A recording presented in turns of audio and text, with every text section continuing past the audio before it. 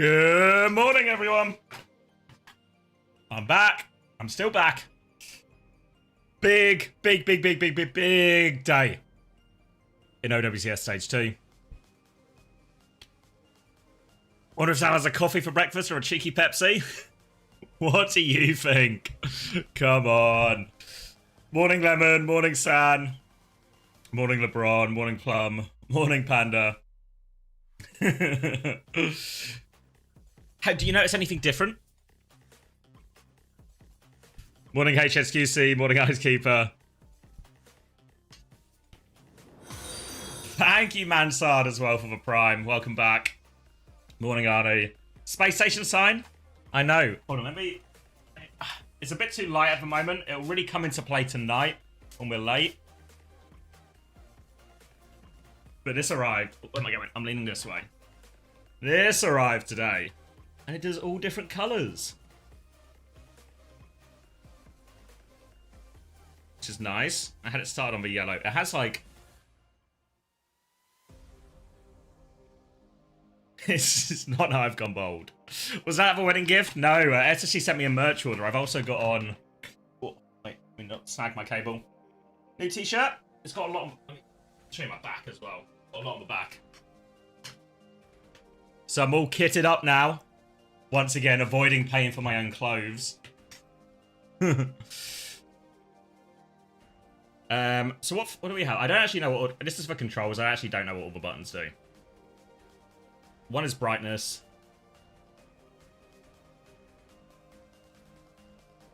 that one's abrasive. Yeah, that's too much, I feel like. Strobe warning.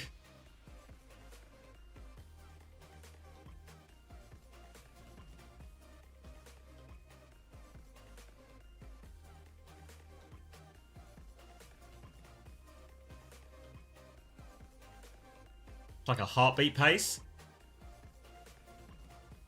You just set it up as a mood ring so it changes colour to my emotions. Yeah. I know, I kind of actually just prefer it on a static colour.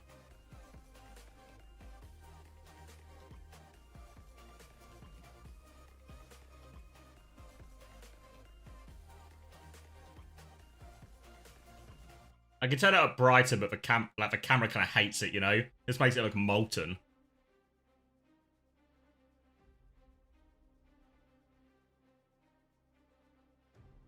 What do you think about Team Falcons losing to Crazy Raccoon yesterday? I mean, I missed all of the seeding games, but I think it's, I don't know if anyone's actually surprised by it, really.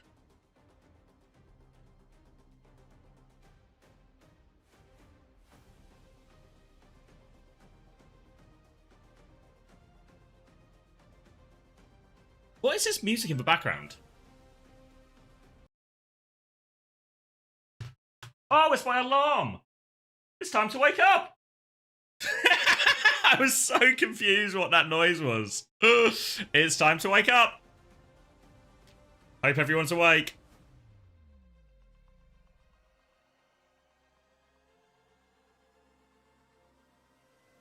How do I get it just to... I don't have the instructions anymore.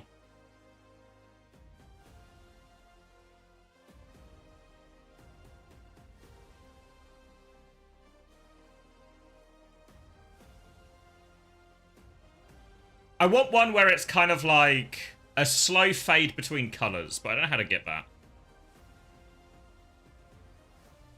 You dreamed about the stream last night?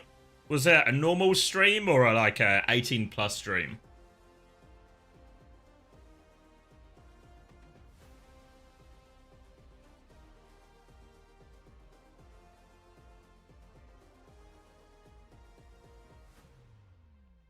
Normal, but I've fallen on hard times.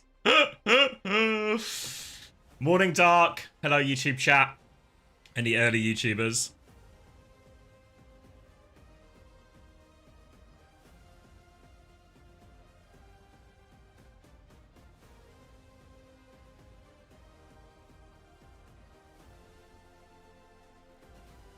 Oh, wait, is this it? I think I've done it.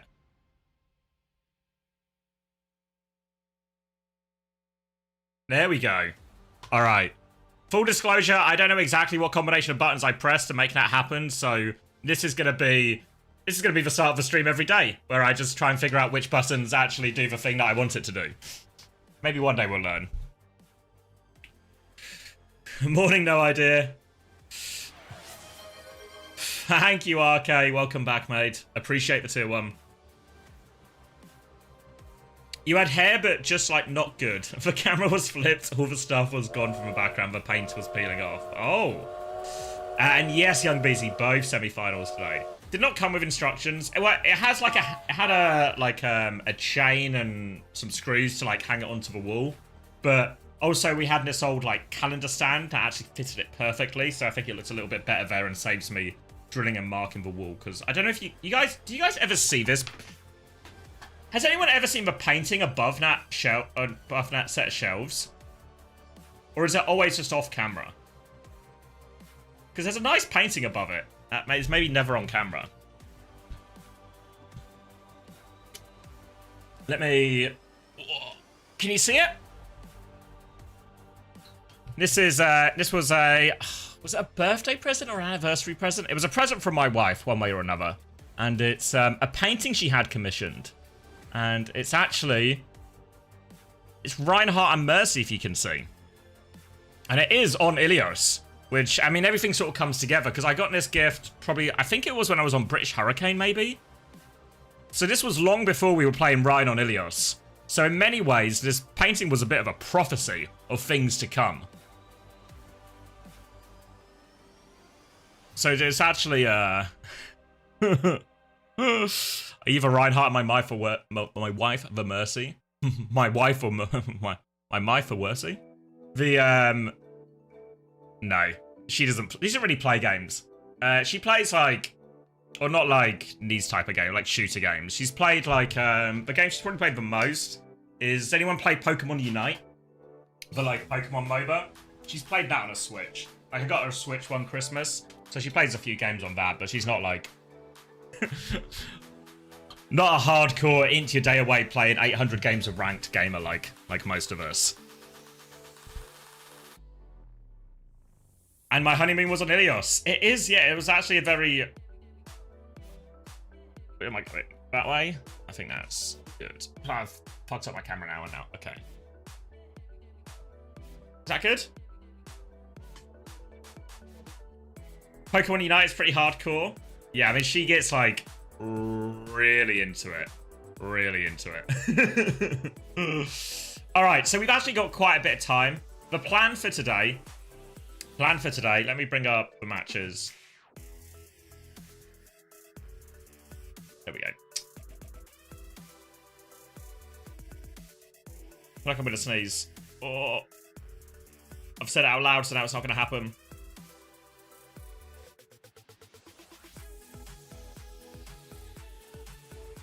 No, it's gone. Okay. I successfully defeated it with the power of my mind. So the plan for today is... Obviously, we're going to watch Korea this morning, and we're in for a treat. Both best of sevens, and we got T1 versus Zeta Division, and AG versus Crazy Raccoon. I didn't see it, but you guys would have seen it last week. Both of these teams played each other. Obviously, we saw AG smash Crazy Raccoon, so I don't know what that was all about. And T1 also beat Zeta Division. Where are they? Yeah. What felt like, I mean, you guys will know better than me, but it's felt like a pretty comfortable series for T1. No flying gorillas or hamsters in mechs. No, didn't see any of that in Greece. Hey, Musket. Ban evasion. Ban evasion on YouTube. Can I ban you on YouTube? Put this user in timeout. Yeah. Yeah, nice try, Musket, but I found a new button. Good morning, though.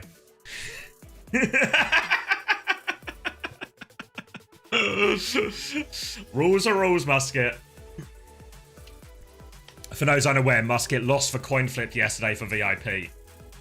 He lost for coin flip for VIP, so he is currently about a day into a 1 week timeout. So he's trying to evade it on YouTube, but nothing gets past me. Have you seen a cool cyborg ninja? No. Thank you, no idea. Yeah, so the plan for today is we'll do Korea in the morning. We've got actually a decent bit of time now. We've got about like 53 minutes. So I'll watch some of the games I missed last week while I was away. away. Obviously, we'll do all of Korea. We'll do a little bit. Then I'm probably going to go get lunch. I'll leave the stream running. We'll maybe rerun whichever of the semi-finals is the best. And then I'll come back. We'll do a little bit more catch-up because obviously NA and EMEA kick off today as well. So I'm a bit out of the loop on those games as well. And then we'll obviously jump into the actual opening matches of playoffs as well, which is going to be Alcad versus TU, TM versus VP. Obviously, both upper bracket games, right? So both teams have a second life. And then, obviously, we'll go through for NA. But then, in between the regions, we'll do a bit of catch-up for EMEA in North America. And then, also, we will do... I'll maybe do like a bit of a longer recap. We talked a bit about the wedding and the honeymoon yesterday, but I'll maybe give you guys a bigger recap of everything that happened in between stages where we got some downtime. Morning, CX. C-Hex? Checks? Thank you, Andra. Hopping on a 10-hour flight and missing some bangers? Fuck. I was going to say get the onboard Wi-Fi, but I feel like most of the time it's a scam and you don't actually get that much to actually watch it. Oh, have I broken it? Riddle me that. Have I broken it already? There we go. Oh, not a 10-hour flight, a flight at 10? Oh, okay.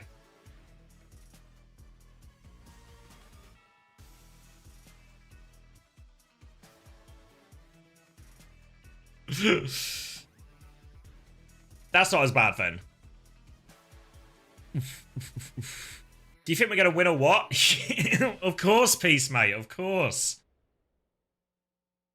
On the up, aren't you? Yeah, I don't know, like, we'll talk about it more nearer the time, but, like, quick predictions. Let me open up the other one again. I think... I'm on the wrong one. Another one? Another one. EMEA, Alcad are going to win. Probably pretty comfortably. I think TM beat VP. And then, I think... Whoa! Thank you, Karku! Welcome, everyone.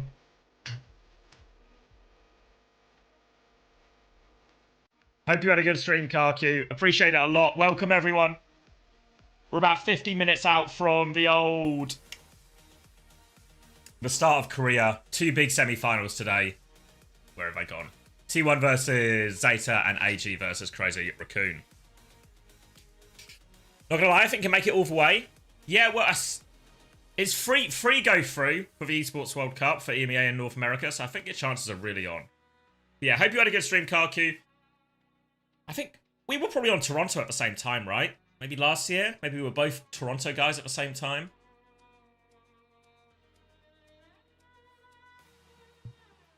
But yeah, in terms of predictions... Yeah, I mean, obviously, I'm going to be rooting. I'm going to be rooting for SSG. But I think it's really hard to beat GK right now. So, I think GK will win. Nightmare versus Liquid. I really don't know about this one, honestly. Just because I missed some of these games, right? We'll maybe watch some of them in the break. But where is it? Where is it? Where is it? Why can't I see it? Like, I don't know. Some of these Nightmare games have been so close, right? That one. Even the... I don't know what happened in the Extinction one. But I don't know. I know it was like a 3-0 last time, but it's... I feel like... Where is it? Where is it? Where is it? Where is it? I don't know. I feel like it's going to be like 5-mapper. EU winners today go to Esports World Cup. Yes. For the...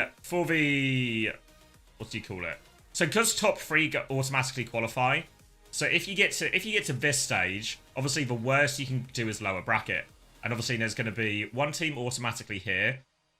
So if you win today, you go to the Esports World Cup. Essentially, in both EMEA and North America. And I think the same is true in Korea as well, right? I mean, obviously Crazy Raccoon have already qualified. But if you win today, you guarantee yourself, because it's only 2 in Korea. 2 in Korea plus Crazy Raccoon who have automatically qualified from their Stage 1 major victory. So if you win today, basically all the games today, you win, you go to the Esports World Cup. Simple enough for that, you know? Obviously, if Crazy Raccoon win today, it means the winner of this top semi-final will go through. Obviously, Crazy Raccoon are still through. And then this third place match becomes basically a direct playoff for who gets the final Esports World Cup spot. Obviously, there's still last chance qualifier and everything like that, you know? So there's still multiple chances. But I think the last chance qualifier is going to look particularly difficult, right? Because we're already going to have Falcons in the last chance qualifier. And then if Crazy Raccoon, and then one of these teams is going to miss out. So it's going to be Crazy Raccoon, last chance qualifier, sorry, it's going to be Falcons. I think, how many Korean teams go to LCQ? Is it 3? To Onside get to go as well? But it'll be definitely Falcons, and presumably definitely Onside as well. And then one of these, well, excluding Crazy Raccoon, one of these 3 teams as well.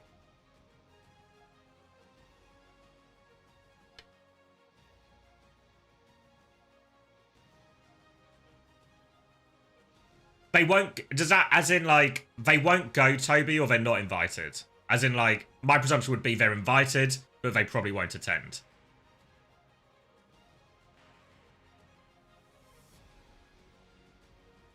Hey, Maldo. 2 matches for every region today. Yeah, that's correct, Ark. Invited means nothing, in my opinion. Yeah, I mean, there's always a chance an org can swoop in, but I feel like the value swooping in for a last chance qualifier team is really low. So I'd be really surprised if we see many orgs signing teams for the last chance qualifier.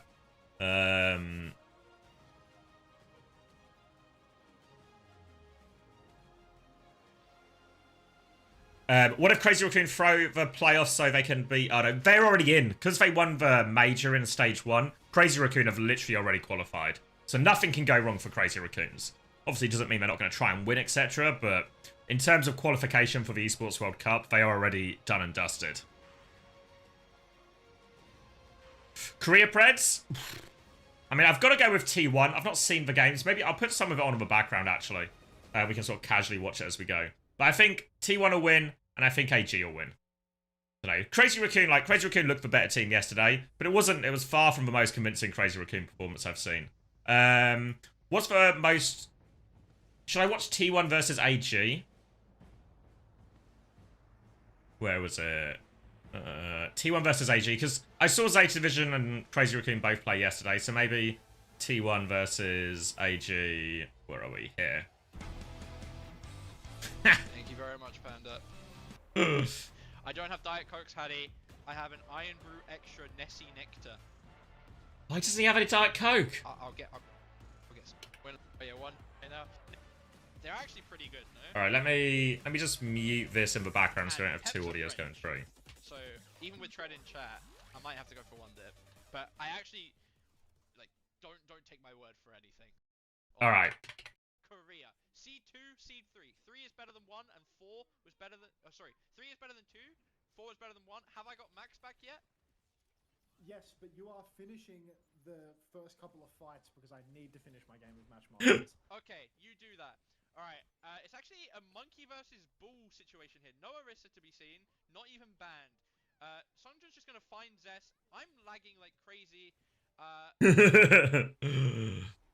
Carry on. Sorry, I got a sub. I was letting the sub speak. That's more important. Power Preeka, thank you for the sub. Commander X, Commander watching Commander Y. Ilios Ruins, you know, Ilios has to be a dive map. Stream is very laggy for some reason. It's Sombra versus Cass and... Come on, Jamie, pull your finger out. Like, a lot of difference in the dive here. Oh my god, a 1 clip from Sunjun onto Proud, actually. How Was Sunjun going off again? 2025. Somehow he's done it. And that's going to be first clip over to all... It's a bit laggy, isn't it? Dip out of there, jump all the way back. Good slam onto Vigi on the way out there as well. It's just stagger on stagger. What a T1 doing. Tongahak's going to die too. And yeah, I mean, Tracer above, good. I'm going to kind of skip through this because we've got like 45 minutes, but I want to see, like, I'm looking for breadth rather than depth here. Good luck with that. Sleep for Vigilante. Oh my god, Sunjun's going off. Gets stuck by Sunjun instead. It's been all Sunjun so far that I'm sure everyone can tell because no one's watching Max's stream at all. You gave up. Donghack's just gonna die. Give it 52. 53, do you want me to rewind? Okay, no, we're good. We're good, I think. As long as I don't lag 50, anymore. okay. 56, 55, 56, 57. 57. Yeah, we're 58, so yeah, in sync. We're so in sync. Retake is on Literally a boy right band. now.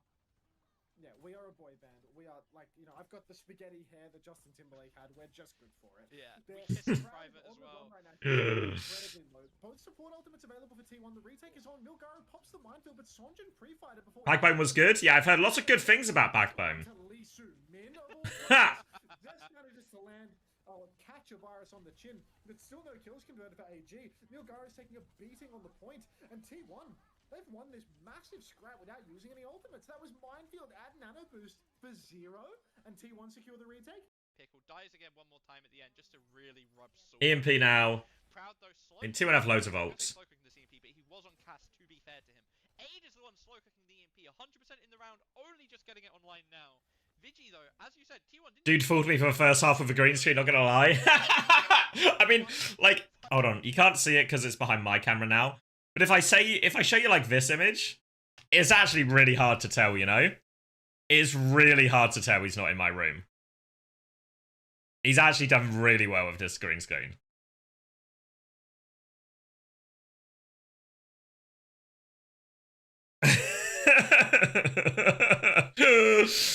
Thought he was house sitting at first. Yeah, I mean, I don't know, because we talked on Thursday before the stream, and he showed me like a preview, and they hadn't like ironed the green screen yet, and I was like, you could tell very obviously it was a green screen, but after he ironed it and he did the initial reveal, it's actually just perfect. Good luck with that. Why am I in Backbone's house? My house. The primal chase on a bull. Controversial take, but this is What's Donghack doing? has to be correct. I'm actually not. Somehow he found Sunjun. Sunjun's just dead. How's he killed Sunjun? To try and trade back onto Donghack. We're gonna get it. It's all the worst trade. We're happy with that trade in the end. Still, a lot of ults up for T1. Lee Min needs to get this beat off. Setting up for the backline now are all gamers global. Looks like not really gonna be able to get anything with it though. Point flip still in favor of T1. Oh, Lee Min.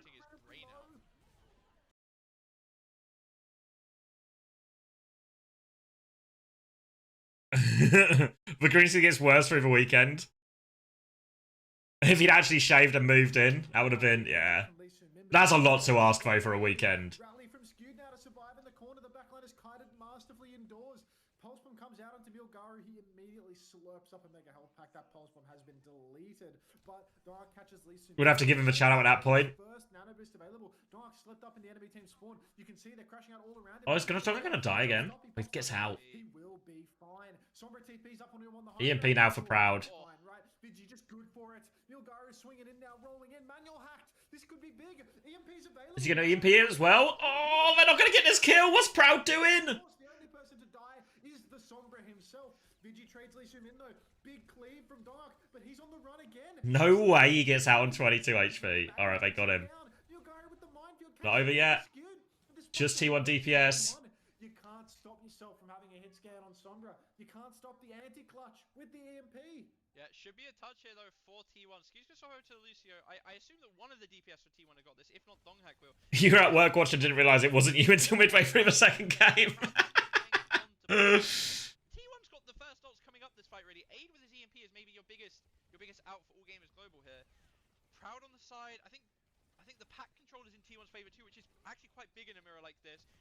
Sunjun's got in onto Vigi. The slab the nade doesn't even hit himself, I think. Skewed is just there to spectate. Did hit himself, but it doesn't matter. Trade's okay though. Desperate for this EMP. Desperate for it. They can give a flip. Don't need to force it just yet. Yeah.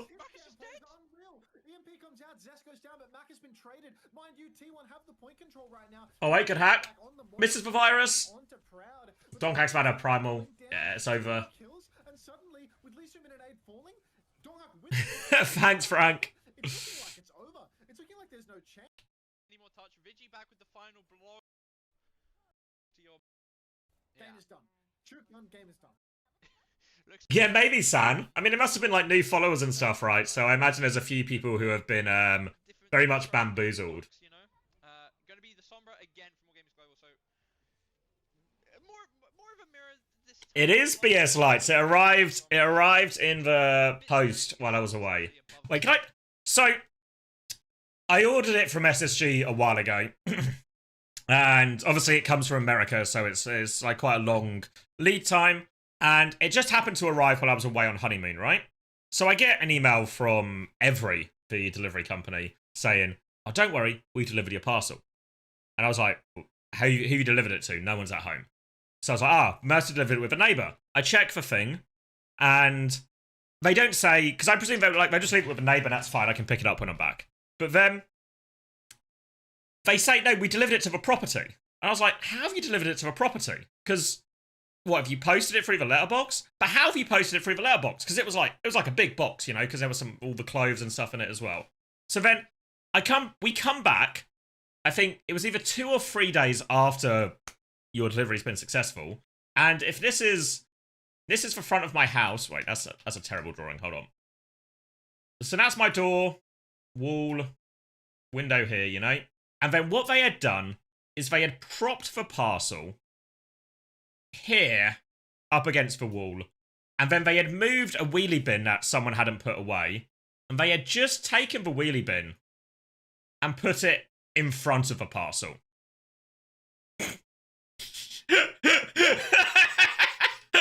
Masters of disguise! No one will ever see a parcel here. So, I mean, this is less credit to Every and more credit to the area in which I live, to the good people of Nottingham. But the parcel was still there. No one took it. It was there for like 2 or 3 days. No one took it. So actually, fair play to everyone.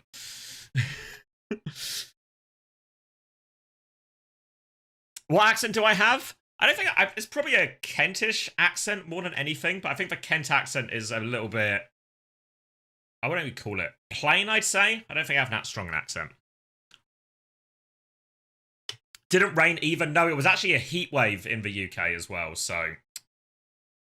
So it was actually, honestly, it all just worked out for that Every driver and his hot take hiding place. Don't screenshot it. You don't know what the house looks like. It just works. I guess it just works. And swap to a hero that he can actually play, because the Sombra Tracer is not going to get them over the line on a map like this. It's too difficult to set up on the Sombra. Nade splashed on the high ground onto Proud. It's been raining at night still. I mean, maybe it was just fine then. Like, it was pretty well, what do we call it, like, sellotaped. I don't know if, like, I mean, the parcel wasn't wet when we got it, at least, and everything inside was fine. Coming through for the side of AG, but Dark jumps in, the Sentinel throws down the bubble, and Aid as a hit. Gonna be hot today? Yeah, it's gonna be a warm one today. It were meant to be thunderstorms, and obviously, from my limited understanding of weather, when it's hot and it's humid, thunderstorms help clear the humidity. So I feel like when it's hot, you want the thunderstorms. But the thunderstorms didn't happen last night, so I'm hoping we get some thunder today.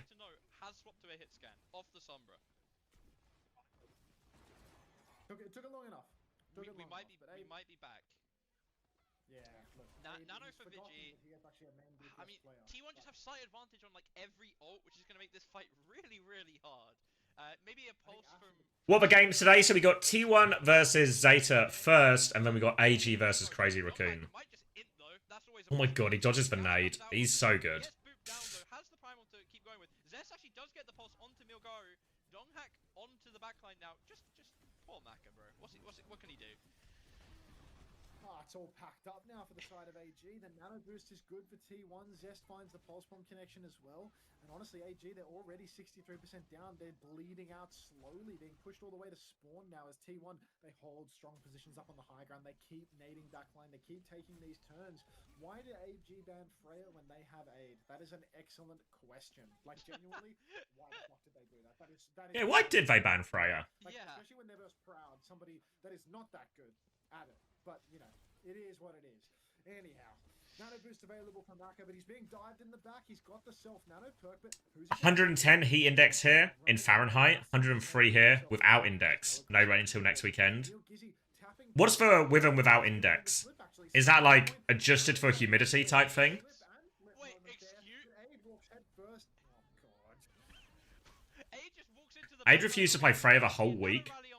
Okay. Maka, gotta try and survive this primal coming from Donghak. The Bob on point's gonna get rid of any hope of keeping point here, I think. Milgaru actually manages to find Proud in the back. What am I saying?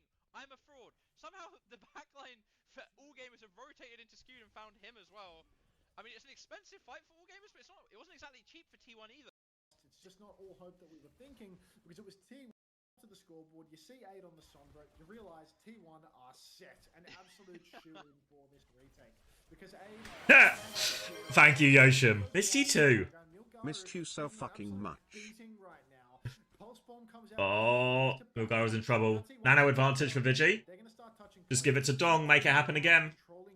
If they jump deep, Nano will come out. Nano lands onto Donghak. He's actually sleeping on the job right now. This is a bad situation for T1 all of a sudden. Time is whittling down, and this aggressive turn has netted them nothing. Deep jump up onto the high ground for Milgaru. Misses the sleep. Vigi has dropped the spaghetti, and T1 suddenly in a last fight situation. EMP, Maka has Nano, Lee Sumin has Rally. It's the self-Nano. Yeah, they got a primal. Should be AGs to win. I mean, you'd like to think. Yeah, indexes for combination of humidity. Oh, okay, yeah. On a lot of the weather apps in the UK, it has like the temperature, and then it calls it like real feel, or like the real feel temperature, what it actually feels like. It's the humidity that'll kill you, though. What they always say. But given what we've seen so far, maybe not. Looks like backline for all game is just going to be. Wait until you see Jasmine on Orisa. Onto Milgaru, onto the backline. Not an EMP, just a manual hack onto Proud. Zest and Donghak presumably going to be forced to touch point. Donghak's just dead before. Primal out. EMP onto him, kills him. Exactly what we needed. Aid, best Sombra on the planet. Knew what needed to get done to get across the line. But it's control. They had the ults. They let it slip. They had the ult. Instead, they nano Donghak and he gets slept up. They put all of. You're in Cali, so it's just dry heat. Yeah, it's the same in a lot of like the UK always has high humidity, whereas a lot of the times like Spain, even in Greece, it was really just dry. So it's like a lot easier. I think what you find when it's dry is if you're in shade or if there's a bit of a breeze or something, suddenly the temperature just feels really fine. But with the humidity, you just can't escape it.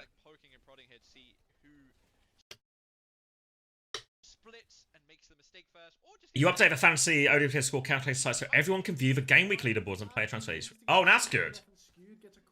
That's a good addition. Yeah.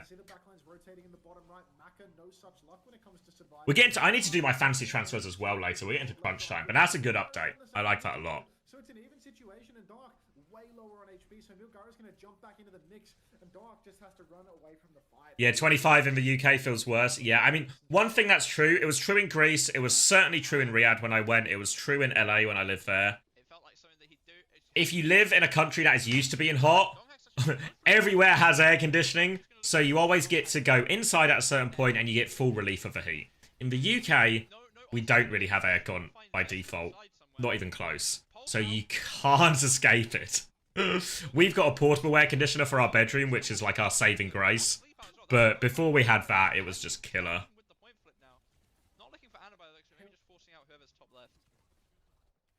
Ooh. When's the game starting? We're about half hour out from the first one. Yes, Fantasy does continue during playoffs. You got an extra transfer. So deadline for that will be the first EMEA game tonight, which I believe is 6 BST. Manual hack coming out from the hit scan onto the monkey will be bubbled off, cancelled out. Vigi manual hacked in the back, but Aid also. Does UK have the cardboard walls like NA does? No, a lot of the UK, all the houses are built to preserve heat, which is really bad in the summer. Hello, Commander. Can you make a prediction for the Esports World Cup matches last year? What do you mean, like a power rankings when the tournament's available, or when the tournament's like all the teams are confirmed? I think I'll do a prediction thing for it, like a power ranking of the teams that actually make it.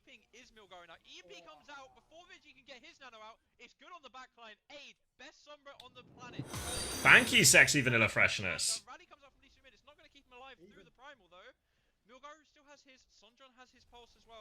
Yeah, you can even filter the leaderboards by specific. Oh, chance moving too fast, or I'm too slow. Specific combination of players, so you can see the team who. Oh, okay, that's interesting. Yeah, so you can see what like the key or the most successful combos are. When's uncoachable? Fuck. Fuck. Soon, hopefully. We'll try and do one We'll try and do one this week, but I don't know how. I know Max was like not keen for it, but we'll see. We'll see. We'll try and get one this week. When are playoffs for your time? So yeah, half an hour. So it's 8:30 a.m. for me now. So 9 a.m. kickoff for Korea. Am I going to Riyadh this year? No idea. If I'm invited, like honestly, my ideal would be they invite me to cast or something, or even if it's just like for B stream again, that would be my ideal. But you know, the tough gig to get. Proud though is a lot further ahead on this EMP, and that's probably going to be the biggest turning point if we get to another ult fight. But Milgar might just get picked pre-fight. Never mind, just about gets out. Skewed kept onto his rally as well, so it's really possible here for T1. They've kept. Don't tell anyone, but I've been eating with a Landon pick this meta. Yeah, I have not looked at my fantasy since I've been back. So I had Landon. So hopefully Landon's been scoring well. Hopefully my team's just done fine without me.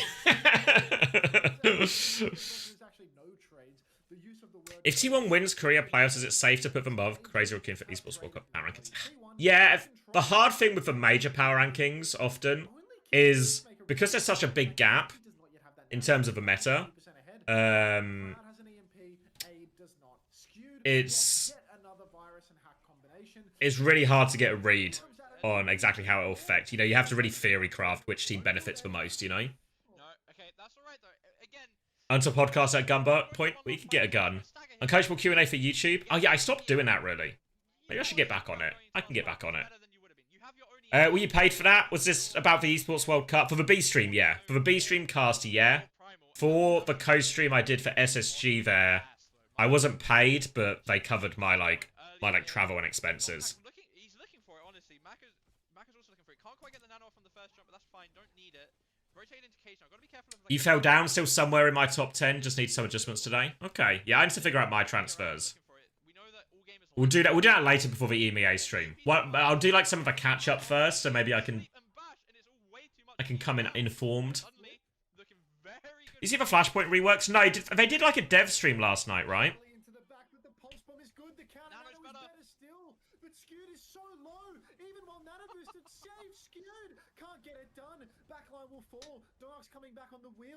Was there anything that interesting from it? What were the Flashpoint? Did they do a blog post as well or something, or was it just for stream? Alright, so we saw AG win that map, but like Ilios' was a very different one.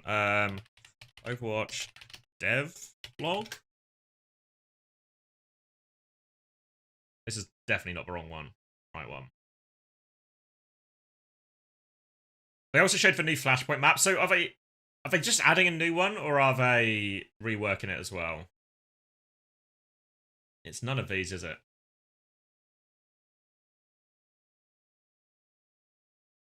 Both? Oh, okay. What are they? As a blog for it sometime next week. Okay. How long was the stream? What was it? It will just be on the official, like, the Player Overwatch channel, right? Play Overwatch. About an hour. And that's going to be like, oh yeah, here we go. An hour 40. Some of this will just be like, yeah. Ooh, chill out, chill out. Fantastic. So here's one of the spawn point entrances, and so this area, if you remember, there was like a big old wall right there, and so basically we still needed that line of sight blocker, like kind of just made a stepped wall, and this area right here used to be this big chunky square building that had planted like, a door trees. you entered into, and then there was like you like sneak around it. Really wanted to simplify this in your computer, so we, through here, this is like from the side bit, but to compensate for it, basically like we added this. To that, but yeah, this wall getting knocked down just, I mean, Yeah. as you said, like now you can see where the entrance to the other point's going to be. It's just a lot easier to. I don't even think people really even know that's an area right now, like on live as much, or they don't utilize as much as we like may want.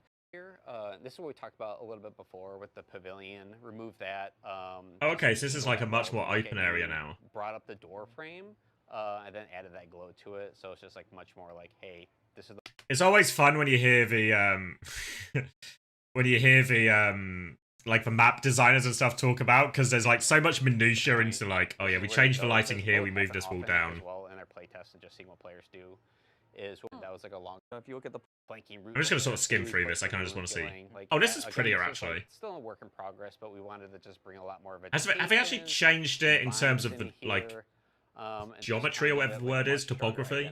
Like there's a really cool like tree kind of growing on the rooftop. Oh wait, they flooded it. Coming down. Yeah. It is head. So but the thing and just kind of give it like a much stronger identity. Like there's a really cool like tree kind of growing on the. It's flooded. Rooftop. No, yeah, I've been looking at all the roads coming down. Yeah. It is And vines in here, and just kind of give it like a much stronger identity. The hallway is bigger, as in like this bit here. Why is it black? There we go. That's easier to see. Like there's a really cool like tree kind of growing on the rooftop. Oh, as in this bit on the inside. Yeah. It is so cool. I'm with you. But the thing like line of sight for players. And if you kind of get a glimpse of there, if you actually go into the point itself, there's like water here now, so it definitely has that like feeling of this So has been cool. sort of abandoned in some way or. It does look nice. my Oh, God. okay. Are these like, are these doorways you can get to, or are they just like little high? It looks like they're just little high grounds, maybe. Right. Yeah. Mini high One grounds, thing that yeah. I love, basically, we added a platform right there, halfway up the stairs. This stairs was just a huge death trap for people. Oh, okay, I see. I thought this was like these walls were connected. Oh, okay, actually. This is going to be a really key area to control then. Yeah, okay. You would just go down it and just get blasted, and so it's just nice to kind of get in there. It plays out pretty nicely. Love that. Yeah, this one's played out Morning, really well. homosexual. I also love what you did. Wait, homosexual, did I tell you? I saw you in the wild. That's maybe not quite the right turn of phrase, but I was watching I was watching the No Majors Club. That's not I was watching the No Majors Club, and then who pops up in chat? Homosexual. I messaged Hunter, I was like, look who I found. Added a little cave flank point here. So to go between the ruins and the temple point, you had to go back to the central market and then back to the temple. But between the guards, pretty tight, and you have two ledges next to you, so you can kind of get the had to go back to the. It's like cave entrance. What? Added a little cave flank point here. This is nice, isn't it, right? To go between the ruins and the temple point, you had to go back to the central market and then back to the temple. But between the gardens and the palace point, there was a cut through similar to this. So basically wanted to kind of mirror that to organic. In terms of the trim being brought down, those details. Yeah, so Cool. in addition to level design changes, for our artist basically did a pass on. There's a lot of little details that I'm sure there's a bunch. I mean, I think we talked about it, but I mean, basically maybe did ages that, ago now when kinda we wanted talked to about do stuff some like a, Colosseo and like if you see some of the Esperanza. symbols, like And it was maybe actually when Clash came out, you know, and it said like, or whatever you want to say about Clash as a game mode, etc. I'd be way more up for them investing more time in stuff like this, where they take the existing maps and they just refine them, right? Back in, it's been a while, but back when we played TF2, because of the nature of how Valve games normally are, is there's a lot more customizability. You can just like download and edit the maps essentially. You've got a much more robust map editor. So all of the maps would just get refined a little bit, you know? And I feel like that's something that never really happens in Overwatch because it's so heavily developer controlled. So I'm really glad to see them doing more of this. Look up if you have the details down so you can kind of see it a little. In New Junk City as well, where they just like change up the art a little bit. And what about fighting on this point or some of the routes, you know, that are some new flanking routes? What do we have here? So this point, for the most part, other than you go towards the corner gate and look towards. Oh, this is nicer as well. Actually, Yeah. there's a little flanking route. I mean, low-key, do you know what the solution was on a lot of TF2 maps that felt like pretty choky or hard to push in certain areas? Do you know what 9 times out of 10 the solution was when people would customize these maps and try and make it better? What you do is you get a door and you just get a bigger fucking door. And sometimes you just make it so it's not even a door, it's just an opening, and there's no sort of roof bit, you know, like instead of having this, it would just be straight up. And then all of a sudden, Mobility, ability to push and walk through just becomes a whole lot easier. Yeah, it's kind of peeking right there with the lighting, right? Yeah, so Okay. there's a little flank route I added there. It's mirrored over by the ruin side as well for people to come in here. And if you, One thing here, if we just go forward, you used to just, this would be a lot of interference right here. Like people would like kind of hold you. It's kind of hard to get through because Yeah, this looks really hard to hold from the defender's point of view now, I Pretty think. congested. and then not able to even get on point. We don't really want that to happen, so we basically try to make it a little easier a bit so people can't shoot you from point. And so we had to like pay attention to like that's one of like the Every single game is profiting off a modding and map making scene like Fortnite. Yeah, I mean, so what people from TF2 might know this, but what TF2 did is Valve obviously have this like, and I think my guess would be CS did it as well, but maybe someone can confirm if that's true or not. But in TF2, what would happen is you could make custom maps, right? And if you made a custom map, every now and again, Valve would look at the custom maps and they'd be like, oh, this map is really good, actually. This map's really good. We're going to put it in the game as an official map. And what we're going to do for the person who made the map developer, who's just some random guy, maybe some random kid who's just got a particular skill at it, will sell stamps. So you could go and buy a Gully Wash stamp, like an in-game microtransaction. And then that stamp money, I don't know what the exact share was, but like a chunk of it goes to the workshopper. And obviously, if you've got a large player base, people love to collect items. They love to collect stamps, right? So, yeah, Gully Wash is the example I'm thinking of because that was Arnold, who was a former pro player who made Gully Wash specifically to be like a map for competitive TF2.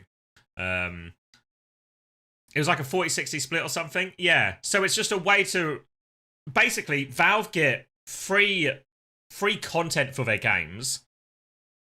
Well, not free, but they were able to just, rather than just paying for it flat out, they can just like profit share it, essentially. And then also what you do when you do something like that is you get, I'll keep playing this in the background. I'll turn it down a bit. But what you get is then, it's not just people like Arnold. He wasn't just the only guy who made a map. Hundreds, thousands maybe, have made maps. So then you get incredible playtest, and whichever maps rise to the top because people enjoy playing them, they're the ones Valve can look at and go like, which ones are worth the best, you know?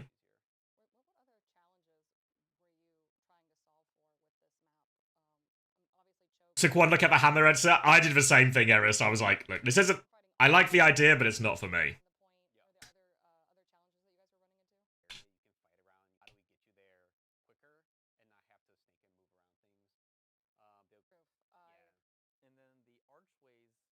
Oh yes, this is slightly more cover here as well.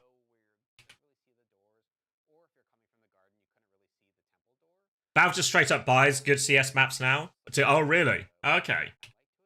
I mean, that's fine as well, right? Like if I'm just some like young guy who just wants to make a map because I like making maps, and then Valve say, can we buy that off you?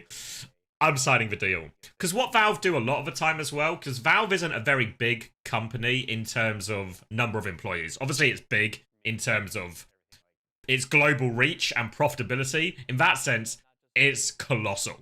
But in terms of actual people they employ, it's really not a lot of people. But a lot of the time, what they do in terms of like recruiting people is they actually headhunt people who have already made stuff in their games. Yes, to all 3 regions as well. We are in for a whole day. This bit looks great, but probably horrible to wall ride. Around here, yeah, you're probably right. You're probably right. All these random little edges that give Lucio's a nightmare. These gaps on point look slightly wider as well, right?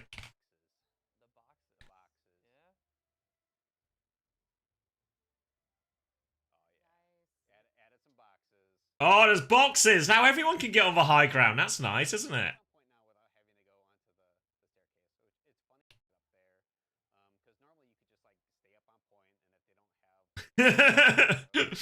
All they did on first point was add the box. Yeah, this is a good box. You know, there is a certain art to map making, but sometimes it's just simple. Give people a way to get onto high ground. Remember when they added the Dorado stairs on second? Just let all characters get to high ground, even if it takes a little bit longer. And make the doors bigger. Oh, this looks different as well. There's a bit of extra cover. Can you still get onto the high ground? Oh, you can't go onto the high ground at all, so this is now just like a flatter part of the map. Okay.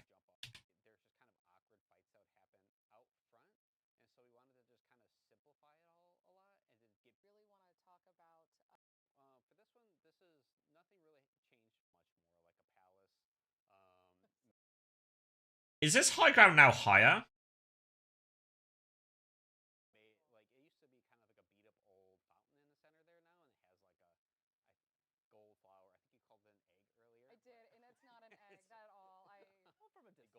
It looks higher, doesn't it? Yeah, no, that is definitely not an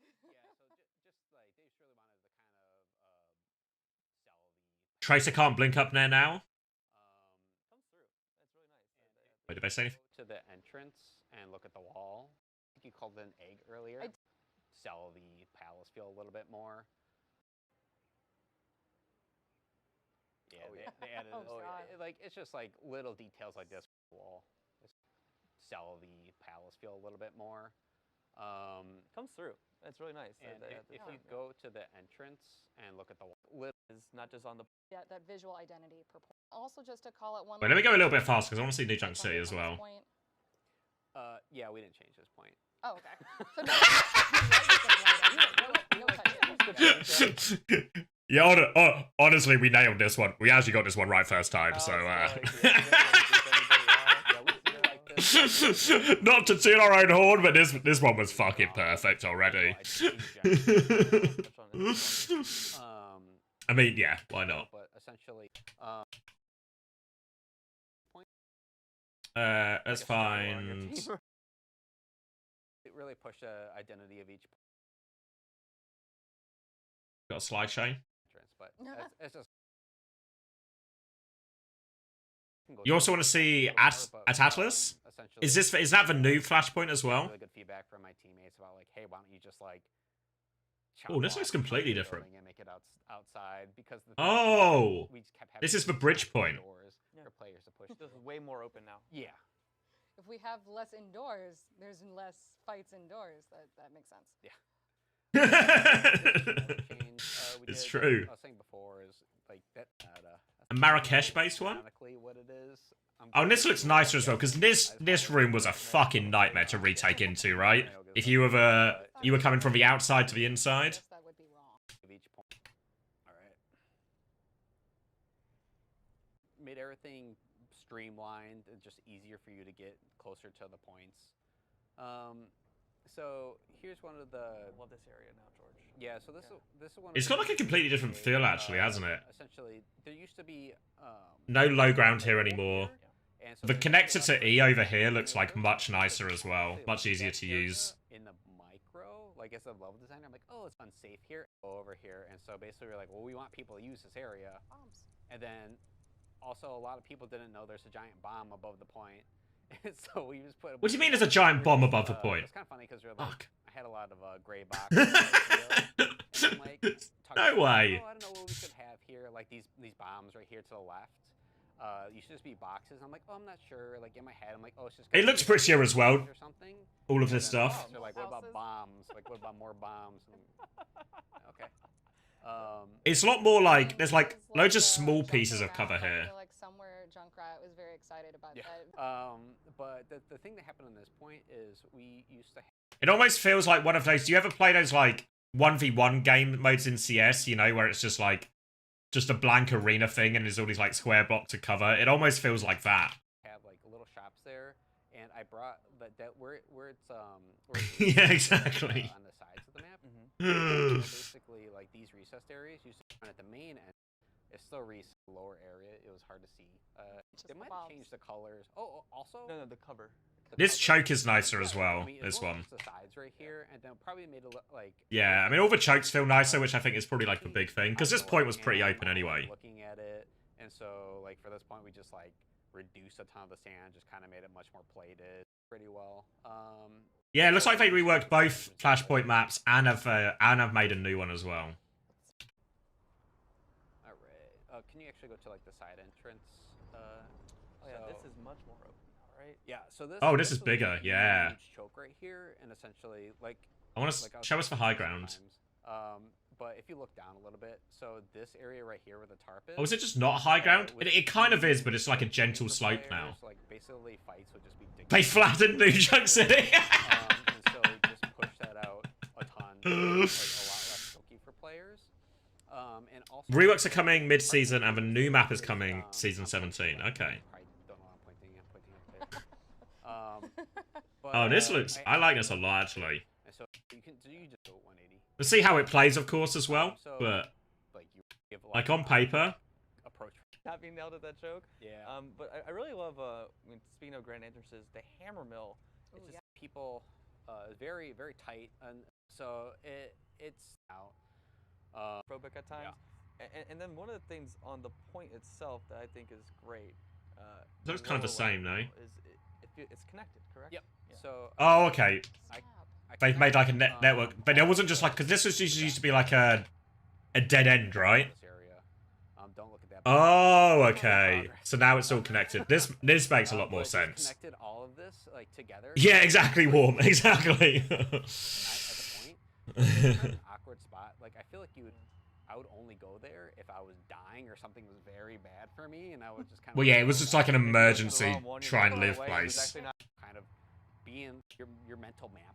This helps a lot. I think by your just point kind to. of- Can I see? I want to see the your point to, chokes. like, You know, like I'm the main gonna chokes you roll out, and if you go die, like, top. I'm gonna die Yeah. is usually No. Oh, wait, have I missed it? snap. I can't. I would say pull from the rotate around or something was very like So the pipe bigger, like all the walls.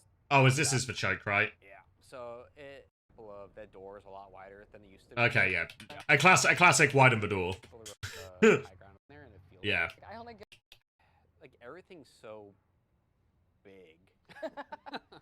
if that makes sense. Basically, No, Hunter is doing his job today. So much competing information, all the bombs, If you can like, believe oh, it. Like this color is like distinct Cervasa. Sometimes you'd be like, wait, am I on this side of the map or the other side of the map? And some people just get turned around or go through the wrong door.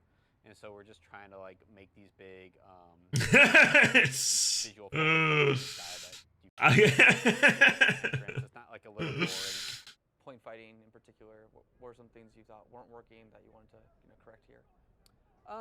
Okay. So not a ton has been changed in this point. I mean, to be fair, I thought this point was actually quite an interesting point, with the point underneath, but the high ground being like I used to have these curves. the high ground being the best position, but the low ground being obviously where you can force for point. Like really, I always sort of like that dynamic of being able to like drag people out of position. But it feels like they've made the ramps up slightly better, Windows right there, just as another place to kind of. and the underneath looks a bit wider too. The side entrances just put the door is way higher. It's just like twice as big. Like I did that for like the sewer point as well. Just like boom, you can get onto. Oh, yeah. Thing over here. All a little bit, just all like small, just quality of life for point To things. space a little more now. Like if you're going on a point. Still feels a bit choky, this one, doesn't it? Too, right? It's like it's definitely better. This little room used to be a little But- tiny room. It still feels Doors on like each side, clustery. Way bigger. The door to the point way bigger. This whole room much larger. Basically wanted to make it an extension of Played the- against Hattie and Chris support duo yesterday. I said go coach TU to Chris after the game. He told me to fuck off. That sounds about right. Do you think I can believe in Hunter doing his job? Don't think so. Because essentially it kind of felt a little dangerous to be over here. So just like everything's just like way taller, much more open. Have they got rid of the underneath? Have more options. But yeah. They're awesome. For the point. And same with the room across. Like again, pull the doors way bigger. Oh no, it's still a hole there. Oh no, it's still an underneath. Yeah. But yeah. Awesome. This was navigation. Even starting on it early on, like All right, is this the new one? Fuck. Tired. I actually really need the toilet before we start as well. on All right, I'll leave you guys with the run through. I'll grab a drink and go to the Yeah, toilet, and then we um, can really find the start of this. Shorter. That's like one big. and making sure they All right, let me grab a drink, and then I'll quickly recap. I'll leave you with these guys. correct. Yep. And then Korea's actually starting pretty soon after that as well. So, be right back. Things of the hookah lounge in here, just like nice and intimate, cool space. And this is our this is a Morocco-inspired map. Well, it's not inspired. It's Marrakesh-inspired in Morocco. Ah, okay. Yeah. So this map's awesome. It's just in general, it's way smaller than the other Flashpoint. It's just like much more compact. The run times between points and spawns and everything are just like way shorter. That's like one big thing that we learned from the other Flashpoint maps is we need to make those run times shorter, and so that's what we really focus on in this map. So if you actually look behind you real quick, so this is really cool to me. This is how you get to the main point. You run through the space right here. Wow. But under the space, like if you could rotate and like look under you, it's probably not great directions, but but essentially this is on top of the forward spawn, which I think which is really cool because the problem we had with Survasa and New Junk City was our forward spawns were these huge buildings, and basically you had to run around the buildings, and that's what made the run times take a long time. So basically, our team integrated the like forward spawns under the gameplay space right here. So if you like look down a bit, like your forward spawns right here, and so this basically enabled us to have the much shorter like run times, this is just like an ingenious idea my team, like my coworkers had, not me, my coworkers. Well, let's talk a little bit about this first point. Yeah. This one's really interesting because I feel like a lot of fighting actually happens on the elevation, you know, and then there's a big drop onto the point itself. So those first few fights, or that first opening fight at least, you're kind of like, both teams are kind of like rotating around each other, trying to find that first pick, and then they can kind of, because that point's a big drop. Like, how have you found this has worked out? This is really cool. This was a really interesting design, in my opinion. Like this is the station point. This will be the first middle point that everybody fights at. This high ground is higher than we would normally have around a point. That's actually this close to the point itself, and I think that's what gives it its unique nature. When we have high grounds, they're usually further away from point, but it's like right on top of it. Yeah, like that ledge right there is like right above the point. So it's cool because you're like, oh, the high ground's gonna be really strong, but if your team's on the low ground, they can't really get a good angle on you, or they have to go to the other side, but it takes a while like to rotate to the other side. So it's actually like you have an advantage like by holding the point at the bottom because you have a lot to rotate and work around down there. There's also basically entrances on every I've forgotten how to sit down. every side of the map, like on the first floor and the second floor there. So basically, you can kind of slip in and out of the point like really easily, which is really cool. I have found like How far are we waiting? Sorry, I'm just gonna catch up quickly. Find us. Just like nice and intimate, cool space. Cornering. And this is our Morocco-inspired map. Just in general, it's way smaller than the other Flashpoint. It's just like much more compact. Hey, gay enter. The run times between points and spawns and everything Love pianos. are just like way shorter. That's like one. They should do other instruments as well. Can you get a harp going? Shorter, and so that's what we really focus on in this map. So if you actually look behind you real quick, so this is really cool to me. This is how you get to the main. Oh, sorry, I just see a message, George. Looks great, but might end up playing Brig instead of Lucio because of all the wall ride stuff. This is like back on the Saravasa, right? I think. Probably not great directions, but. But yeah, I know like Astro always complains about the same thing. All the like random decorative stuff really cool, messes them the up. problem we had with Saravasa and New Junk City was A harmonica? Yeah, harmonica would be so good as so we had well. to run around the buildings, and that's right here. So if you like look down a bit, like your forward spawn's right here. And so Morning, Cat. This basically enabled us to have the much shorter like run times, this is just like because I feel like a lot of fighting actually happens on the elevation, you know, and then there's a big drop on Hey, the point Wrenchman. itself. So those first few fights, or that first opening fight at least, you're kind of like, both teams are kind of like rotating around each other, trying to find that first pick, and then they can kind of, because that point's a big drop. Like, how have you found this has worked out? This is really cool. This was a really interesting design, in my opinion. Like this is the station point. This will be the first middle point that everybody fights at. This high ground is higher. Okay, than this is we interesting. normally have around a point. This is actually like just really, close to the point. I think that's what gives it a like mecha base-esque almost, like smaller but like similar concept where it's like right on top of it. pretty steep high ground all around the point. So it's cool because you're like, oh, the high ground's gonna be really strong, but if your team's on the low ground, they can't really get a good angle on you or ground down there. Kind of. This You point can in revert- particular. They're gonna love, and it's reflected on the bottom as well. This map actually was going to be in the daytime, but we really wanted to push just like the focal points, and we wanted to direct people with color a lot more. And Okay. so we tried out nighttime, which is really funny. Everything almost like glows with its own like. Ability to actually like get that in and make it look as pretty as it does. I was like, Yeah. how do I get to each point? We've been talking. I want to see. Show me the Yeah, points. Show me the points. Them like we really. Wait, hold on. Are we? Flashpoint maps is like Servas and New Junk All right, City, and we're still so, on. like, they would have unique aesthetics Whoa! Thank you, Zis. on the point Did itself, they add the but you Surmaged couldn't really International read it or see Airport that to the from game? outside the point. And so this video is really important. No, I don't think so. To essentially make them feel really unique and contrast from the street level. So like this is like pulled all the way out to the street. So this is Garden Point? Yep, this is Garden. Yeah. Actually, you know what'd be so funny? You know on those boards it had on first point with like the flight times? You could take If one of them was to Sir I love Imagine looking International at it. I Airport. love, like, all That the- would be so good. One of the flights is to Sir Imagine International. Location and everything. But I think it's a navigate this one, if you are a character with high mobility, has been a lot of fun. Oh yeah, like, high mobility characters will like this point a lot. This map's really cool because one thing that we learned from old Flashpoint maps that we really wanted to push as well is we wanted every single point to feel very different from the others because sometimes we felt like we didn't have variety in some of the other ones, and so we really pushed it on this Like one. play style variety? Yeah, so this one like feels really good for some heroes, but then not as good for others, and then we kind of just try to like switch it up for each point. This one's kind of like a combo, I think, though. Is Doom gonna be meta for not only Esports do World Cup? You have a lot of like options if you do. I don't have think so. mobility to I've seen a lot of move people around saying and it, but no a lot of idea why. Angles. There's also some What's like longer the- sight lines. Have we too, seen right? much There's Doom some, last like, week? High ground like looks down into the point, so you know, characters can do well here too as well. Yeah, I would say all of them are mixtures of that, but then we kind of like push and pull a little bit, Okay. like for certain. Not at all? certain, Oh, some perk change? points, What do you 'cause think we- Oh, the okay. rating of this one would be in particular?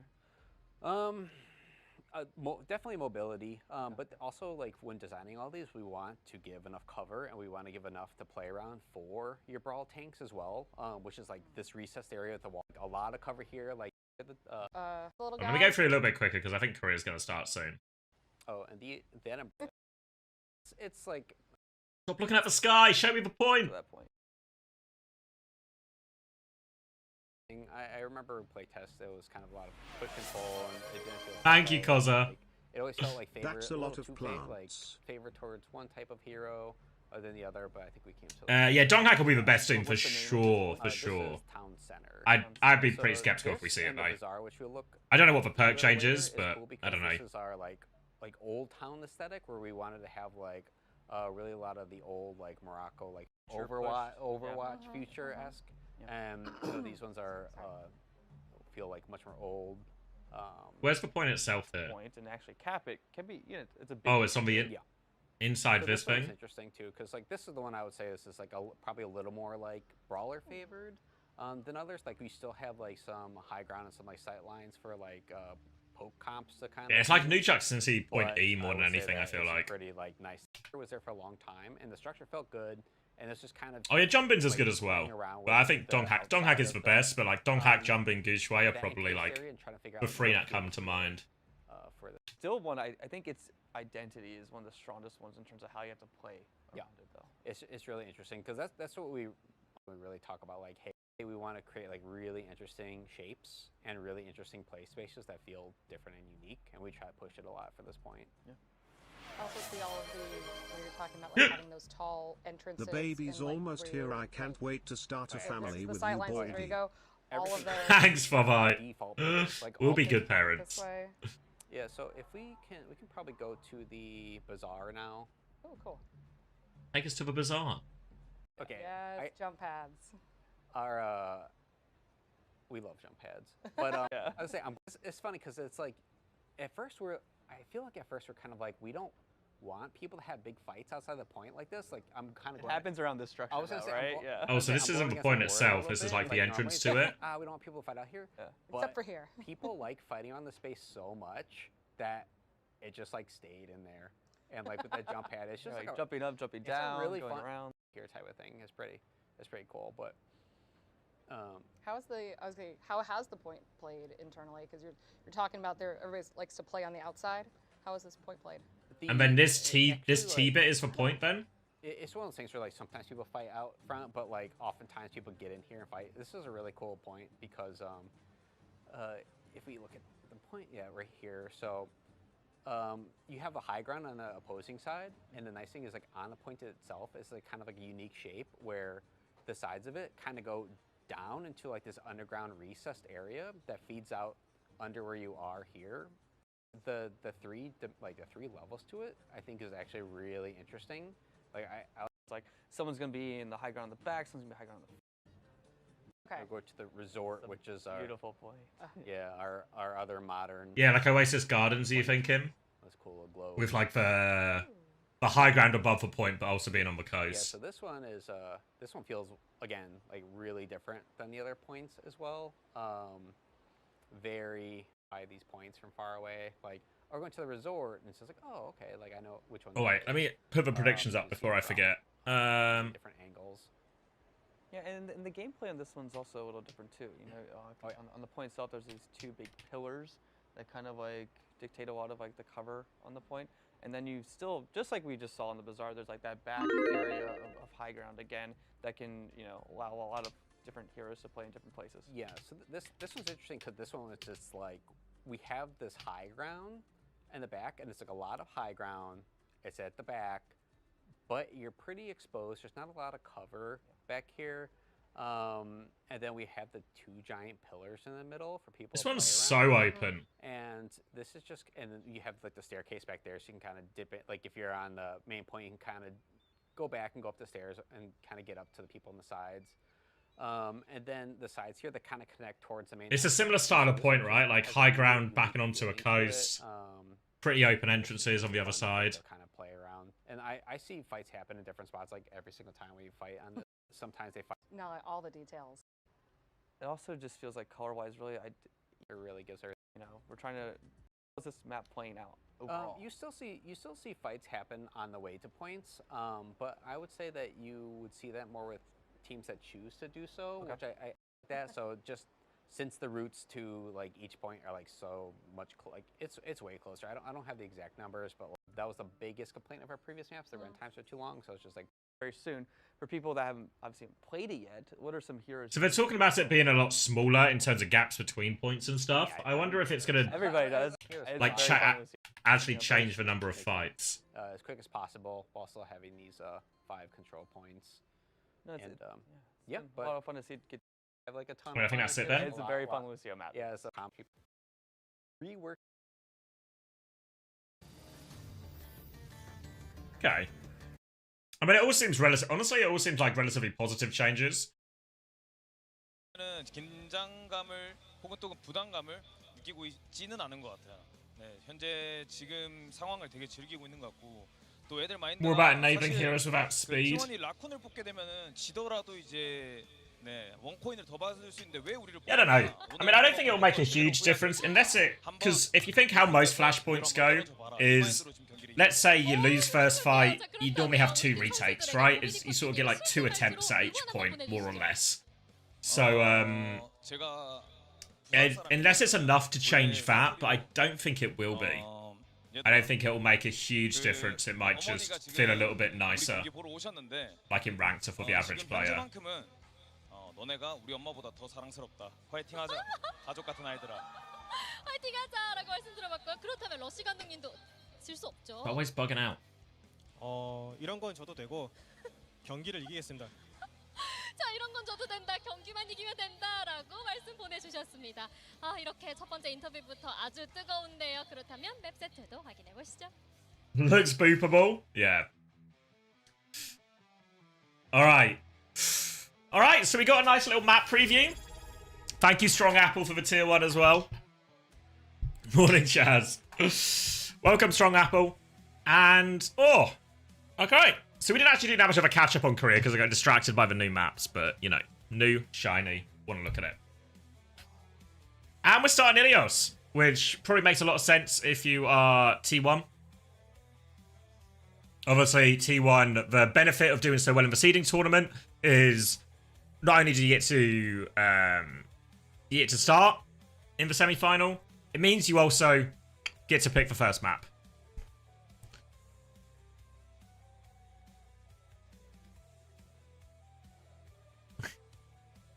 So expecting, we saw a little bit of it, didn't we? They actually lost it against AG, but Donghak on Winston, going to be a lot of Tracer, Anna Brig, Sombra maybe we saw Proud lean into, even though it's really not his strength.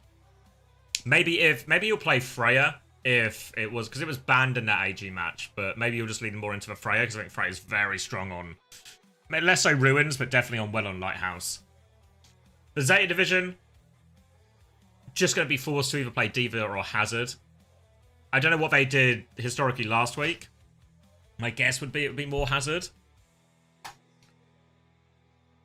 But I was going to kill 16. You saw it in a dream. All right. The prophecy's been foretold then.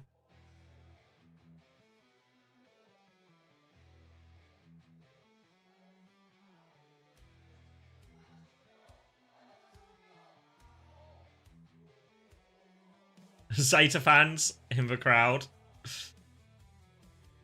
First to 4. Yep, all the games are first to 4 single elimination. So the stakes for everyone is if you win this game, you qualify for the Esports World Cup no matter what. So huge game for T1 and Zeta. I think T1 obviously a bit of a slow start as a franchise back in stage 1, but it feels like they are currently, this is the best version of T1 we've seen so far. What am I... Let me unfull screen it so you can see. Today, I'm the MSC chef. What does it say?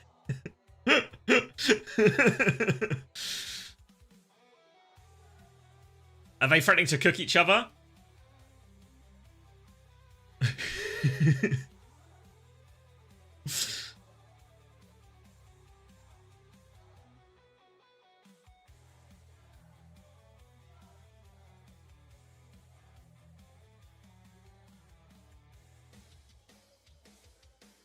Alright, let's get the bans in as well then.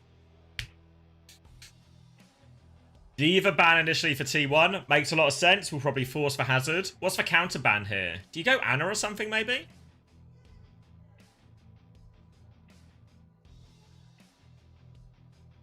Baptiste.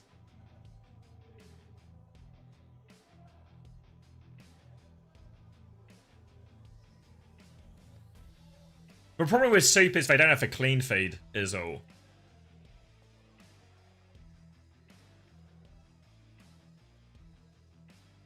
Have we seen any BAP here? I mean, I didn't watch last week, so you guys are going to have to fill me in here. But did we see any BAP on Ilios? Yeah? Yesterday? Maybe my memory doesn't work. Brig BAP? Finn played it here? Okay. Alright then. I mean, I guess if I'm T1 though, I'm still probably quite happy just to play Anna Brig. Alright, let me see if I can get this game volume right. He didn't play it in inverted commas. Alright, crowd is loud.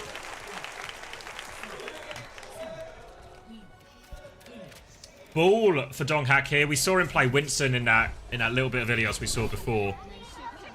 Alright, hold on. Wait, let me take the auto off. Oh, there we go. Alright, crowd's coming in hot, and it's going to be Kiri, Lucio, Hazard on the side of Zeta Division here, controlling the inside part early on. Maybe these doors need some widening. They're going to rotate all the way around, actually, but Donghak's going to meet him with a slam on this side. Try and keep him contained in there. Zeta Division trying to get out. Lots of pressure onto Skew, take him down. Donghak's found a trade as Zeta Division come out of this, so it's 4v4 as Bernard continues to look to close the distance. Can't find this Freya right now, though, so Zeta Division going to try and regroup a little bit, but there's another slam. Donghak finds more value. Low on HP, but does manage to get the shields off. Mega not quite available yet. Zeta Division have cleared a lot of space, but they're not really in control of a point, actually. It's T1 who are forcing it early with Zest. Pelican's going to come contest, but he's a little bit outnumbered, so he has to concede the flip here. T1 in initial control. Proud stamp a pick onto Flora off screen. Now Pelican. Sleep's going to go wide. Doesn't make a difference, though, as T1 are just killing everyone all around. Nature of Lucio Anna is it's going to put Vigilante in a lot of situations where he's going to have to just win duels. Hit Sleeps onto the Hazard, or he's just going to have to duel this Tracer. Misses his cooldowns there on Pelican, but was fine anyway. Close spreads. Good shout.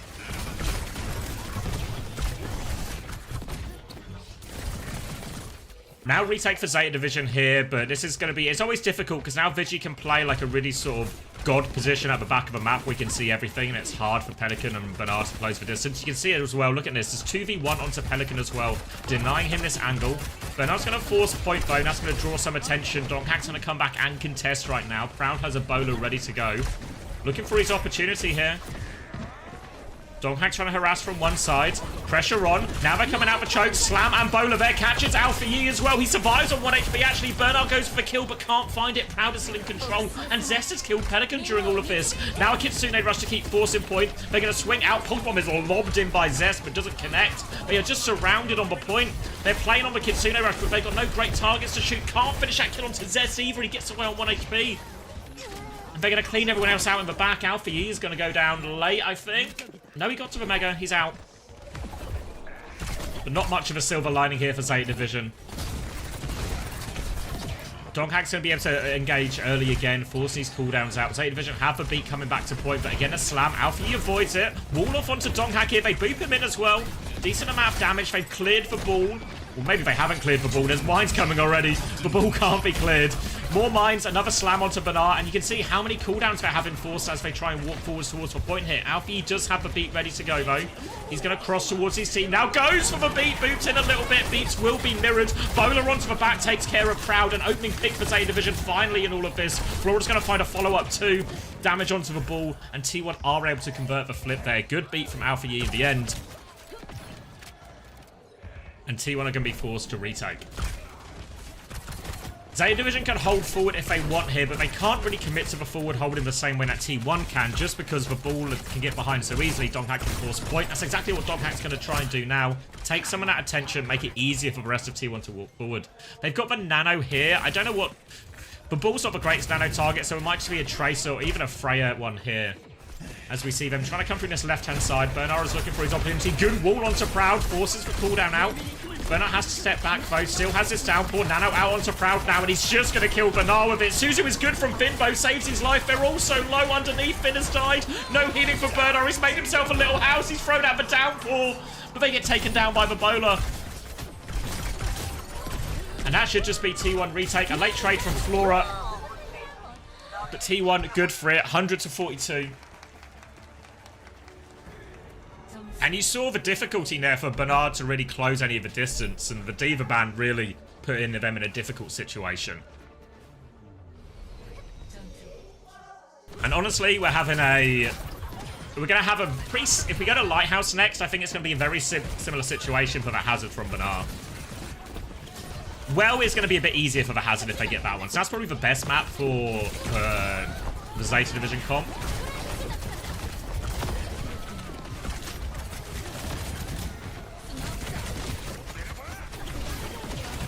But I'm having a really fun game.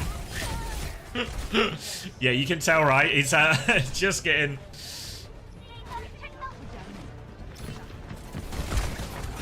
Alright, let me know if that's alright game volume-wise. Alright, they've rolled out the mini side earlier at Zeta Division. They want to get onto this backline, so he's actually running Lucio here as well. So he's going to take down Finn on that rotation early, and they just get crushed as they try and rotate onto the backline there. That all felt a little bit too easy for T1. You saw the idea. They want to wrap around the far side of the map, collapse onto this Ana Lucio, because with an Ana Lucio backline, the Ana should be vulnerable if you can connect. Game volume a bit loud now.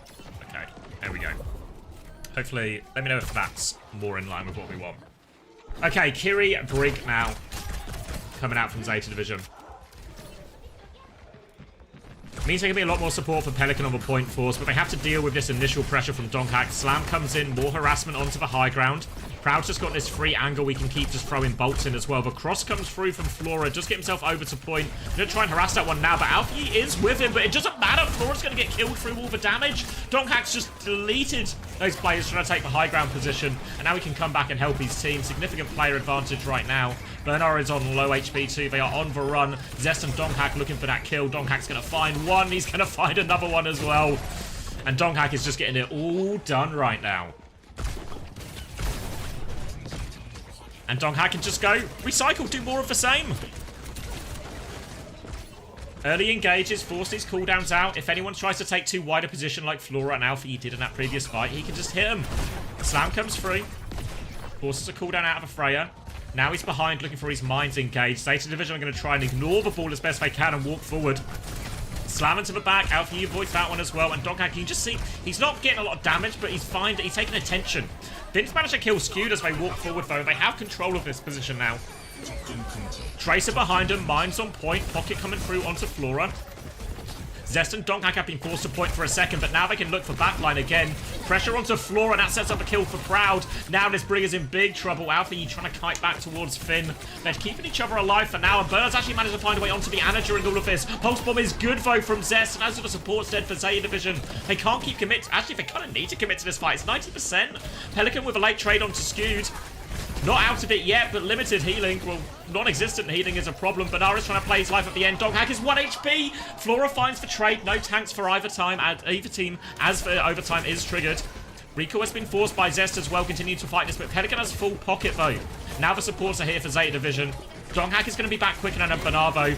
Nano comes in onto Zest. Rally, but the nade hits him. Suzu to save him from the anti. More pressure onto Finn. Another TP, a whip shot. They lose Pelican, but the backline has lived. Kitsune Rush invested now as well. And Zest is going to turn his attention onto the Hazard instead. Zeta Division regroup on point behind this wall, but now a beat push is coming from Skewed. Hits everyone except for Donghak. The downpour comes out, doesn't find anything. Suzu keeps Bernard alive, but only for a second. The ults are overwhelming. Flora finds a trade, but they need more. Support's trying to live on the edge, but Alfie is getting overwhelmed. Now Finn's going to try and TP away.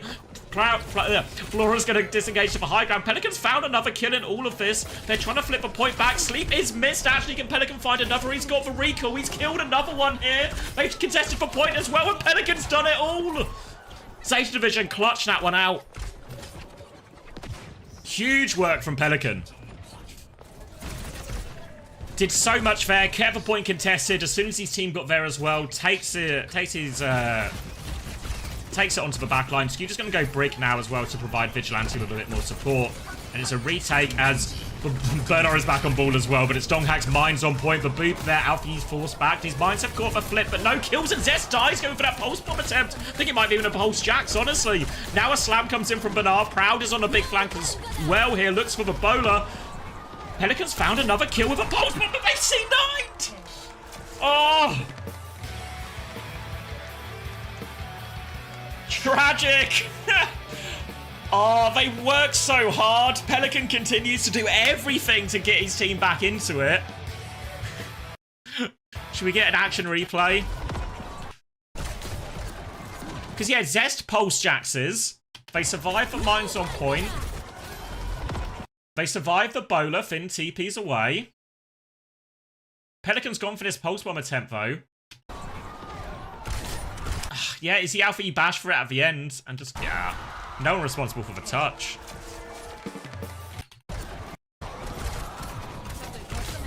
Bernard just rolling and trolling, slept up, 1 HP behind. Because it should just be fine, right? You can see it here. This is where Pelican is right now, and Pelican's gone and got a pulse bomb kill, but someone else should be in charge of it, right? Like, Finn can maybe touch, then TP, Bernard can touch, potentially. But it doesn't even feel like either of them are looking for it. You can see it's actually Pelican, like, trying to race back to get it. Oh, wait. What's happened? Alright, I'll fix it. I'll fix it. We're back.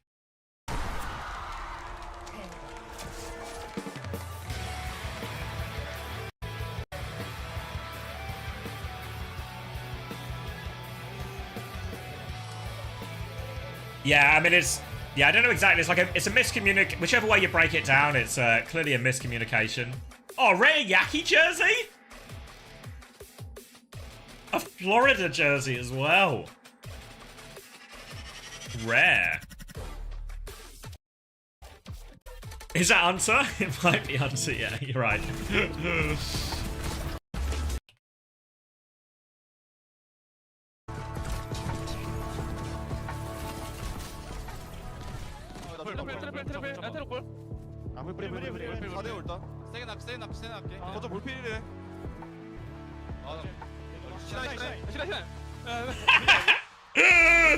All smiles on the T1 side. You actually want to hear the Zeta Division comms of that to, I mean, it'd be hard because it's in Korean, but see what goes wrong.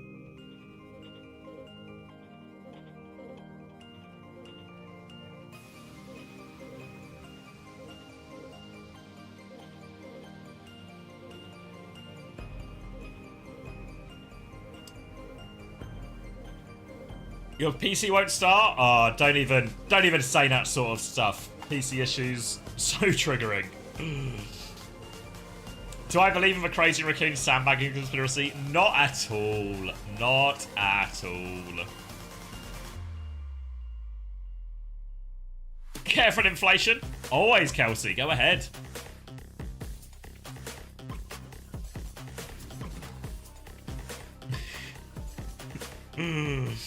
Missed the first map.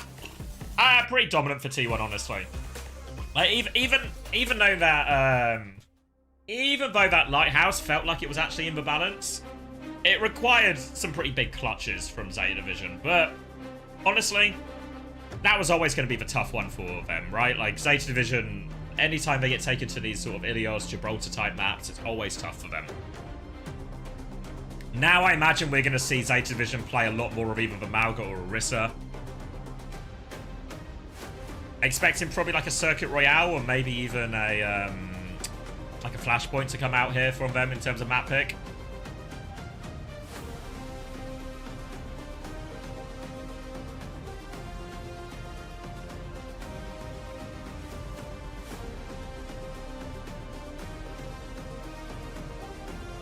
Think Zeta is better than they looked map 1. Yeah, agree.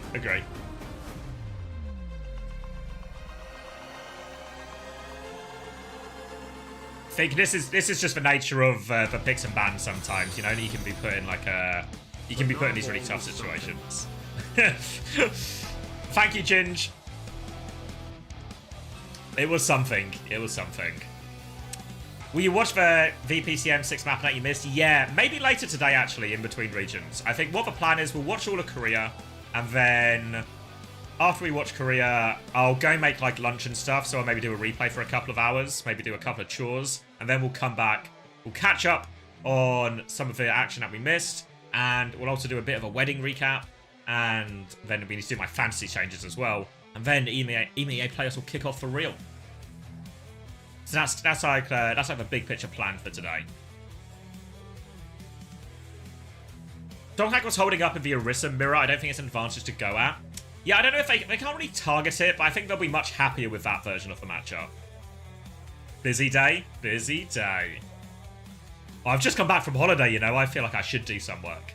Who am I? Hunter?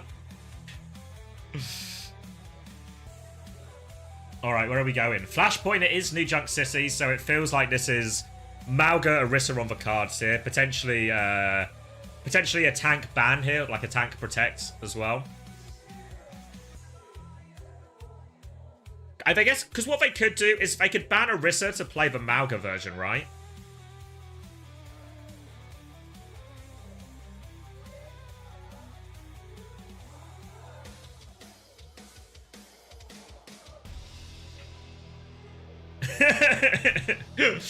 Avril will spread the word of his theory. Alright, Zeta Division are going to ban Lucio, actually. So they're going to play Bat Brig. T1 will ban Orisa. Wait, T1 will ban Orisa? What else have T1 played on these, like, flatter maps recently? Did they play any Malga themselves? They played Hazard?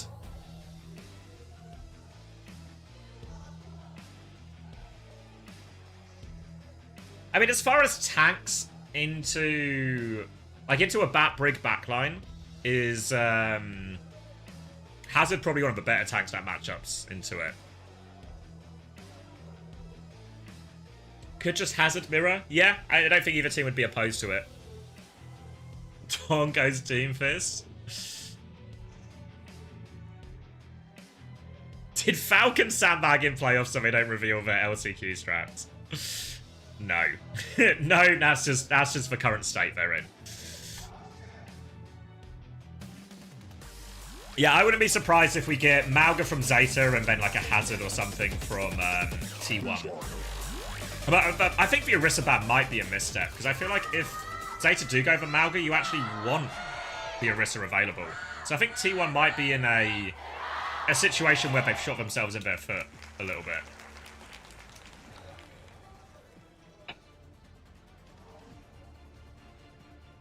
Yeah, so I'm not sure about this one for T1.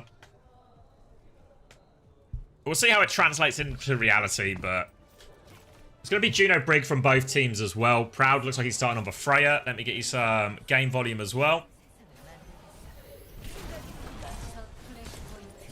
Yeah, remember is winner goes to the Esports World Cup.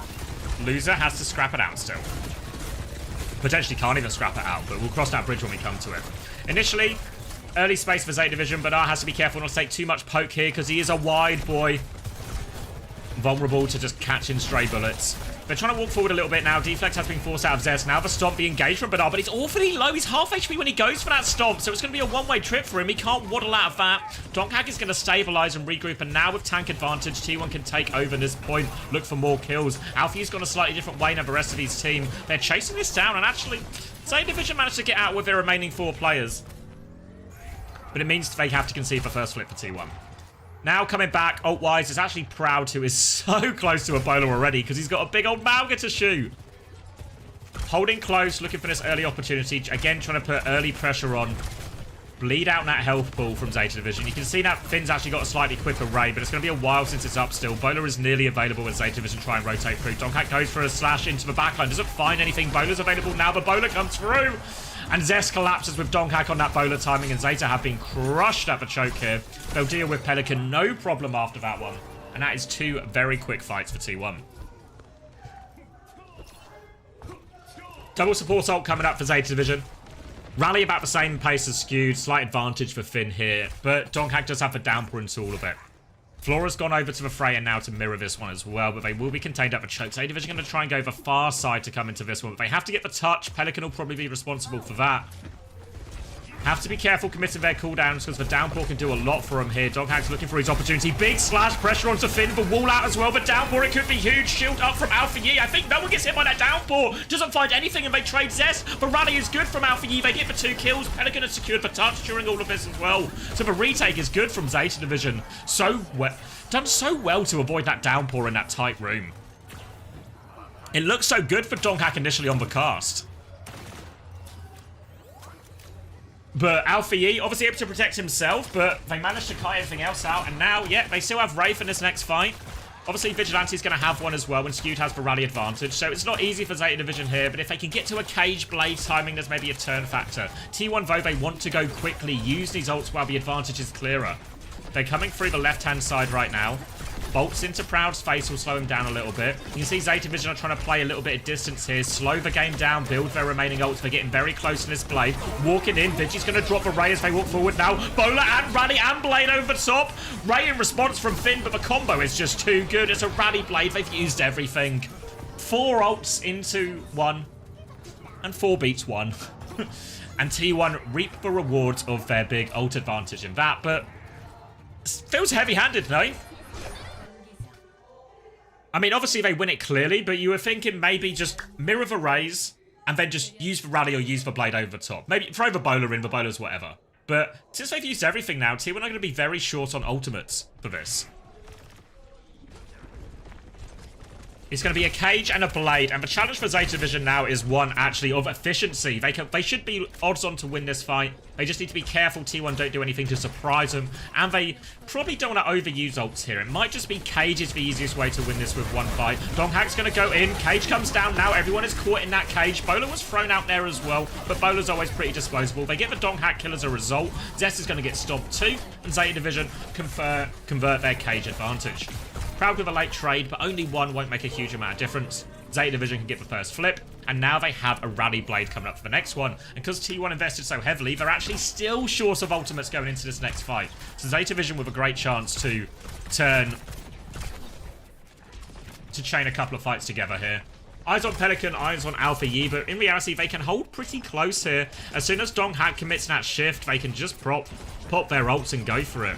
Having to come through this tight choke. Proud playing a bit of an off angle, trying to clear Burner out actually. Got him down to half HP. That allows Donghack to maybe try and take a little bit of space here. Proud duking it out. More pressure onto him. They're trying to play it slow here, T1. Get a couple of their ultimates. They've got the downpour now. Bernard's going to go in aggressively in the back. Downpour as well. Avoids it, though, just Pelican. Now he comes through onto the back. And that's actually a clean blade from Peli. 3 kills for him. And the rally wasn't invested there either. Again, the downpour is completely avoided by Zeta Division. And Pelican is good for it as well. Pelican is playing well today. Important game for both teams. These are the sort of matches where the best players turn up. And now they have a Rally Ray to finish this one off, Zeta Division. Again, it's about efficiency here. They've got a clear ult advantage. Donghack's going to try and come through. Rally comes through from Alpha Yi. Not too much else out. Proud's going to get taken down early. They just turn on to Donghack. Nice and easy for Zeta Division. And they're starting to look like a well-oiled machine as we get through this C point.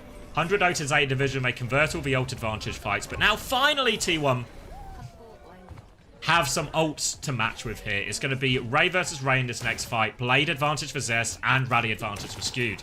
So T1, they need to be careful as well that they don't just over-ult again. You don't want to use 3 ults here, but it'll likely be a Ray mirror. Or they could maybe just go a little bit quicker with Rally Blade if they want here. Either way, they need Zest to convert this Blade with whatever of the support ults they combine with it here, T1. Zeta Division have that early high ground position, and all of T1 seem to be in the main choke, except for Proud. I think he was playing that solo off angle again. Just playing a bit of distance here, Zeta Division, but that's allowed Bernard to get poked out a little bit. The wall's going to cause him some problems as well. Finn's going to walk forward. Torpedo's out, full pocket. Has to drop the Ray to save Bernard. Bernard goes in, nearly has the cage. He's taken so much damage. Here is Zest Blade, though. He catches Finn out of the air. Now he turns his attention onto the Mauga, finishes that one off as well. And the Blade is good in the end from Zest. And maybe some question marks about exactly... Oh, Pelican with a late trade. He might get out. He might just be able to walk away with his life here as well, Peli. What I was going to say, though, is that hold from Zeta Division was a little bit curious. They were trying to play distance, which makes sense into the hazard, so you can try and bleed them out, make it a hard distance for Donghack to cross. But there's no cover on that bridge for Bernard, so he just took so much damage. He's coming back with Cage now. Again, a wall behind him to chunk him down. Makes Zeta Division's walk up difficult. Donghack struggled for downpour value so far with his first 2. Third one, though, could use it to counter out the cage a little bit. They go in, Blade comes through. Donghack avoids that one, downpour over top. This time it's blocked, actually. Cage is down as well. That's locked up a Blade, and Pelican will finish it all off. Tail end of a Blade with that cage. And Zeta Division with a good retake there with their Cage Blade combo. Rally from Skewed keeps him alive through some of it, but not enough in the end. Zeta Division's ult's looking just higher value so far. And now a rally advantage for Alpha Yi. Zeta Division can be very bold with how they take this next fight. They can hold these chokes aggressively. If T1 try and walk in, they can just fight it. You look at Alpha Yi, he is ready to go. Walk in, he's daring them to walk in. Rally's going to get popped, looking for the bash. Don't know if he can find anything though. I think dislodged a little bit, but Pelican and Burner have crushed him anyway. The stomp is good. Torpedo's thrown in there as well. Proud has won the duel for what it's worth on Flora, but not worth a lot. Zeta Division convert another clean ult advantage fight. And now it's going to be mostly in neutral with bowlers. This is where Zeta Division can maybe slow it down a little bit more if they want. They just need to make sure if they're going to slow it down, Bernard still has a good cover position. If he gets caught exposed in that bridge, he can take too much damage before the fight. T1 coming. Looks like they're going to go the other side, actually. Retake from the main door. Chance to maybe force point underneath before they go. But look, Bernard's dropped down already. He's going to stomp. He's playing it aggressively. He's gone all the way through. A little bit of a drive-by. Bowler into Donghack's face here. And they don't give a touch here. Zeta Division's aggression takes too much attention. Nobody touches. The cap's gone through. Bernard will die. But distraction's enough. The brawl will keep going on outside here. They're still scrapping away, and T1 will win the dogfight afterwards. It doesn't matter. Zeta Vision have the round advantage. Gets that Mega actually does Pelican. Why? Can't win the 1v2 and will get cleaned up, but Zeta Vision still advantage. Ults now, and it's actually going to look like a 5-stack for T1. Finn is going to have the Ray, Pelican's going to have the Blade. I think if I'm Zeta Division here, even though I have ult disadvantage, I just press Ray, I press Blade, and I see if Pelican can just clutch it. Even though there's a lot of ults to contend with here, and a rally for T1 to help survive. Just got to put all your eggs in the Pelican basket here, see if he can clutch. Early Ray from Finn coming out, Ray to match it. Blade out from Pelican, the rally is there, the bash is good, but it's not stopping Pelican. He's got 1, he's got 2. Zest has responded with his own Blade and found 2, found 3 as well, actually. Zest's Blade ends up getting more done. It was expensive, and there is still a player on point. Zest is burning, actually. We'll give a health pack. Flora versus Zest. Zest is a half HP, so Zest is just going to concede the flip here. Flora's going to take a couple of back steps afterwards. Both teams going to flood back in, but Zeta Division with the early control. Downpour available for Donghak, but Cage nearly there for Banar as well. Cages have been all fight wins so far for Zeta Division. An early pick from Proud, though, might change that one. Doesn't quite have the Cage yet. Banar has it now if he wants to try and turn the fight. Slash comes in from Donghak, but Proud's found another kill. And that'll end for the opportunity to invest ults here for Zeta Division. They will just lose this one quickly. They do have control of the point, but that is a very cheap fight. No ults used for T1. Still have this downpour available. It's still a tough fight though, right? Like again, Alfie is going to have this rally to try and counter out the downpour. Bernard has the cage. I think with the downpour and cage interaction, you almost want to wait till Bernard uses the cage, then use the downpour as a counter to the cage. Because you might be locked in a cage, but then they can be locked into the spot. I think that might be the best way to do it, but it's still a very tough ult situation for T1 to deal with here. Flora trying to take the jewel on the side here. Bolts onto both DPS to create a little bit of space for Benario. Half HP as he's walked up already. Now taking the jewel. Bowler out. Downpour is big this time. Both supports. It's a rally jacks from Alpha Yi. This time, no good. And T1 will be turning it. Stay in control of this point. Huge downpour this time. It's been a long time coming for Donghak to get the value out of this ultimate that his teams needed. But that one was perfect. Alpha Yi fails to block it.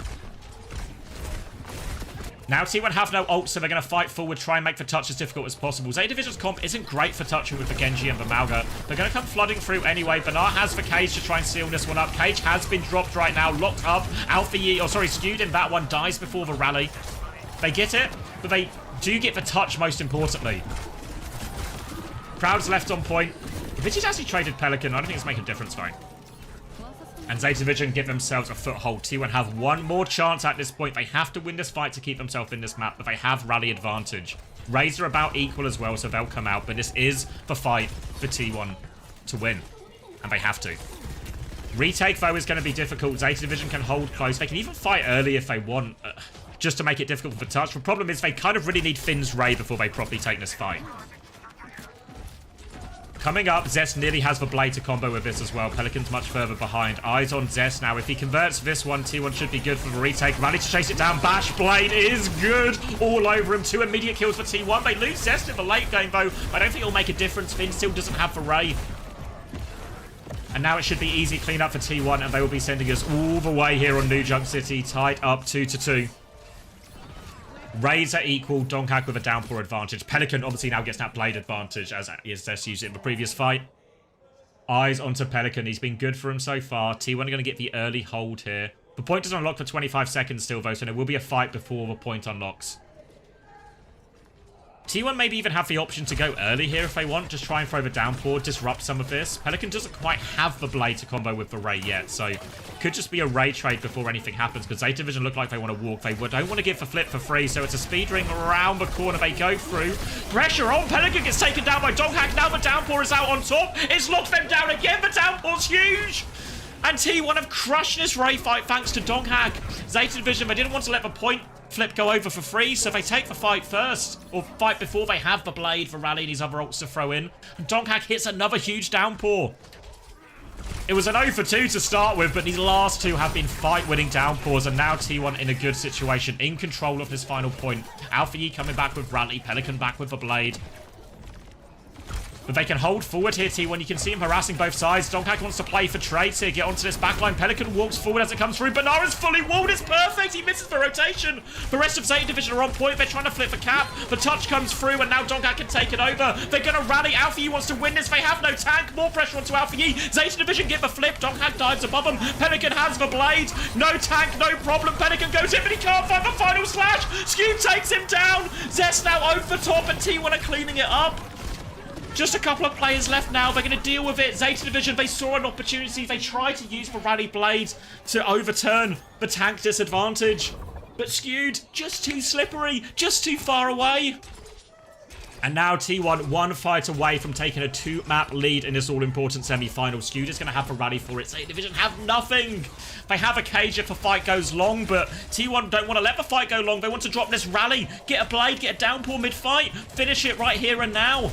They're holding close, wall onto Bernard. So much damage. He's been one shot at the choke. No chance to reset. Alpha Yi falls. And T1 are going to cruise to this New Junk City victory at the end here.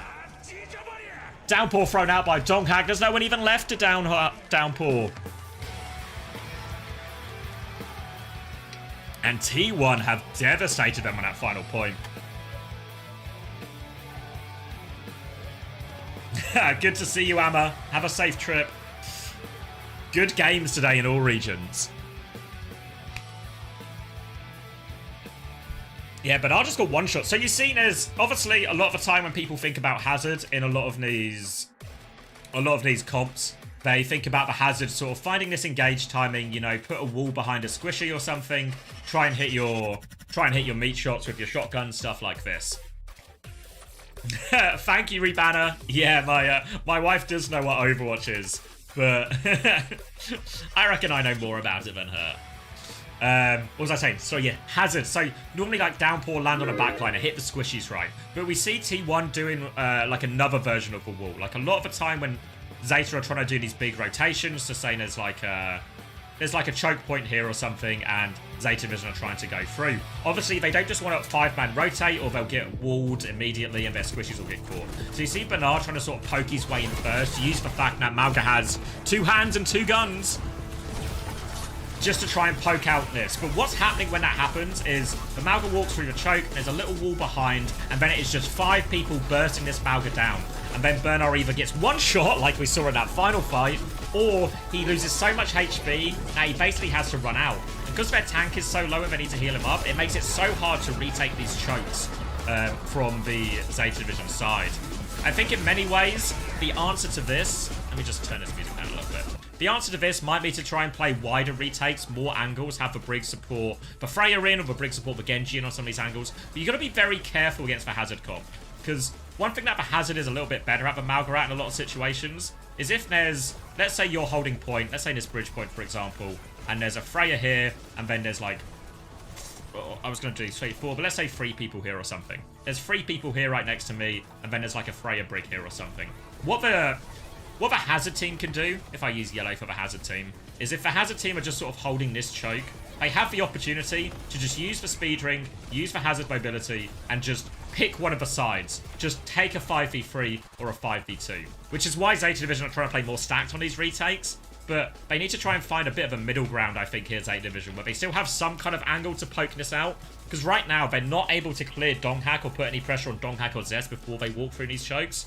And it means they're in such a difficult situation. Now, they just get crushed. Like, how many of these fights were kind of like this? I know some of these are ult exchanges, but I feel like so much of it actually... so much of it actually was these choke fights just being quite efficient for T1. If anything, a lot of the success Zeta Division had came as a result of T1's overinvestment in first point.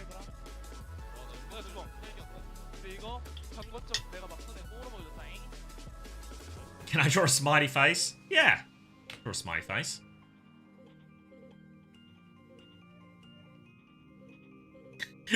It's a goofy one. But that's what people look like.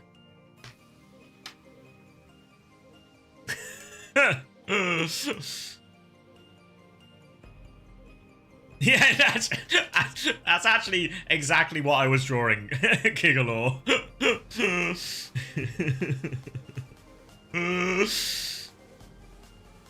Orisa ban paying dividends. Yeah, you're right, Fluorite. We talked about a bit of a start, didn't we? That maybe actually... well, we talked about a bit of a start as like maybe it'll actually hamper T1. But it did not at all.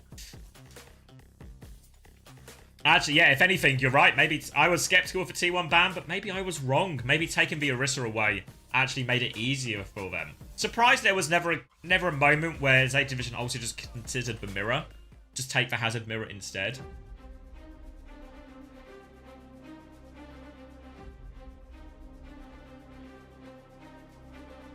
I don't know if there was something of like if I look at it from Zeta Division's point of view, right? How does that map actually go for you? Is you lose first point, okay. But then you win 2 points in a row. But for a reason they actually won those next 2 points, I think it was less about comp and more just about good ult use from Zeta Division. Like T1 blew their load all on first point, right? When that was it 4 ult fight to close out first point, and then they just got snowballed for 2 points in terms of Zeta Division just being very clean and efficient with their ults, their ult situations. So then I don't know if that ends up like sort of deceiving you, or if you're Zeta Division, deceiving you into thinking everything's going fine in terms of it, even though you're actually only winning ult advantage fights for the most part.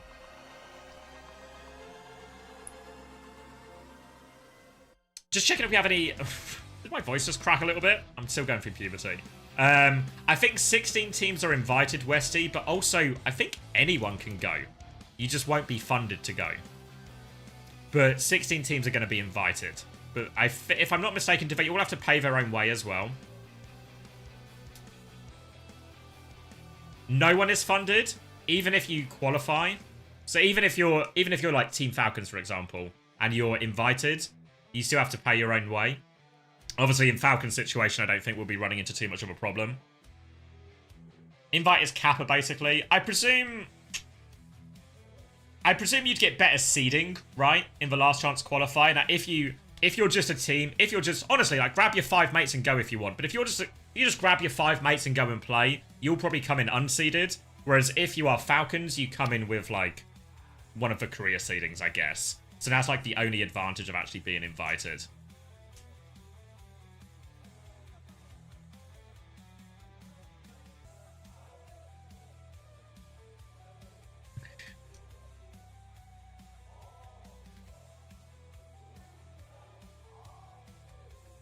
OWCS Season 2?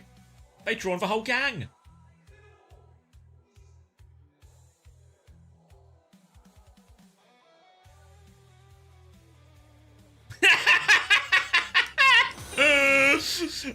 Thank you, Powered by Caffeine.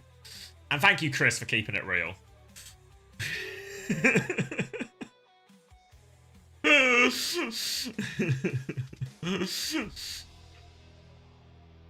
Alright, Runa Sappy the choice from Zeta Division as they look to try and get a bit of a foothold in this series. Genji ban coming in as well. Trying to force a Tracer Mirror then. T1 though, still a tank ban available. Yeah, T1 going to ban the Mauga here.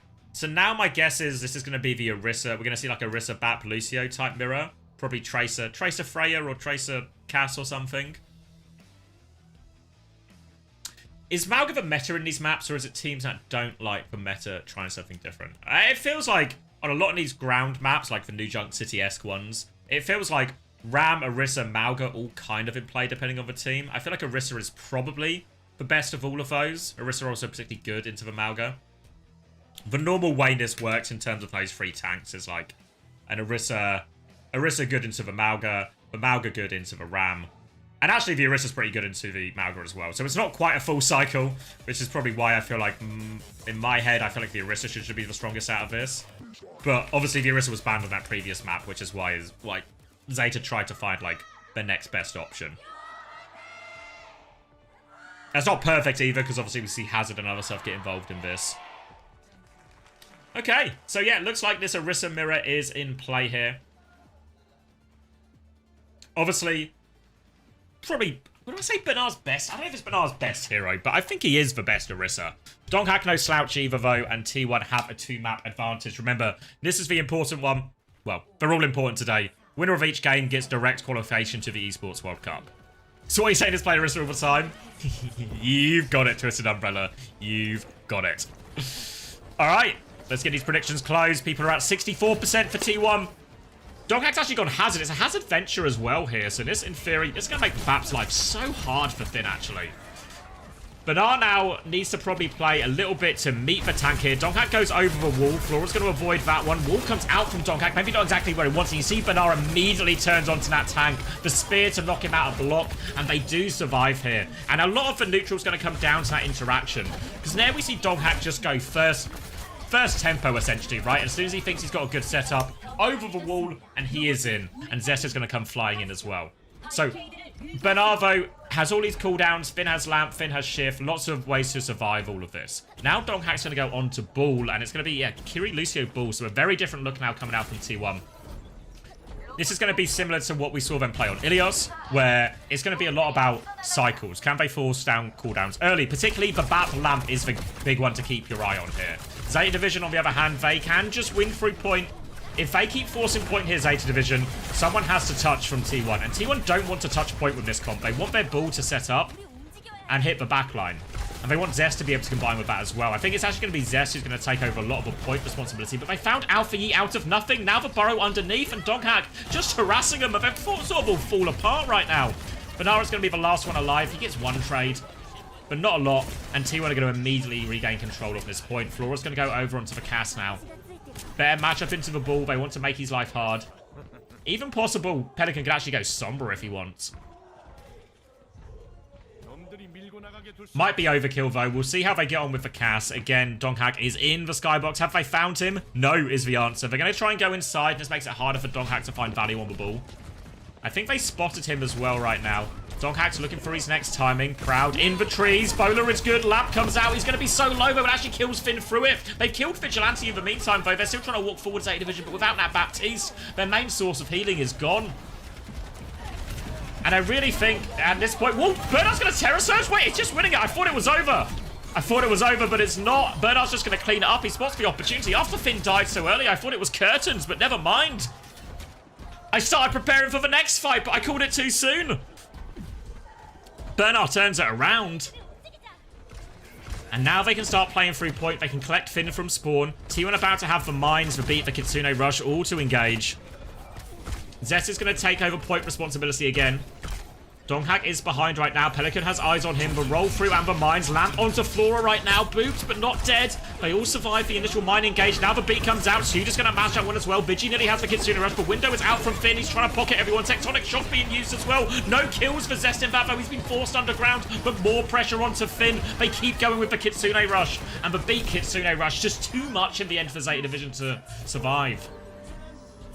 And these are the big timings. Where they have any support up to T1, that is their push timing. They start by mirroring the beats, and then the Kitsune rush to keep going. And there's nothing they can do to keep Finn alive during all of that. Doghack's going to set up early again. Neither team has got the checkpoint, but T1 will be threatening it with this next fight.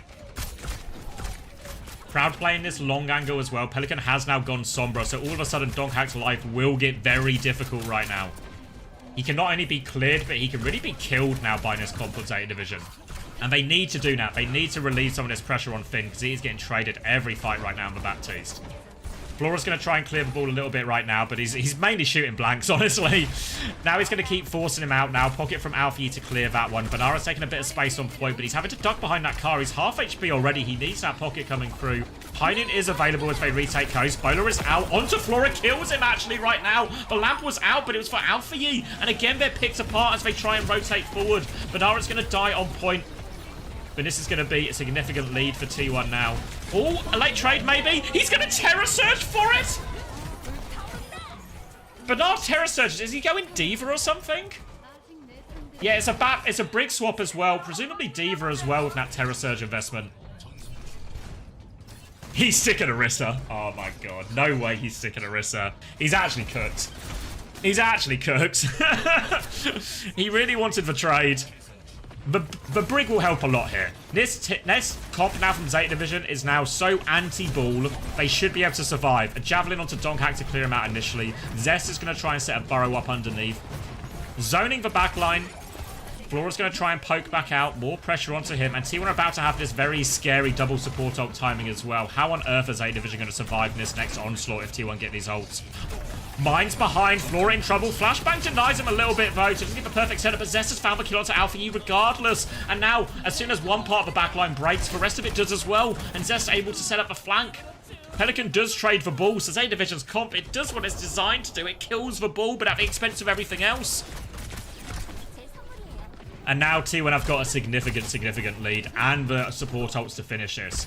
Pelican needs to find EMP value just to keep him alive. Zest is camping this top right-hand side here. Flora's about to walk out. Checks one corner. Doesn't find anything. Donghack's going to try and come. Baiting that one. There's a Lucio there as well. Send him for a ride. Flora's destroyed right now. Bernard has control of point. But look at Zest. Immediately back. Takes responsibility. And Zest playing the venture here. Oh, he's going to dive into this window. He drops a tectonic shock. There's a lot of damage. He gets underneath. Window is out. But they are all over this backline. And that should just be the finish right now. Finn will be the last one to die on point. Taken for a little bit of a juggle from Zest. And now T1, they still have this double support ult. And you're seeing here the power of Adventure. It's freeing up Donghack so often when you play ball on these push maps. The ball ends up wasting so much time contesting the point and doing that. Now instead, Donghack is freed up by this Venture pick to dive for backline. EMP available for Pelican coming back right now. And T1 needs something to start going their way. Oh, sorry, Zeta Division needs something to start coming their way. Pelican needs to find value with this. Continue rush around the corner. Immediate EMP. Vigilante gets shut down by that one. So you're just going to drop the beat, and it's only a one-person beat. I didn't see exactly what happened there, but a disaster double support ult from T1. And Zeta Division, they had to use everything for that. EMP, rally, all used. But they're back in it. At least from an economical standpoint. They have a chance, but it's a long way back. Alpha is coming back on Lucio now, so leaning away from the Brig. Obviously, the Brig not a great matchup into the Venture. Slam comes through. Flora's going to hinder that one in response. Pressure onto Finn, but they rotate away from it. Alpha is trying to mark it. Badara's going to take over anchoring point. Zest is underneath, looking for him. Doesn't find anything great. Finn's going to jump out, but he jumps straight into that one, and he is taken into the mines. Tilled immediately, and again, the backline fall for Zeta Division. They cannot survive these engages. Donghack gets a late baby David kill with the mines as well. Absolute dunk from Zest onto Finn there. Pelican is going to go Tracer. Zeta Division, they are searching for answers. They are searching for a way to try and live and survive in these situations. But the BAP cast just feel so vulnerable to these. Zeta Division running out of time as we enter the final 2 minutes. Window nearly available for Finn. Part of the problem with this comp... Oh, they actually catch Zest unburrowing. Yeah, Zest makes a mess of his cooldowns there, and they get a free opening pick. A chance now. They should be able to clear up this Freya late behind. Proud is behind, but Finn's under more pressure. He lands himself. He lands on the side. Full Matrix as well. They still get the kill here, T1, but they trade everything for it. Pocket coming through onto Flora as well. The Diva making a difference here. You can see Bernard's impact as a peel unit for his backline here. They still lose Finn. But picks like that will go a long way. The danger for Zeta is this double support ult timing is coming up again for T1. Peel unit. Alright, Donghack's coming flying over the top again. Just taking attention. Bernard has eyes on that as well. Walking up a bit. Donghack's down to half HP, but Proud with the opening pick. Nothing is going right for Zeta. They're going to drop the window. The slam comes in. The flashbang is out. They are all walking forward. High noon used as well. The burrow there. The Matrix on top. Zest has to get out. The B push over top. But now the Kitsune rush is coming. They kill Proud though, actually. Kitsune rush from Vigi. They want to end this fight here and now. Lamp is good from Finn, but there's more and more pressure. Flora's got a second kill. Finn and it's just about surviving. Finn and Flora will eventually die. Donghack's going to clean up too, but they trade for kills. Vigilante still with the high ground here. Flora is so low. Waiting for that passive regen to come through. Donghack has found him, though. It's going to be a late kill. Now the slam comes through. Zeta Division, they have sort of won this fight, but they're not going to gain any meters off it. Zeta Division down to their final 40 seconds, or they are going to face a free map deficit. Double DPS ult available for T1. Donghack in the skybox. He's pinging Pelican right now, letting him know where they all are. You see how far back Finn is playing. He's scared of this engage. It's going to be a slam onto the Lucio instead of how far Finn is back. They come round. Bernard is trying to contain the backline. Deal with that. Pelican has marked the ball. He's taking care of that, but the tectonic shock has killed Alpha E. Looking for more kills now. Onto the Baptiste as well. Tectonic Shock out. Can't Matrix that one. It comes through the ground. Pelican has forced a recall. We're about to enter overtime. Bernard has the self-destruct. He needs to get back into this mech. He can't afford to go down here, but he does. Self-destruct is out. Finds nothing. Pelican can get one late touch. He can't even get that late touch. Vigi shuts him down. 3 in a row for T1.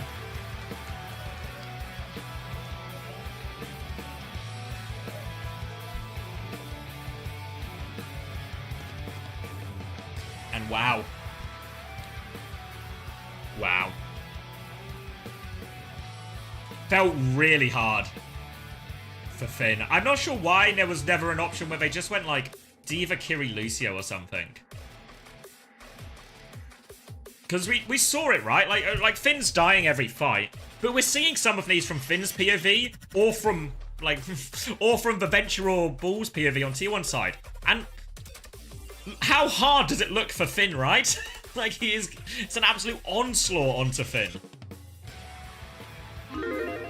So, I don't know. It just feels like the comp was designed really well. Finn's having to do so much to try and keep Flora alive as well. And it's just really hard. I mean, I thought the Brig was better. I mean, you sort of see as we went through that, you see Zeta's thinking of like, okay, the ball is causing us problems. So let's go Cass, Sombra, Bap, Brig. So now we can deal with the ball. But what happens sometimes when you over-counter a hero with your comp is you stop being able to do anything else. So you can kill the ball, sure, you can contain the ball, stop him getting the value, but then all of a sudden, is Proud just really free? Is Zest actually having a really good time playing into this comp as well, you know? So that's why I think we saw Alpha go back to Lucio and Bernard over to the Diva. You can see them trying to sort of find that balance of able to deal with the ball, but still able to play the game.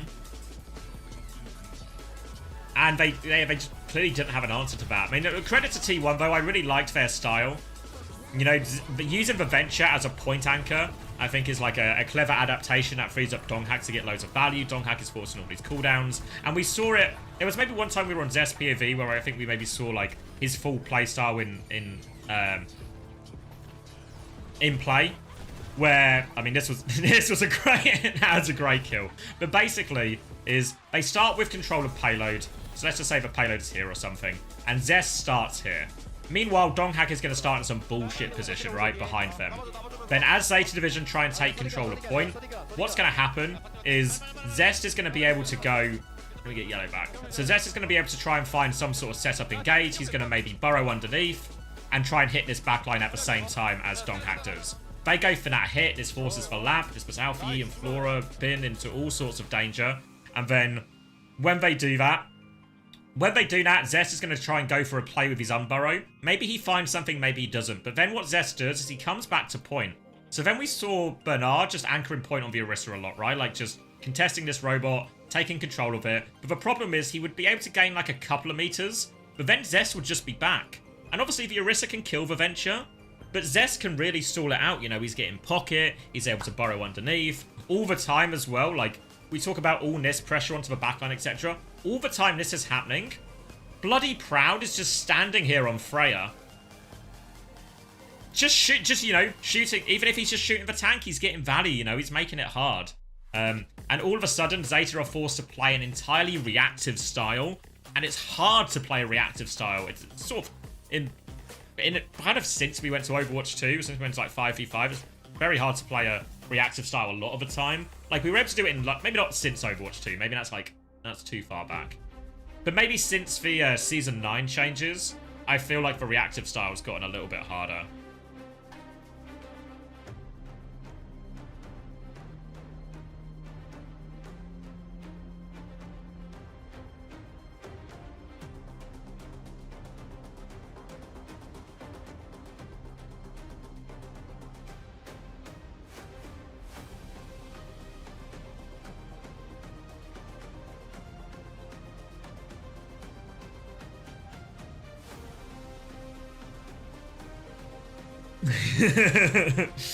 I mean, yeah, I like the nitty gritty demon.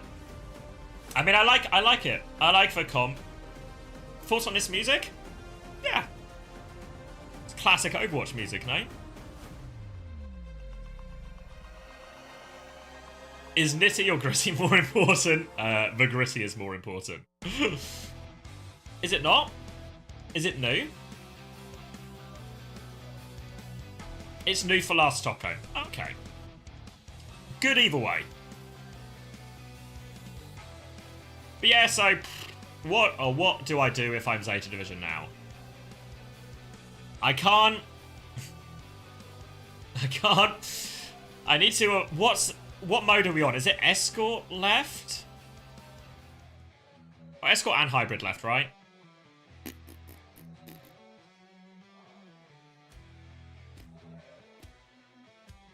Ooh, circuit. Yeah. Yeah, it probably has to be, doesn't it?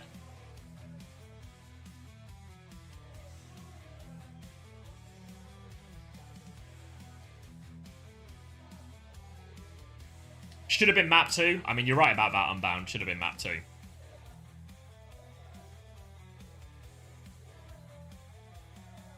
Just forfeit? Why have a Pred still 50-50? I imagine because people are expecting us to go to Circuit Royale, and then therefore it's going to be a good map. Good map for Zeta Division in theory. Is there a reason why Hybrid and Escort are always being played last? I don't know, honestly, because I think our approach very much in London, and I think for a lot of the Western teams, when it comes to which maps to pick in what order, is because the modes like Hybrid and Escort have a greater spectrum of maps in terms of we can have Circuit Royale and also a Dorado and also a Gibraltar, right? Maps that favour very different styles of comps. Now, most of the time you want to pick Escort and Hybrid first, because what you do is you get to pick a good map for you. That might be really, say you have a dive team, you get to go to Gibraltar. But also, by picking Gibraltar, you stop the other team picking Circuit Royale, which I think is the theory that a lot of Western teams have been operating under. But Korea never really seems to have bought into that. More often than not, in Korea, we normally see Flashpoint and Push picked first, even though a lot of the time they're quite similar maps. So, I honestly don't think it's any good. Like, I think it's just worse from the Korean teams. But with maybe the exception, I mean, I know Zeta Division did it here, but like we went through a while where we'd see Zeta Division pick King's Row quite a lot as their first choice map. But it feels like the Korean teams just don't buy into this, I guess, that theory. Alright, Zeta Division. Venture ban. T1 with the Alari ban in response here. I guess they're scared of like a slower version of like a Bap Alari type thing. Obviously pretty good for Alpha and Finn, sure. Doesn't feel like the most impactful, but...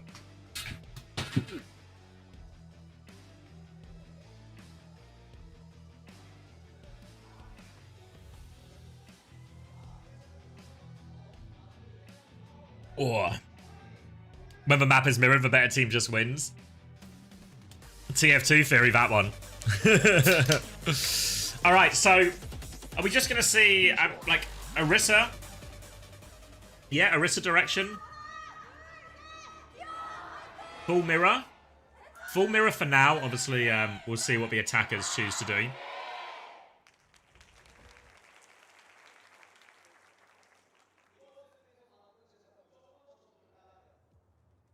Zeta Division are on the ropes. They need to reverse sweep.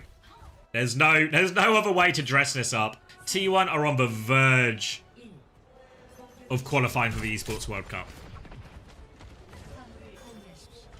And it's going to be an Orisa, Sim, Bap, Lucio, Mirror. Zeta Division are probably happy with this. I mean, maybe at the current state of play, Zeta Division aren't happy about anything right now, but on paper, they will be happy with this comp matchup. It's a strong comp for them. They're going to start on the attack here. They're going to get the car up to the corner, then look to try and rotate through this corridor. This corridor can be very difficult to turn. Sim TP underneath. It's just a bit of a bait TP, though. It's actually fooled Bernard. Oh, sorry, fooled Dongak. He's moved away from a choke, and Pelican walks around and gets the one shot there. Jukes from Pelican Mind Games creates space at the choke with deceit, but Zest is still all in. They're trading the kills out here, but the trades will be good for the attackers. And this will do for Zeta Division. It's not the prettiest, it's not the best, but it'll do. Smart play from Pelican there. The little fake TP underneath to pull the attention opens up the choke point. Donghack falls for the bait. And now they'll be able to get it up to this next corner. Obviously, retake will be pretty quick, actually, from T1 since they have the speed and the TP. Window is going to be up slightly earlier for Finn. Quicker Bowler, ever so slightly for Flora. But Bowler's Window's both up in these fights. DPS trying to take that 2v1 with Proud. He is getting a Lucio pocket right now, but not the heaviest pocket. Going to take the Jewel out in the air. 1 bolt, 2 bolt. He's so low. Can't find the kill onto Flora, though. Proud's gotten contained right now, but Finn is ready to swing with this window. Where's he going with this window? He's trying to go through the house, actually. He drops a window, the lamp, though. It doesn't save Bernard. It's too late. A classic no-lamp challenge and a disaster for him here. The window trade goes massively in favor of T1, and it should be straightforward cleanup for him at the end of that. Seemed a little bit of hesitation there in Finn's move. He moved inside like he was going to try and get like a sort of surprise window, try and one-shot someone. But hesitated for a second, and hesitation is a killer in Overwatch. And now T1 have established their forward hold once again. Ult situation looking very equal, all things considered. Flora still has this Bowler, though, which he can combine with Bernard's Terror Surge, which can be very powerful, especially in these symbol fights.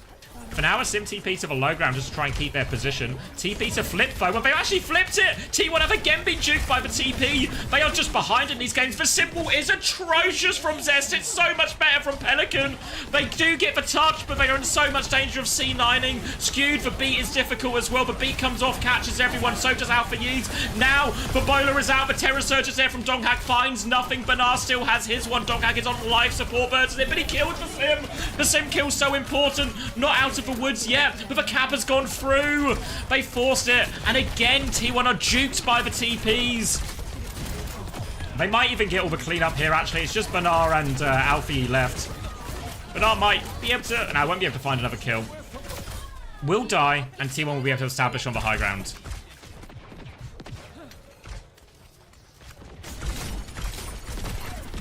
So Zeta Division, a bit of a break there because they actually lost the long fight. Obviously, Bernard would have invested the Terror Surge if they didn't see 9. So there was still a chance for him to win cleanly off that, but gets to save the ult and now has a chance to use this one. Vigi has the window, but the Terror Surge is a really good ult for going through that window right now. So Bernard can play aggressively once they get close enough. And that's going to be the initial challenge for Zeta Division. Coming through this low ground, not having their lamp force, not losing it in anyone. You can see Proud of this big off angle. The Sim TP will help.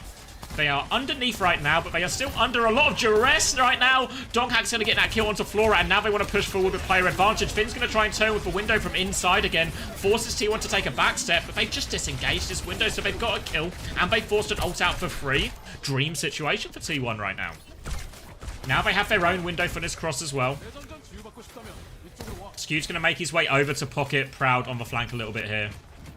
They are 4 people underneath right now, Zeta Division. They still have this Terror Surge, but no chance to use it just yet. Flora's on a big old flank underneath, though, but T1 have taken a back step, so there's no great angle or flank position here for Flora. He can go through the window when he has his next cooldown, but it's going to be a window first.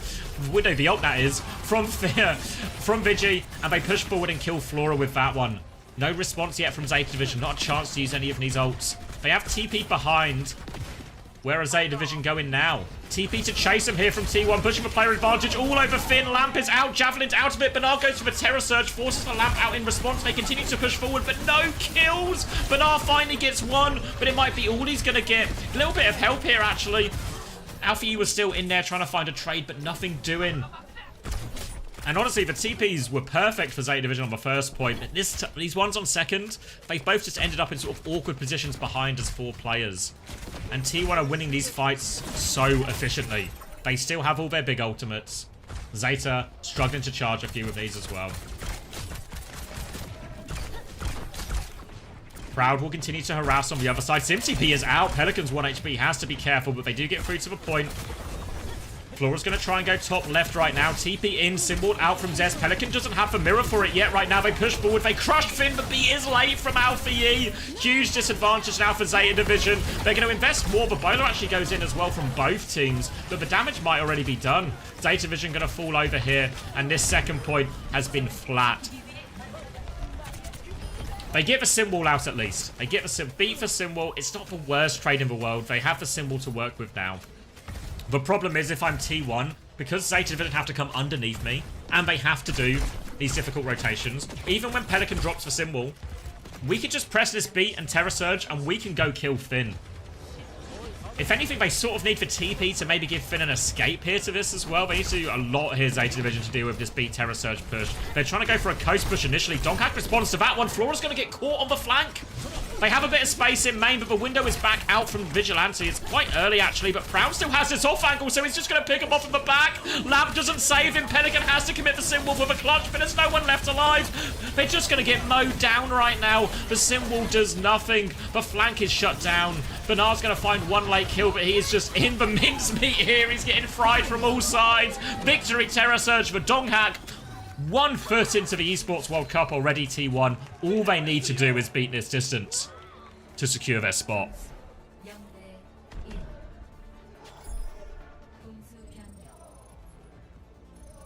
And they had no answer. Good answers on first point to Zeta's credit, but no answers at all on second.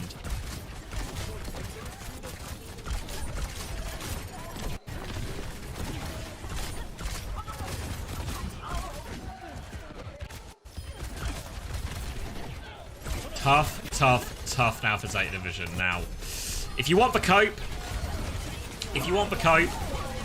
Shambali first is pretty holdable in this type of mirror. You know, full holds are really not out of the question.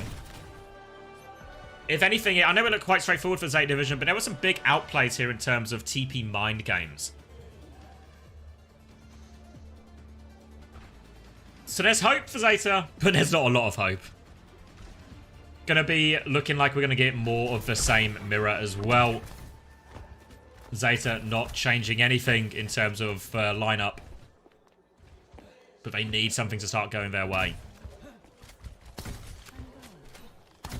If I'm Zeta right now, what I'm talking about is look, it was just for fight. It's just such a hard second point. We died on the rotations, etc, etc, etc. The actual fights themselves, the neutrals, everything like that, didn't feel too bad.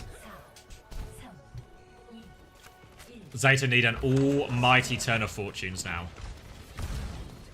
If they lose here, Zeta Division, they can still qualify for the Esports World Cup, but their fate is out of their hands for a moment. They need Crazy Raccoon to win the next one. But let's not get too far ahead of ourselves. Zeta Division, they're not out of it yet. They're holding on to the high ground for now, as T1 are going to move the payload in his first corner. And then that's the decision time for T1. Do they try a TP flip? Do they try and just walk up this corridor? What's the play? They are all floating around underneath. Eyes on Zest. Looking for his opening. They can't move the payload anymore. It's a TP flip, actually. They want to just take the high ground fight, and Finn is caught. He has to lamp so early into this. Finn has been deleted. Not ready for the flip. Full beam is up from Pelican, but without that Baptiste pocket, he is going to fall. And now, T1 have made short work of this first hold. And look at this window advantage as well. The snowball possibility is there for T1. They can set up forward, they can window early, they can force these cooldowns out from Bernard, and then they can just keep forcing point. Pocket Zest onto that Orisa and just take over. Zeta Division, maybe need to do something creative, maybe even aggressive, like try and TP through the window or something. They're going to slow it down on the corner for now, and Flora's going to play this big off angle on the left. It's been a relatively quiet series from Flora, all things considered. They need for Skip to come up trumps for him now as Zeta Division try and cling on to their playoff hopes. TP onto the high ground for flip, though. Zeta are going to try and flip the map right back, though. They've pivoted and traded positions, but it's Proud who wins the duel off screen on Flora. Now the window at the choke, and Zeta Division, they have to disengage, but this means the payload is going to move away. They've lost both their DPS as well, and it is looking big, big trouble for Zeta Division. And remember, the second point attack was a disaster for Zeta Division. So they now have 4 minutes and 45 seconds, and look where this box is. They have to win every fight from here on, Zeta Division. And T1 are looking to secure themselves that Esports World Cup spot. Proud is on the flank again, do they know? He's got his eyes top right, but Zeta Division, they're all coming through main right now. They need to touch the payload. Look, the box is nearly going in as ready, so Proud's going to get this flank for free. Do they know? Flora just spot him early, actually. So Proud has to play a little bit more passive, but still firing bolts in. B comes through from Skew to try and go through Finn's window right now. They're all over him. Sinwall on the top. Terror Surge as well. The ult advantage is huge. Beat from Alpha. Yi saves a couple, but Pelican dies 97. Now Terror Surge from Banara needs to do everything, and it does nothing. He only gets 1 kill out of it, and T1 player advantage. It's just Alpha Yi. He can't do it. The payload is going to get tapped in. The Sinwall from spawn. T1 have obliterated Zeta Division. Get themselves to the playoff final. Get themselves to the Esports World Cup. And after their recent string of results, you cannot say it's not deserved. T1 looking like really maybe the strongest team in the world. Honestly, right? Recent results, hard to argue.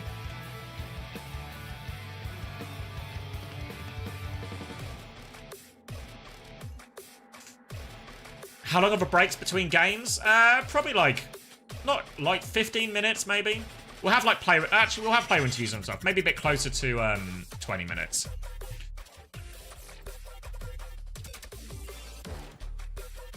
Dilducks are number 1. All right, T1 fans eating well there.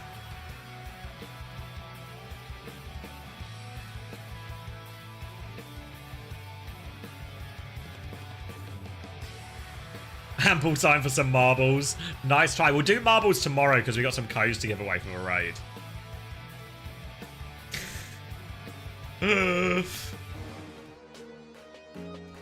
They made a lowlights video. All right, let me get a drink. Let me go to the toilet, get myself ready. Then we can watch the Heart Chain lowlights video. Sleepy mods. Well, I imagine Juby is in a very dark place right now after that Zeta performance. So I'll cash for Preds. Poor Juby.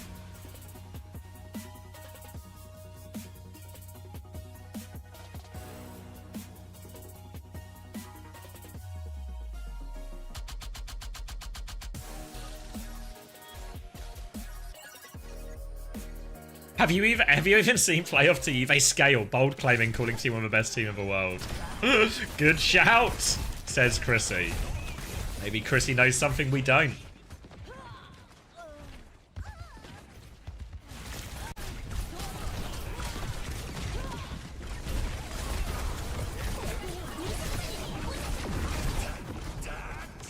Who could have guessed dropping the GOAT of Overwatch and putting your best EVS player on Lucio would have been the move?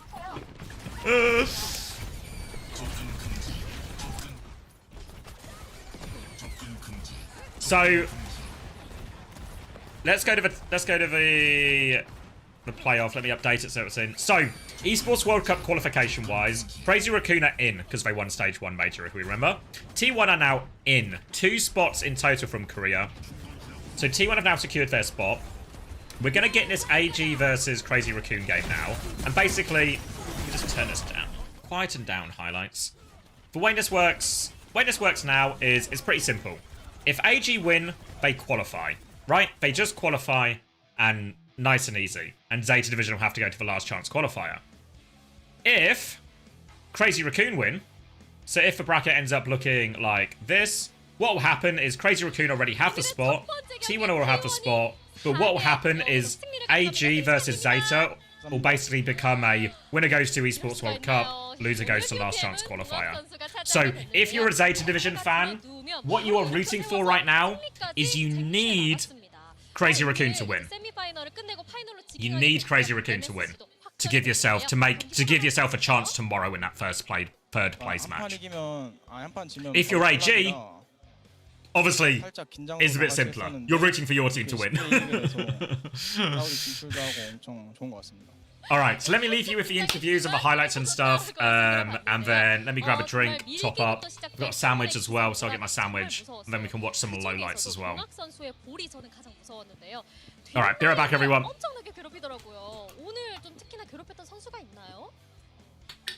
빈 선수를 많이 괴롭혔는데 아까 경기 시작 전에 화장실에 갔는데 빈 선수를 만났어요. 네.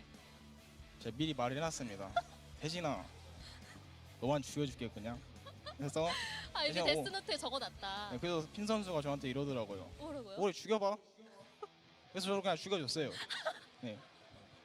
아 죽여달라고 했기에 죽여줬을 뿐이다 라고 깔끔하게 말씀해 주셨습니다. 아 그리고 이제는 동학 선수, 섭텐까지 모두 마스터한 모습을 보여주고 있습니다. 영웅폭이 말도 안 되는데요. 이렇게까지 나아갈 수 있었던 이유가 있나요? 약간 다른 팀 탱커 선수들은 약간 투탱으로 좀 시간이 좀 나눠서 연습하는데 저희는 제가 원탱이라 남들 연습할 시간 동안 제가 더 많이 연습할 수 있었던 것 같아서 영웅폭도 좀 엄청 늘고 실력도 는 것 같습니다. 네, 그렇습니다. 오히려 원탱 체제임에도 불구하고 뒤로 갈수록 집중력이 더 좋아지는 모습 보여주더라고요. 그리고 오늘 제스 선수와 벤처 볼 호흡이 장난 아니었어요. 이상적인 탱 딜 조합을 보여주고 있는데요. 이게 다 동학식 코딩이 있었기 때문이 아닌가 생각이 듭니다. 팀원들 어떻게 코딩 시켰나요? 제가 다른 선수들은 막 만지진 않았고 네. 제가 제스 선수를 약간 스테이지 1부터 사정없이 만졌나요? 엄청 바꿨어요. 마인드를 그냥 바꿔버렸습니다. 제스 선수의 마인드를. 어떻게 바꿨는데요? 한 제스 선수 살짝 소극적인 면이 있었는데 현우야 너 그냥 대상역이다. 진짜 가감하게 해라. 아, 네. 박으면서 해야 는다. 이러면서 제스 선수가 박으면서 하더니 감도 잘 잡고 엄청 잘해줬어요 지금은. 야, 이게 다 동학식 코딩이 있었기 때문이다. 박으면서 해라라고 너 잘한다. 아, 이렇게 또 격려를 했기 때문이 아닐까 싶습니다. 그리고 좀 팀 내에서 이제 T1 어떤 선수가 주로 콜을 하는지도 궁금한데요. 좀 과묵한 동학씨가 좀 하시나요? 네, 앞라인에서는 제가 좀 많이 하는 것 같고 백라인에서는 스퀴드 선수랑 비질란테 선수가 많이 이끌어주는 것 같아요. 근데 또 더 깊이 들어가서 궁금한 게 가끔 콜이 갈릴 때가 있잖아요. 내가 맞다, 너가 맞다 할 때가 있는데 이럴 땐 어떻게 하나요? 오늘 1세트 때도 사실 좀 갈린 게 좀 있었는데 저랑 제이스 선수랑 살짝 보는 게 달랐어요. 그래서 제가 제이스 선수한테 한마디 했습니다. 뭐라고요? 네, 방송이라 그대로는 말을 못하는데 네, 살짝 이렇게 순화시켜서 부탁드려요. 입 조용히 해 이런 식으로. 꾹꾹댁 이렇게. 네. 네, 그렇습니다. 조용히 해라고 기강을 간단히 잡아서 이렇게 4대0까지 승리로 왔던 것 같습니다. 말씀을 하고 싶으시면 POTM에 오시면 돼요. 이렇게 동아씨처럼. 그렇습니다. 자, 그리고 냉철한 분석 타임이 찾아왔어요. 다음 경기 어떤 팀이 이길까요? 요즘 AG도 좀 폼이 많이 올라오긴 했는데 냉정하게 보면 라쿤이 한 4대1 정도로 이기지 않을까. 4대1 정도로. 네. It's a long interview. 자, 이렇게 박사님의 분석까지 맞춰봤습니다. 자, 이렇게 오늘 첫 번째 경기 승리팀 T1의 동학 선수와 인터뷰는 여기서 마치도록 하고요. 저희는 다음 경기 에이지와 크레이지 라쿤의 경기로 돌아올게요. Realized I didn't get you a wedding present, scared face emoji. Here is a real life Twitch subscription. Thank you, Alpho. What a lovely wedding present. Alright, let me eat my sandwich, and then I think we've got some lowlights to watch.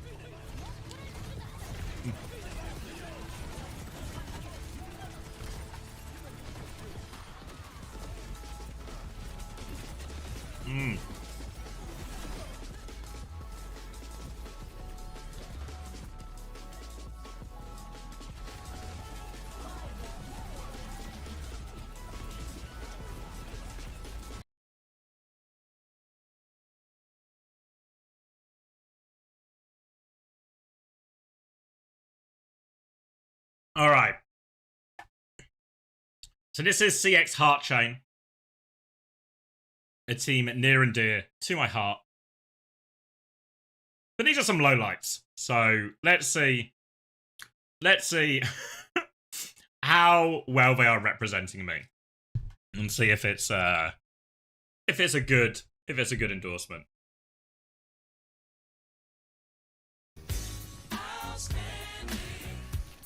Alright, we're rotating. Where's our Anna going? Lost in the source. Turlins. We have beat. We have beat. Ah! Fucks.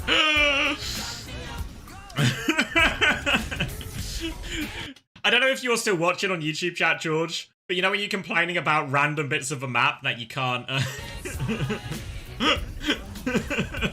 that just block your wall rides. Alright, take the jewel. Suzu Force, flashbang. Oh. TP. Oh no! Our Anna's in so much trouble. Sleep is good. Nade is good. Give a TP! Give a TP! Take the TP! That wasn't a low light. It's a highlight, surely. This is a highlight.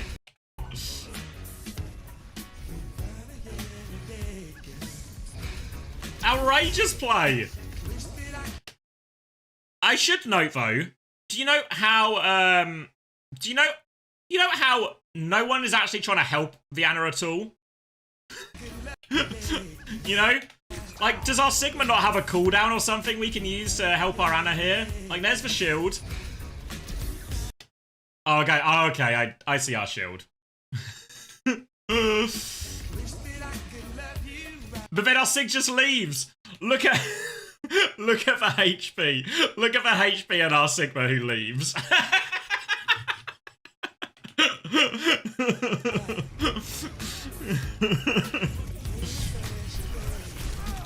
Alright, 180 rock on nothing. Perfect. One shot. TP rotation. B. Where are we? It's rotations. Rotations are the biggest problem for us to work on. Alright, Kitsune rush. Immediate oh. It's just over. It's just over.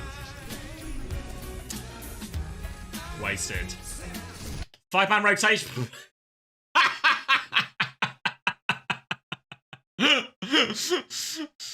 It's for rotations. Look at the 5 anti into the 5 dynamite. Suzu not quite in time. Alright, here's Pad Sander. Oh, rolled away from our team. Alright, here we go. Alright, good looking retake, right? Our Sigma Reaper Kiriko, a classic three-man group. And then we got the Sojin Lucio off angle. Alright. Just Care Blossom.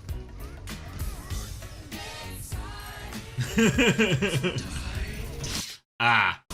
They have just pushed in. Our flank's coming up though. Don't pop overclock. There we go. Alright. Wait, where are we going here? So, we're blue team. We have control of the point. We can't afford to give the flip. They're forcing the point. We are going to TP onto the high ground. We're all going to take the...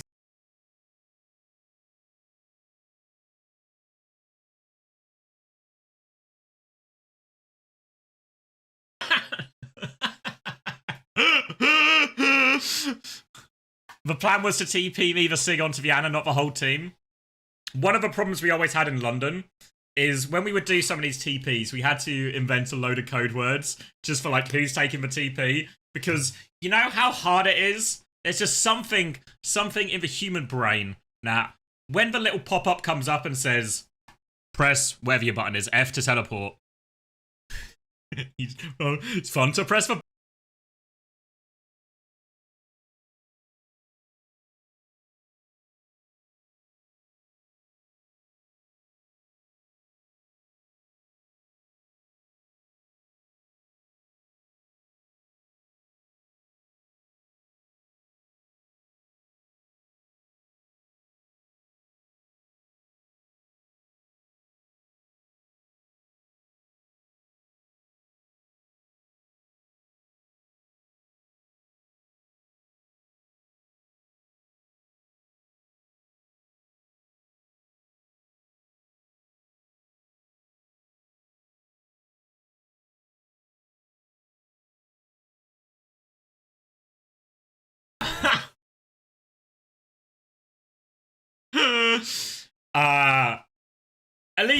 I guess at least we saved the ult. What's the fight situation? Oh yeah, win this fight, win the game. We have 4 ultimates. Or, oh no, actually no. So it's actually have to win this fight or we lose. Have to win this fight or we lose the map. We have 4 ultimates.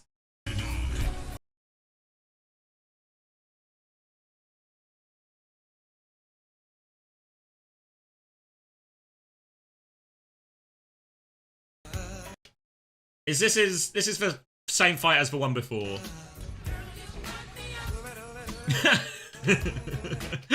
We had Pete. We have to win this fight. None of our ults are getting used. Where on earth is our Kitsune Rush?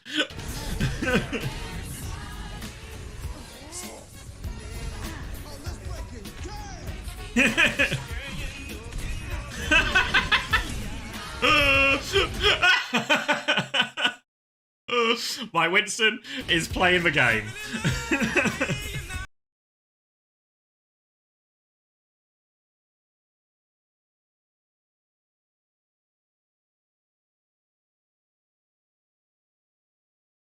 Wait, what?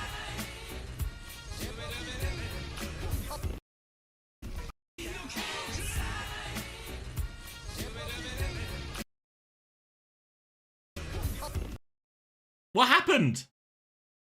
Why has that been censored? His keyboard stops working?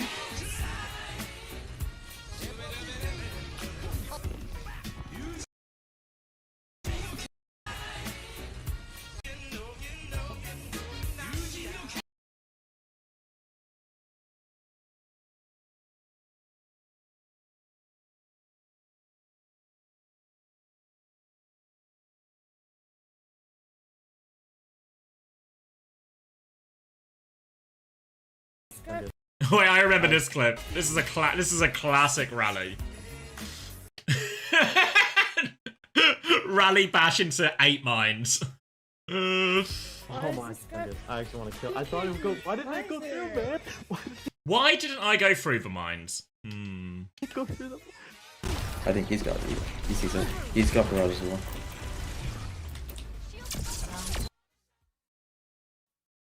He's got Barrage. We don't clip the Ajaxes, it happens too much. Honestly, good video. I'll drop the link in chat if anyone wants to give it a like as well. Let's boost this. Let's boost these.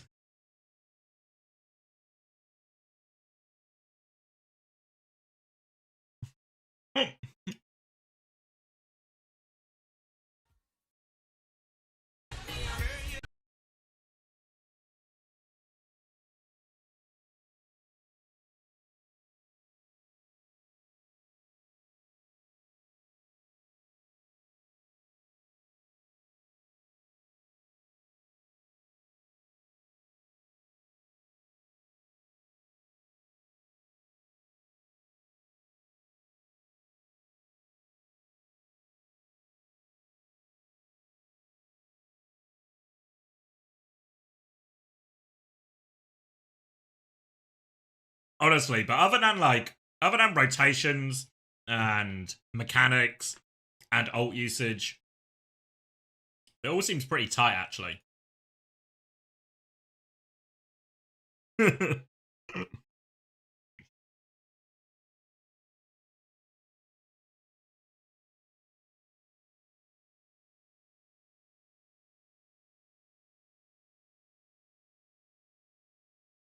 So everything important, yeah. Yeah. Are we just hiding up for the last chance qualifier? Should we get him over there?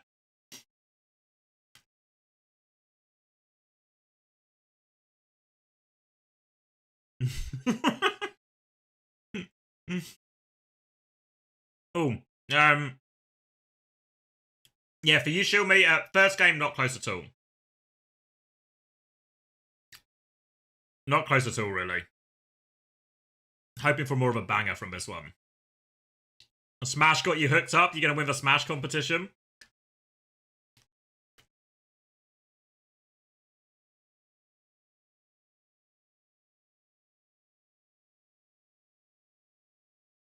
Most of the TP clips on Midtown? Yeah, well, there was a lot of TP clips.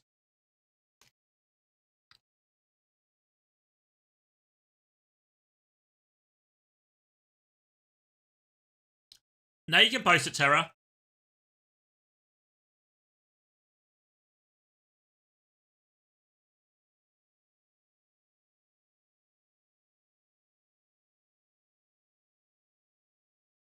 Fix it. Fix it. Which one is this? This is from OWCS. the other team of my namesake. Let's get some.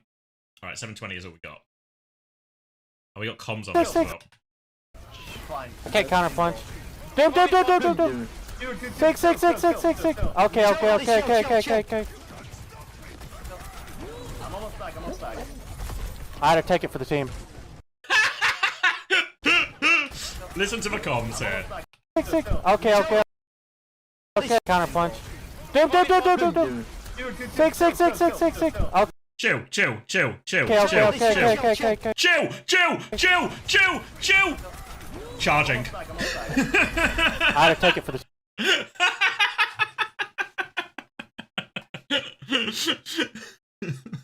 team. Had to take it for the team.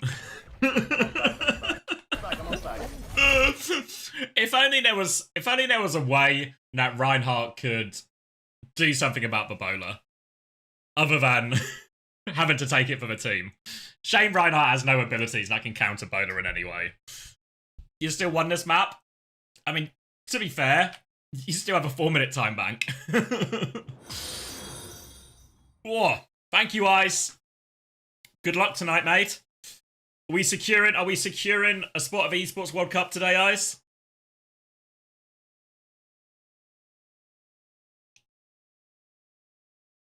Oh, we're getting walkouts in the meanwhile as well, so let me cover VODs.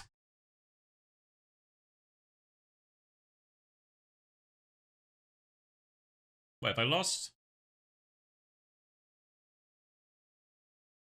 Have I lost game sound? Am I deaf?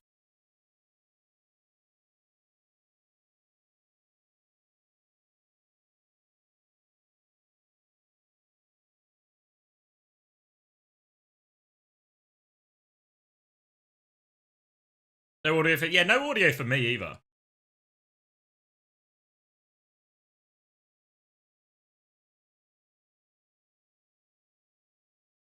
Wait, hold on. Let me investigate here, because I feel like this game would be better with audio.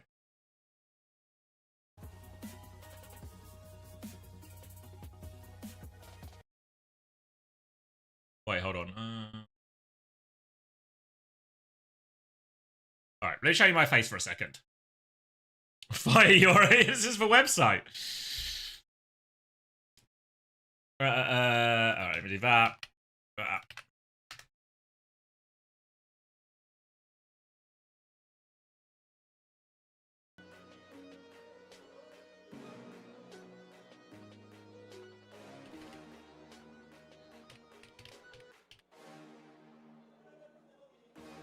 And then what am I doing? Hold on. That. Hopefully you guys can hear that now as well.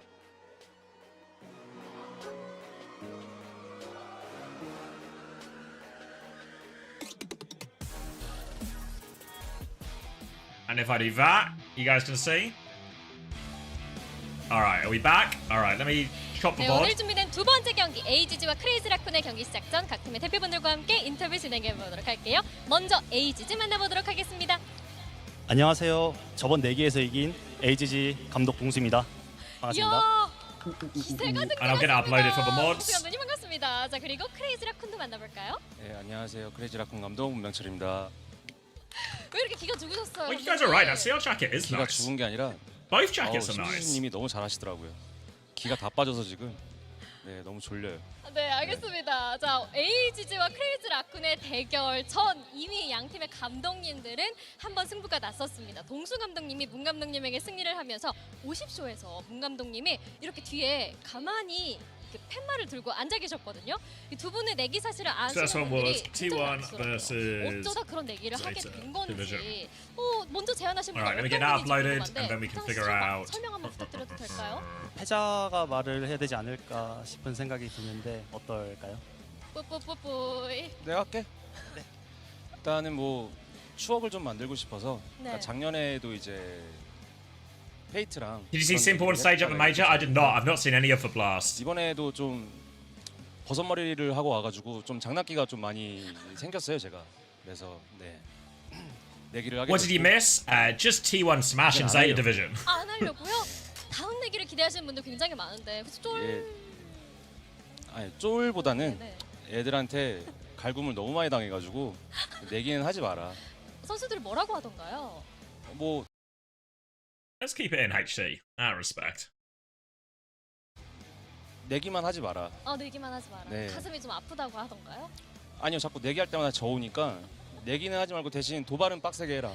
도발은 빡세게 하지만 내기는 하지 말아라라고 말씀해 주셨다고 Yeah, exactly, 합니다. Kat. Hopefully this game is better, right? But last time, 오늘 경기 좀 무력하게 지지는 않을 거다. 감독님이 we're struggling a little bit while I'm uploading this vlog, 이런 so 얘기가 maybe 있습니다. we'll keep an eye on AGG that. 자체 체급이 굉장히 Can someone give me like a TLDR of this game? 속에서도 콜이나 브리핑이 잘 It's 맞는 3-0. 보여주고요.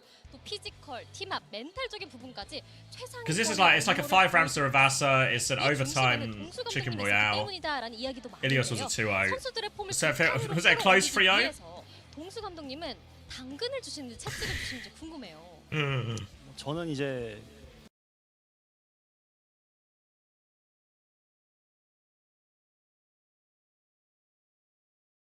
그 저번에 말했던 대로 그 야이노무 자식들아라는 소통법을 쓰거든요. 네. 팀에 이제 어른다운 어른이 저밖에 없기 때문에 이제 뭐 나 때는 좀 이러지 않았는데 이러면서 이제 좀 애들한테 되게 겁박도 많이 하고 네. 그러는 편이거든요. 사실 이게 농담이고. Why we started calling it Chicken Royale? It always was Chicken Royale. When the map first came out on London, I can't remember who it was, but someone just said, "What is this new fucking map? Chicken Royale or something?" And it just stuck, you know. 그런 것들을 좀 벤치마킹해가지고 저희 팀에 적용을 하니까 잘 돼가고 있는 것 같습니다. 이렇게 문 감독님의 꿀팁을 잘 벤치마킹해서 팀을 극한으로 끌어올리지 않았나라고 말씀해 주셨습니다. 그리고 크레이지 라쿤 팀 최근 인터뷰에서는 제가 우리 팀이 보완할 좀 아쉬운 점들에 대해서 여쭤봤다면 오늘은 좀 다른 질문 드릴 텐데요. Is that SSG sign new? It is. 다시 한번 크레이지 It is. Arrived in the post along with my new merch, the core lineup. 이 플레이오프를 준비하면서 우리 팀에게 가장 긍정적으로 다가온 부분은 무엇이었을까요? The TLDR of Zeta T1, it just felt like a gap on all fronts. I thought T1 came in with a lot of cool ideas, like the ball venture comp, especially on Rinasapi, I liked a lot. But they also just beat him in a straight-up mirror. Felt like when they played Hazard into the Malga, the Arisaban actually really paid off for him. So it felt like a lot of good comp choices, lots of good stuff. Lots of good stuff from T1. Thoroughly deserved winners. Proud look better than Flora, right? Like, stuff like this. Pelican, probably the best performer on Zeta Division, right? Bernard seemed to have, like, a few, like, mental breakdown terror surges. 네, 아무래도 감독님 멘탈을 부수는데 성공한 것 They've 같아요. not really done them at all this year, Alpha. 이렇게 오늘 두 번째 경기 과연 어떤 팀이 승리를 Part of the budget cuts. 더 위로 올라갈 수 있을지 웹세트 확인해 보시죠. Alright, where are we starting then? Nipple. Alright, everyone factor that into your bets.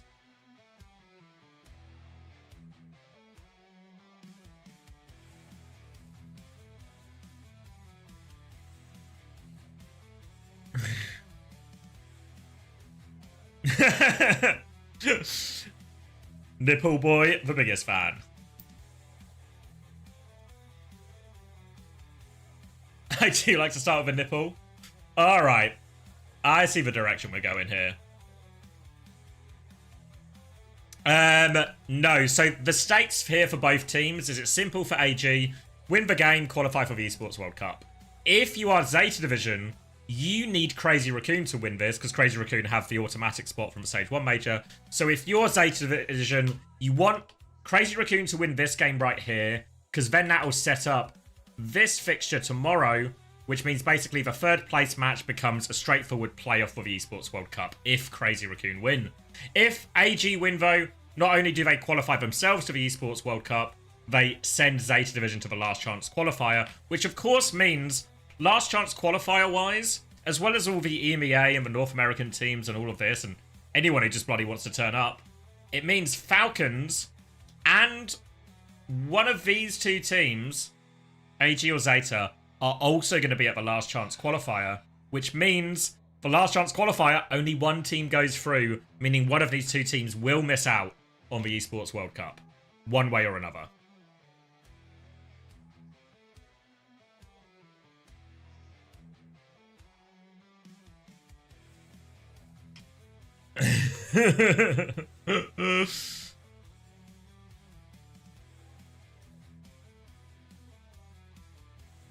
Would love to give bot predictions, but someone felt like their wedding was more important than keeping the spreadsheet up to date. Yeah. Yeah.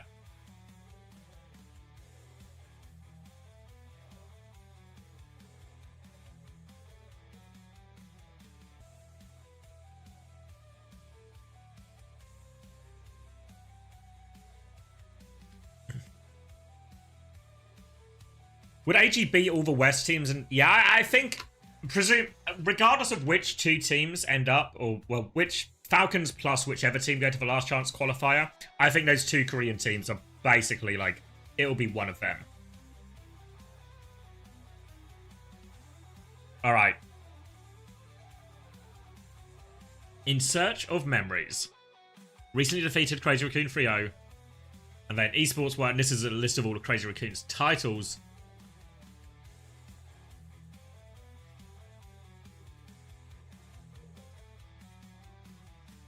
In Search of Memories is also, that's just me, whenever I try and remember what comps were played yesterday. They both do fork. They both do. But the way the last chance qualifier works is you're invited, but you're not funded there. So it's a pay to win situation. Or a pay for a chance to win. How was the wedding? Wedding was amazing. Honestly, best weekend of my life. A little bit later today, maybe before EMEA, I'll do like a bit of like a fuller recap of like the weekend, if anyone's interested in that. But TLDR was really good.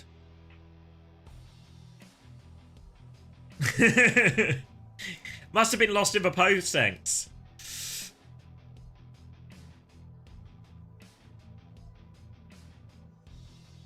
Did you do a live on Coach White at your wedding? No. I mean, honestly, I don't know what percentage of people here are married, but the wedding day, the best thing to be at a wedding is a wedding guest, because you just get a free party and it's fucking great, and free food. If you're the bride and the groom, you are outrageously busy. So I saw so little of Chris and Hunter on the actual day. And Max was with us for the whole weekend. Like, he arrived Thursday night and was with us until like Monday afternoon. So spent loads of time with Max. But Chrissy obviously had work and stuff around it as well. So he was a lot more up and down. So I didn't see too much of Chris, honestly.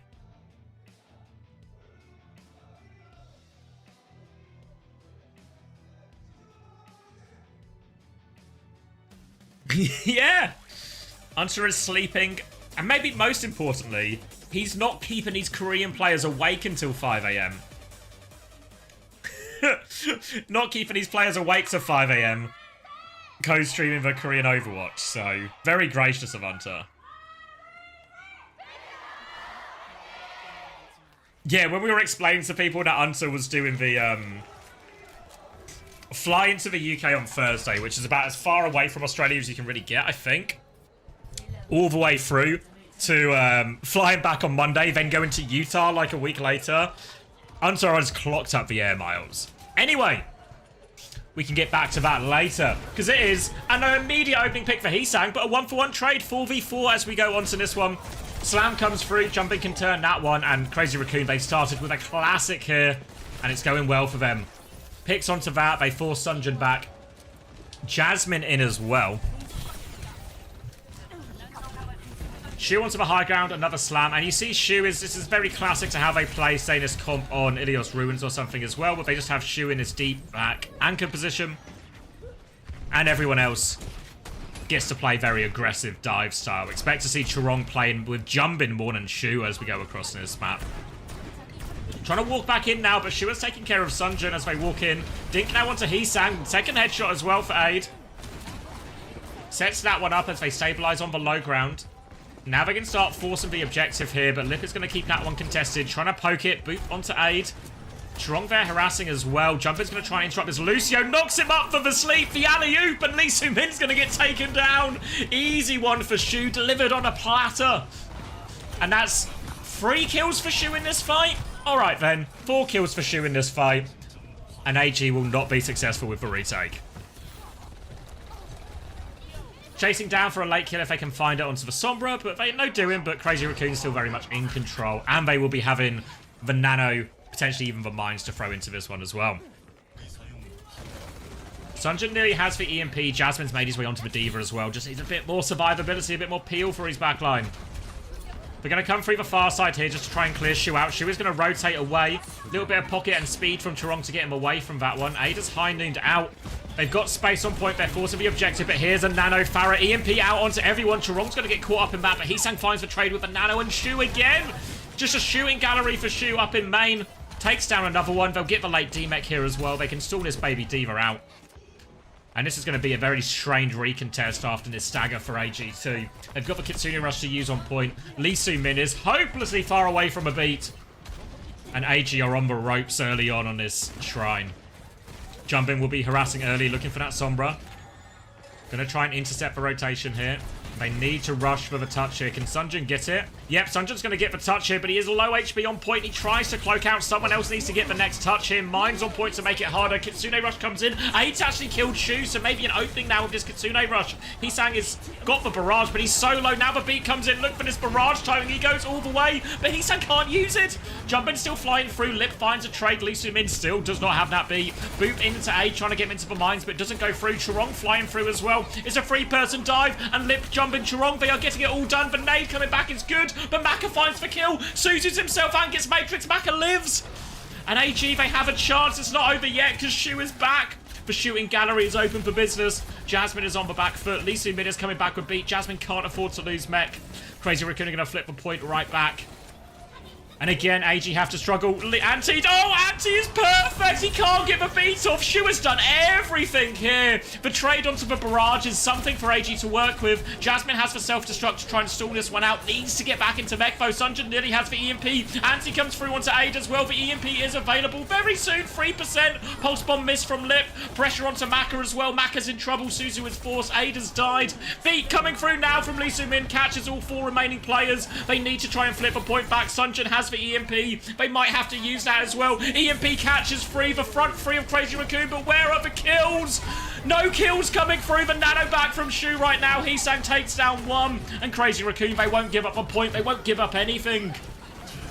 And they will be taking this first round. The EMP looked good. 3 key targets, both DPS and the ball, but no kills to follow it up.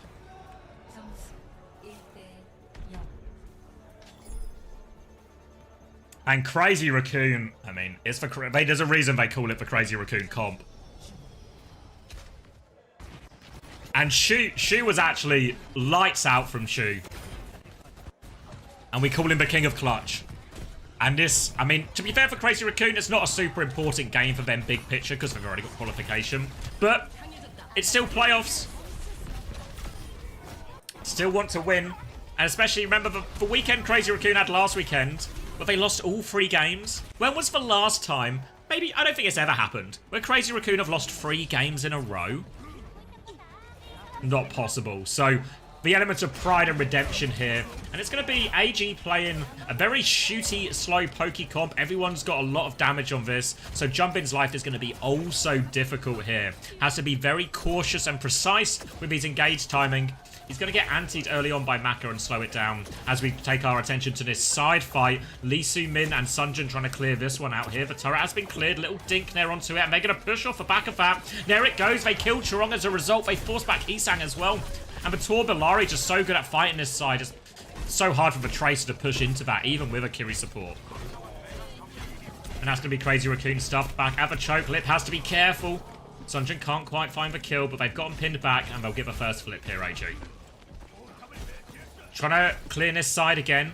Shu's actually going to get antied in the back there as well. That's going to slow him down. They force a defensive bubble out of Jumpin, and you can see Jumpin, no ability to make aggressive moves here. They're just getting pinned back, and now they just want the damage here. Catches Jumpin before he can get out. Sleep. Is that a sleep or something as well? Either way, actually, no, there's a Kiri Lucio behind still, but Chorong is low. Lee Soo-min's taking care of that one. And they're dominating the side fight. They're dominating the front line. Shu nearly has the Nano. Maka has one to match it here. If I'm AG, I maybe just want to use my Nano second here. Whoever Jumpin gets nanoed on top of, just defensively nano that target, whether it's for Cass, for Torp, whatever it will be.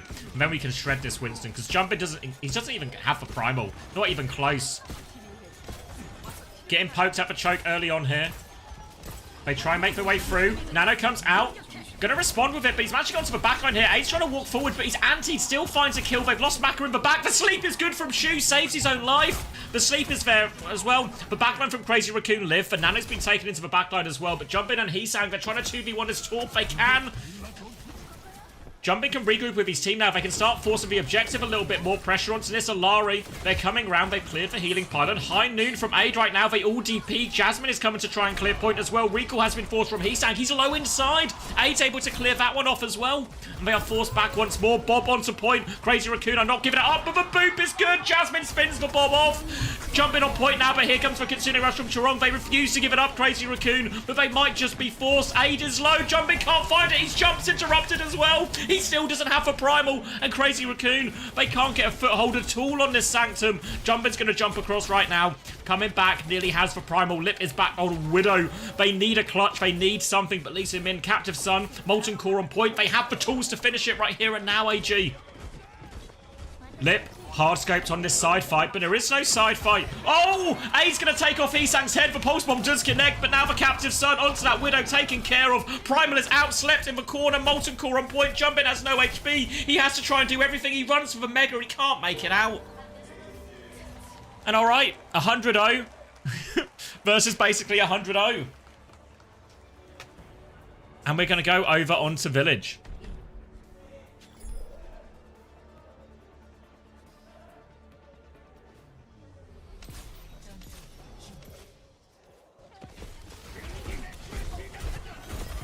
And yeah, just domination. Really, it's Jumpin whose life was the hardest out of all of this. What you need to try and do, I think, with the Winston here is you obviously can't really fight into the Orisa side. You can't really force point. You need to try and overload that side fight there. Exploit the fact that the Winston can swap from the left side of the map to the right-hand side of the map, or I guess from Crazy Raccoon's point of view, right side to left side, where the Orisa can't really do the same. Didn't really feel like Crazy Raccoon found any timings to exploit that, and lost that side fight more often than not. Now we are going over onto Village. And it is Kiri, Lucio, Bull, Farah. So, a more mobile backline here. No God spot for Shu on Viana like there was on Shrine, so we'll be playing the Kiriko instead. AG going to mirror the backline, but playing Orisa. Slam comes through, pressure on to Jumpin. He has been forced out towards that Mega.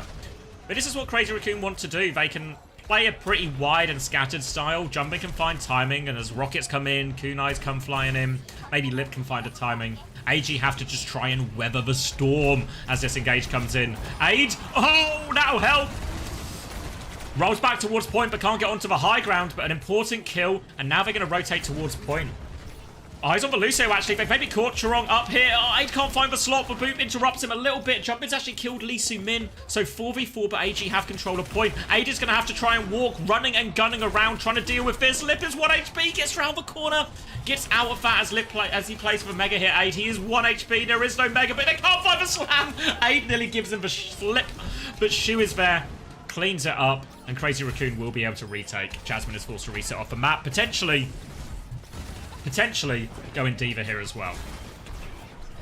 Looking for some more kills in spawn as Crazy Raccoon continues to fight early.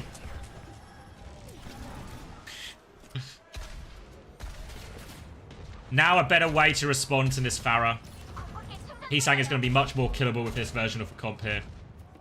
You can see Aid is trying to play a very active style. He doesn't just want to stand there and shoot people. He wants to walk around, push people, take duels, challenges. He's going to high noon out early for a bit of space. They've lost Sunjin on point during all of this. He drops down. I don't think there's anyone going to be able to peek this. He gets himself to point, but now Crazy Raccoon can retake the space. Pressure onto this one. Shu has his Suzu force. He's flashbanged afterwards. No chance to get that Kitsune rush out. Shu is exposed. Suzu not in time to save Aid, though. Mac is going to have to find the headshots himself. He's going to challenge Lip. He deals with it. Tries to TP away from the mines, but it's not far enough. The mines from Jumpin, I think, have done enough, potentially. Jumpin's going to survive. They can start playing for point, though, now, AG. Sunjin died early, but is back early as well. Chorong has the beat. He's going to try and keep the point contested right now. Jumpin takes over the touch. They can't clear Jumpin. There's a TP in, actually, but Suzu was there to deal with the pulse bomb. Now they come through. Beat push from Chorong comes through. Lee Su-min does not have the beat yet. They've remained in control of the point here, and now they are pushing this flank, fighting the DPS. Aid has been taken out. Lee Su-min is going to beat back. They want to do it. It's only a 3-person beat. Jasmine's got the self-destruct out as well. Doesn't find anything. Gets the remake back off. No kills with this beat. Now Shu is TP to Heesang, but Sunjin is there for the kill. Lee Su-min is traded, but Sunjin is looking for more.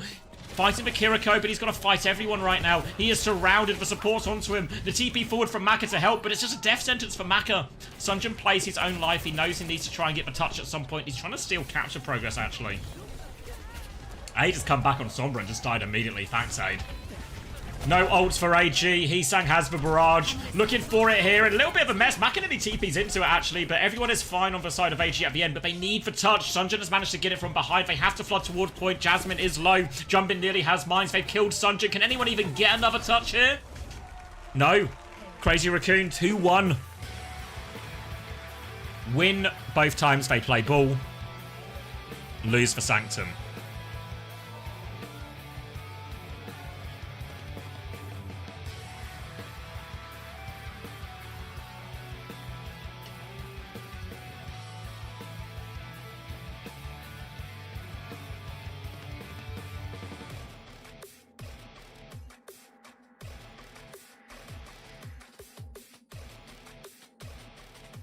Oh, hold on, I pressed the wrong button. Don't open that now. What were the bans? It was... I can't even remember now.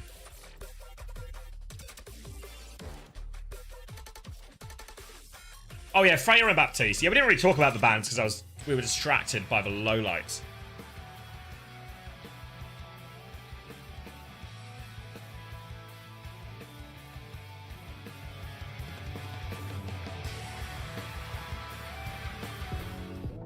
Yeah, I mean, the Freya is, with the ball comps especially, the Freya is particularly annoying. I'm a little bit surprised they didn't just invest. Because the implication here is that because they've not used the ball ban on Nepal. Actually, are AG just maybe stupid? Because AG got to pick the map, right? Nepal just feels like a rough one. What's better? Oasis may be better? You just go like Oasis and ban Ball or something, potentially. Or even go Nepal and ban Ball. Maybe that's also really fine, too. Yeah, the Freya ban seems, like, really unimpactful.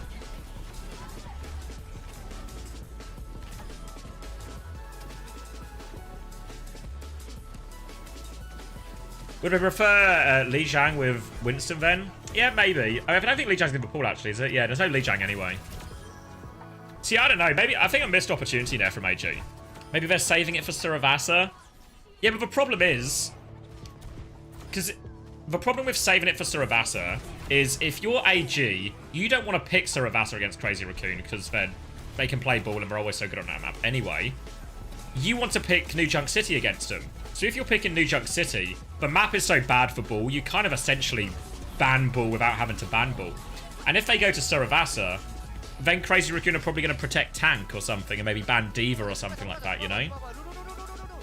So I don't know. I'm not sure. I think they should have just used the ball ban here, honestly.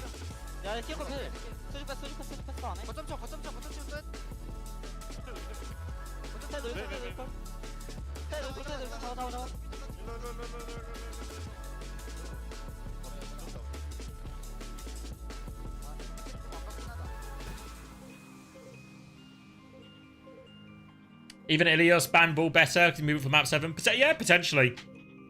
Yeah, I mean, to be honest, like, I think there's probably more options map-wise, but, yeah, but ball ban is the one I would have liked to see more of. Or even, like, a Farah ban or something. You know, force them to play. Because I feel like the Farah Tracer is, with the ball, is so much more annoying to deal with than just, like, a Tracer Freya ball or something.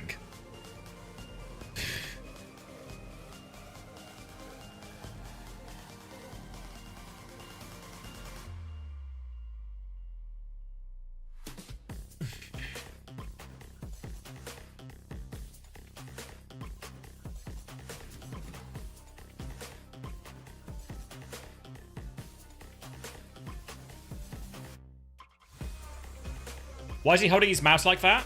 Is that how he really holds it? Like, did you see that? Like, is it like that? Let me go back.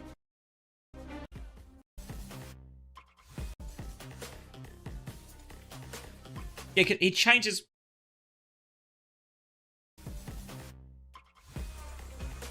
I don't think he really holds it like that. He's just like moving it around.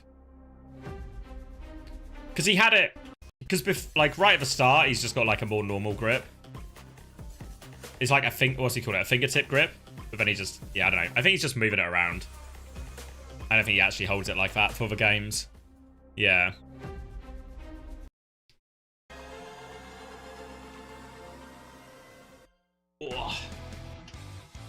Alright.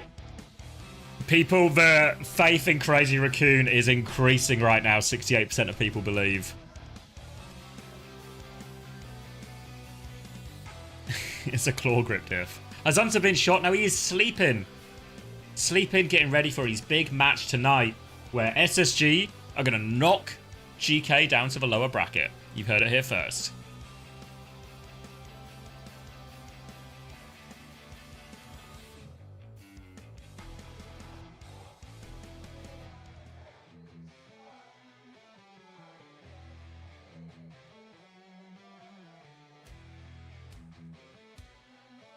All right, pick-wise for AG, where are we going now? I don't know, what have they... Because AG had a pretty successful seeding game as well. What was, like, the go-to comp? I feel like before the seeding tournament, we talked a lot about Milgaru on the Hazard and stuff like this. But what was really their big success in the seeding tournament?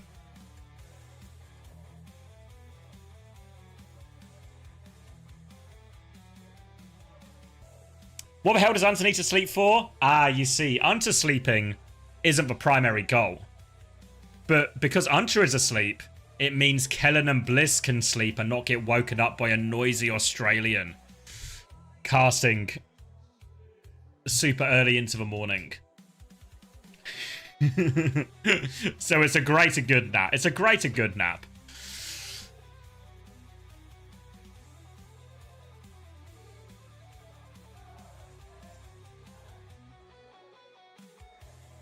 Flashpoint second. Yeah, New Junk City. So this takes the ball out of the equation here anyway, because it's probably the worst ball map in the game. Maybe Circuit Royale, but like Circuit Royale and New Junk City both like ones where you can essentially ban the ball without banning the ball. And Crazy Raccoon not even going to entertain that idea as Max comes in. We did Shield Me, yeah. We looked at the two reworks and the new map as well. The new Flashpoint map from the developer stream they did yesterday. And it looks actually... All the changes actually look pretty good on paper. Looks like it makes for some of the more frustrating areas of the map a bit easier. And the new map looks pretty interesting as well. The new map's always a little bit harder to get a read on because it's just... Who knows how it's going to play type thing. Some of the points look a little bit tricky.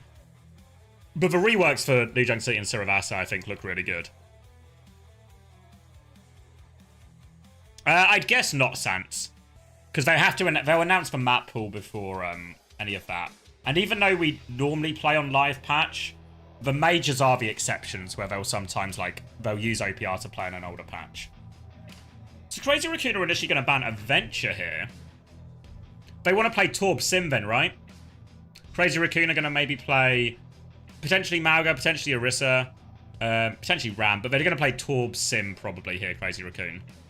And Venture is one of the heroes that matches up best into that. So not only did they protect their Torb and Sim, they also get to ban one of the biggest counters. So AG are going to ban Hazard instead here. Wait, why are Crazy Raccoon banning first? It's not called Circuit anymore. That's Chicken Royal, get it right. Thank you, Sunderroll. You're not wrong. Yeah, so they gave up... AG gave up the first ban.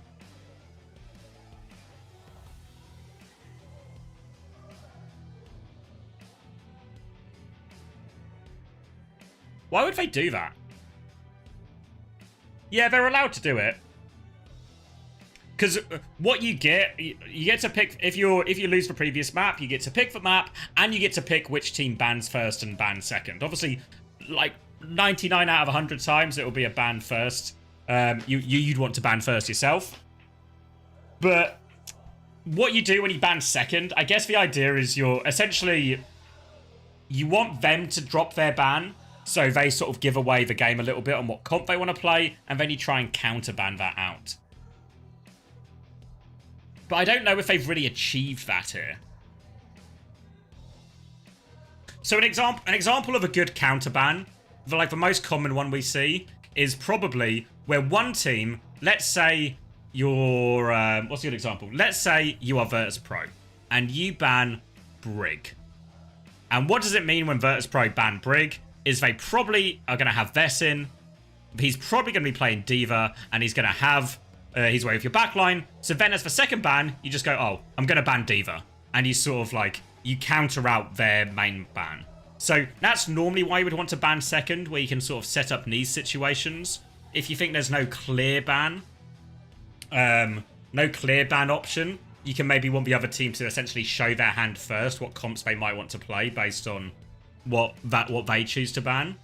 But to be honest with you, I'm not exactly sure how the hazard really feeds into this, right? Like, I feel they've shown their hand here. Crazy Raccoon that they want to play the Torb Sim. But they'll be quite happy to play the Ram, quite happy to play the Orisa. Ban Ram. I think the problem is, into Torb Sim, Ram is probably the best tank, right? If we're playing like a map like New Jug City and we have to brawl.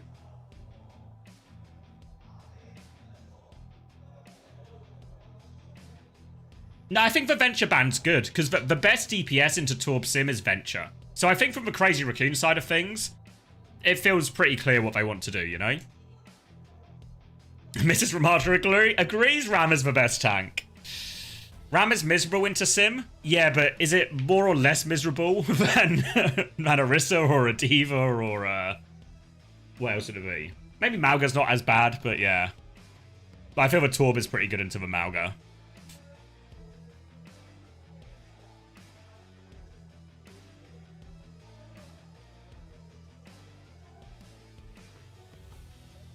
So yeah, we're getting a bit of an extended break before this one as well, so maybe some kind of issue with the setup here. Obviously, we did have Max coming in.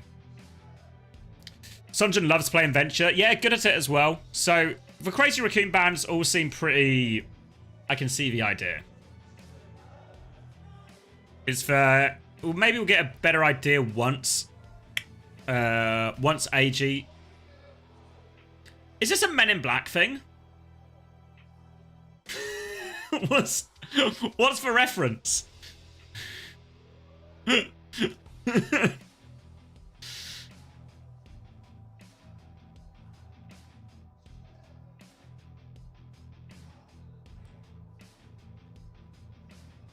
All brawl tanks are miserable into Sims. Rank can just suffer much better than others. True, yeah. It's a memory wipe for CR's lost streak. That's actually it. That's actually it. Forget the losses? Yeah.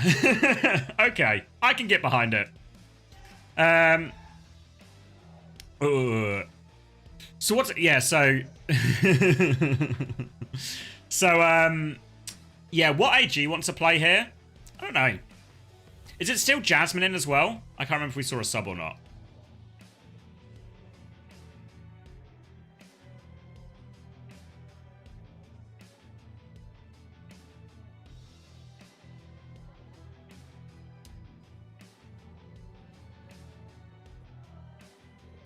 Thanks, Dragon of Mila.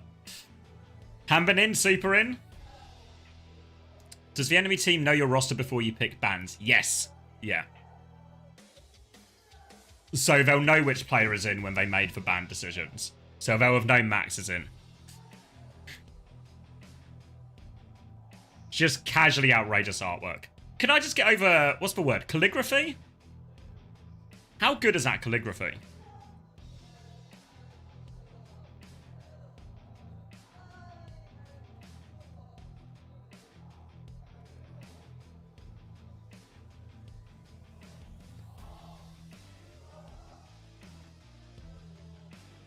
You know what they should do with something like this? Is they should make this like a version of an in-game spray for like whoever like the big players are. You know, just like a little in-game spray that's just like shoe and then like a cool piece of Anna artwork or something. For like tournament MVPs or something, you know? Because I feel like that would be really cool. I feel like there's a lot of aura, right? You pop off on Anna and then you drop the shoe spray.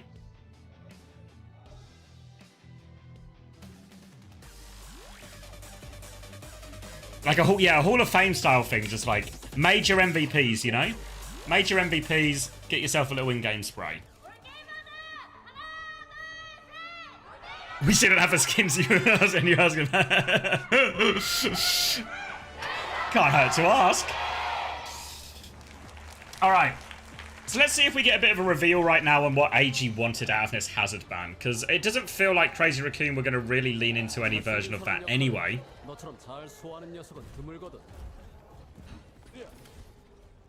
Are they just going to play Orisa? Yeah, so I don't really understand. Again, just a lot of AG's decisions feel a little bit... Well, not even a little bit. They just feel suspect so far.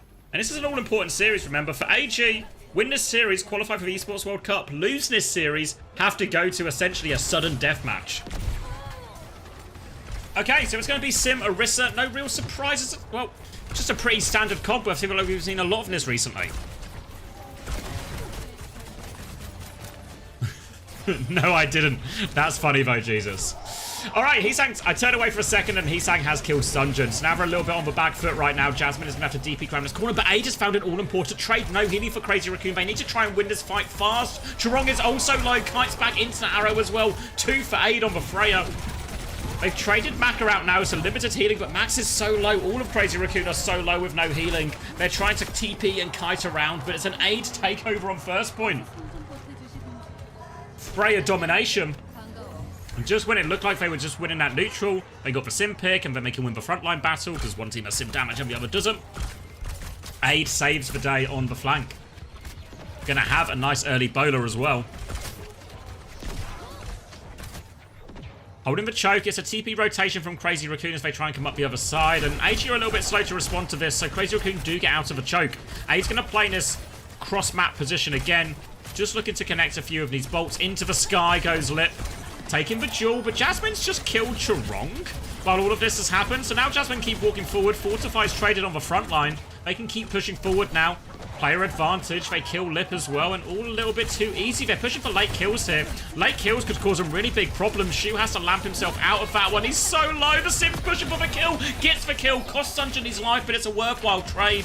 Chirong's going to try and get out of this one here, but they are just pushing forward. Jasmine is mowing them down, and this touch is now really questionable. Lip is 1 HP round the corner. Get in pocket now, though, and Aid's going to have to back it up, but I don't think there's a touch in this.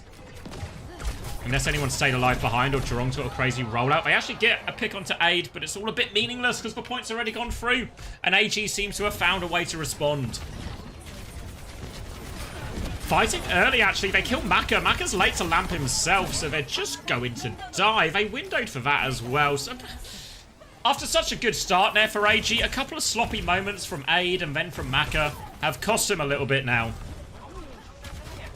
But we're going up to the big ult fight here. Worth noting, because Chirong died in both of those, he's still not got beat.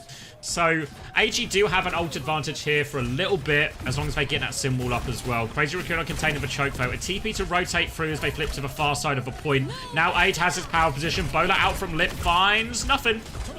Chance for Aid to have his second bowler of a fight already. Now the sim wall comes in from Heesang. Sunjun's able to mirror that one. Lee Simin has beat. 5% still required for Chirong. Eyes on this one as the push will continue. TP flip away, and they've got pressure onto this backline. Sunjun's killed Lip. Shu's under a lot of pressure. He's going to die as well. And in a game of TPs, it all goes AG's way. Don't even need for beat in the end. Max has found a trade onto point right now. Chirong is half HP, but Max is even lower on point.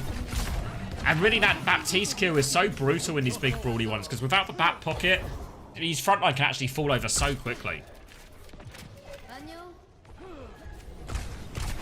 Now, beat v beat, Terra Surge versus Terra Surge. Worth noting, Aid does have the bowler to combo with this one as well, and Maka's actually got that window too. Crazy Raccoons to really take. Again, the TP can open up a lot of options as they jostle at the choke right now. Heesang was actually having a little look right-hand side. It's a Terra Surge at the choke, nice and early. Forces a lamp. Window comes out in response, and Max has to back it up. Maka manages to pocket everyone through in exchange for that, and Terra Surge for Window. Happy with that if you're AG. Keep holding the choke. Now you can take this beat trade, and you have a Terra Surge advantage. Trying to come through the far side now, Crazy Raccoon. Bit of space with this TP. Jasmine will match him on point. He's actually pretty low. Jasmine has to be careful. Lip's going to push through this left-hand side, but the Sim's going to win that duel. Beat comes through. Chirong's beat only catches 2. The Terra Surge is good. Actually gets traded by Jasmine. He's only got 1 kill off it. Crazy Raccoon not done with this one yet. Shu nearly has Window Veil walking up. Lee Soo-min. Oh, the reload. Lee Soo-min gets away, but it doesn't matter. They've got the kills on point. They'll come flying back through. And they do get the flip just in time, Crazy Raccoon. It looked like Jasmine had pulled the finisher there with that Terror Surge, but it wasn't the follow-up damage they needed. So Crazy Raccoon keep themselves alive on point D. And AG are going to have to do it with no ults for this next retake. Pushing into a window, pushing into a bowler. Might have to try and disengage a couple of these. Need to be careful with committing too much with the TP. So I'm just going to walk through. He's going to take the whole team through right side, so they get a bit of space now. But if these ults come out from Crazy Raccoon, AG might just have to TP back. Bit of space on the left for aid. An opening pick now would go a long way. Window comes out. They try and back it up. Lamp out to get everyone around the corner, hopefully. No, Sunjin not so fortunate. They've lost one. They have no choice but to commit to this fight now, AG, but they've only got a bowler to do it with, and Heesang has the wall. Need some magic from aid right now, but they want to give him no chance. Lee Soo-min will get the first touch, but he dies for it. Now all over... all over the back line. And it'll be straightforward for Crazy Raccoon.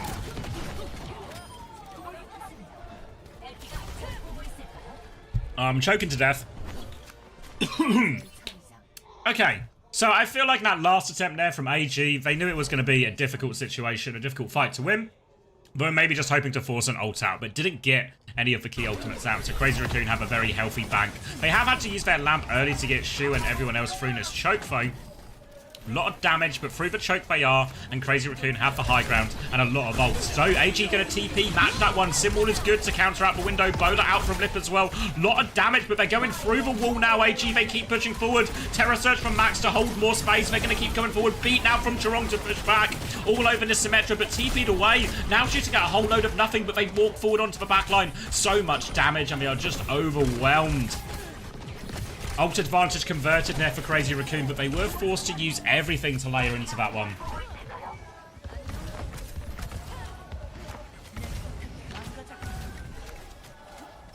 Terror Surge and Beat coming up for AG. Last time the Terror Surge didn't really find the value Jasmine needed to close out the fight. I'm trying to remember to breathe.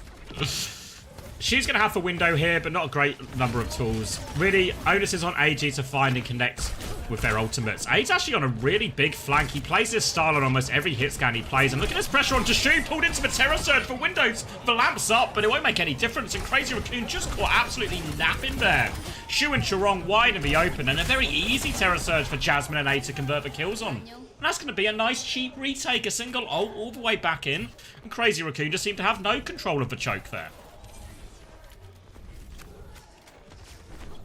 Now Beat advantage as well, so AG can continue to play this one aggressively.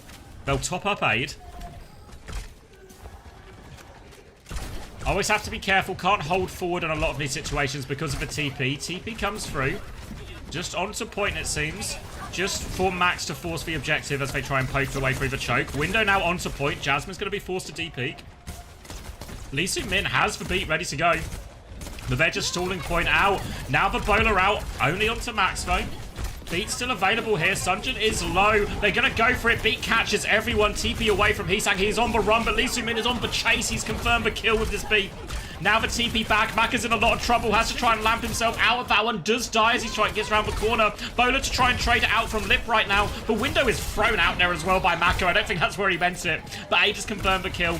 And he can try and keep him pinned back at the choke. There's a low HP Lucio behind. Simwall from Heesang. They want to fight it, but Chorong dies. They're committing towards point. Max can get the next touch. He has a Terror Surge as well. And a Simwall to play with. He's killed Lee Soo-min. And Shu's cleaned up one. The Simwall has turned it for him, I think. Just the Sim left to deal with now. Low HP. They can't quite find the kill. TP away, but actually struggling to kill Sunjin. Jasmine is back, but Sunjin TP's back into the Orisa. Maka is here now as well. Jasmine's found a kill, but they can clean this one up. Scary at the end there for Crazy Raccoon, and they did have to commit the Sim wall. Keep themselves alive on this point, but AG have a Terror Surge and a Sim wall to use. And Lee Soo-min just on Lifeweaver to pull Maka closer to the door, then go back onto Lucio. Simwall clutch for Crazy Raccoon, but now they have to take a Simwall disadvantage fight here. They need this Terror Surge to connect. Max has to clutch. It's a TP to point. They fully flip here, actually. Simwall to start forcing it as well. It's a... Pretty rubbish sim wall, actually. They're just going to try and focus down the Orisa with it, but Max is really fine, honestly. Aid is going to try and carry, but Bowler might be good, though. Lamp is out there solo. Max drops for Terror Surge, pushing for the kills. Aid will get 2 of that. Both backlines have died. Max is half HP. There's no healing for him as well. And Aid might be able to carry, but Lip is still in here. They're low HP, but the Sim Beam is good. Aid will take care of that one as well. The DPS get it over the line for AG, and they take the lead on New Junk City. Aid putting on a clinic right now on the Freya, and his team need it. The best players step up in these big fixtures.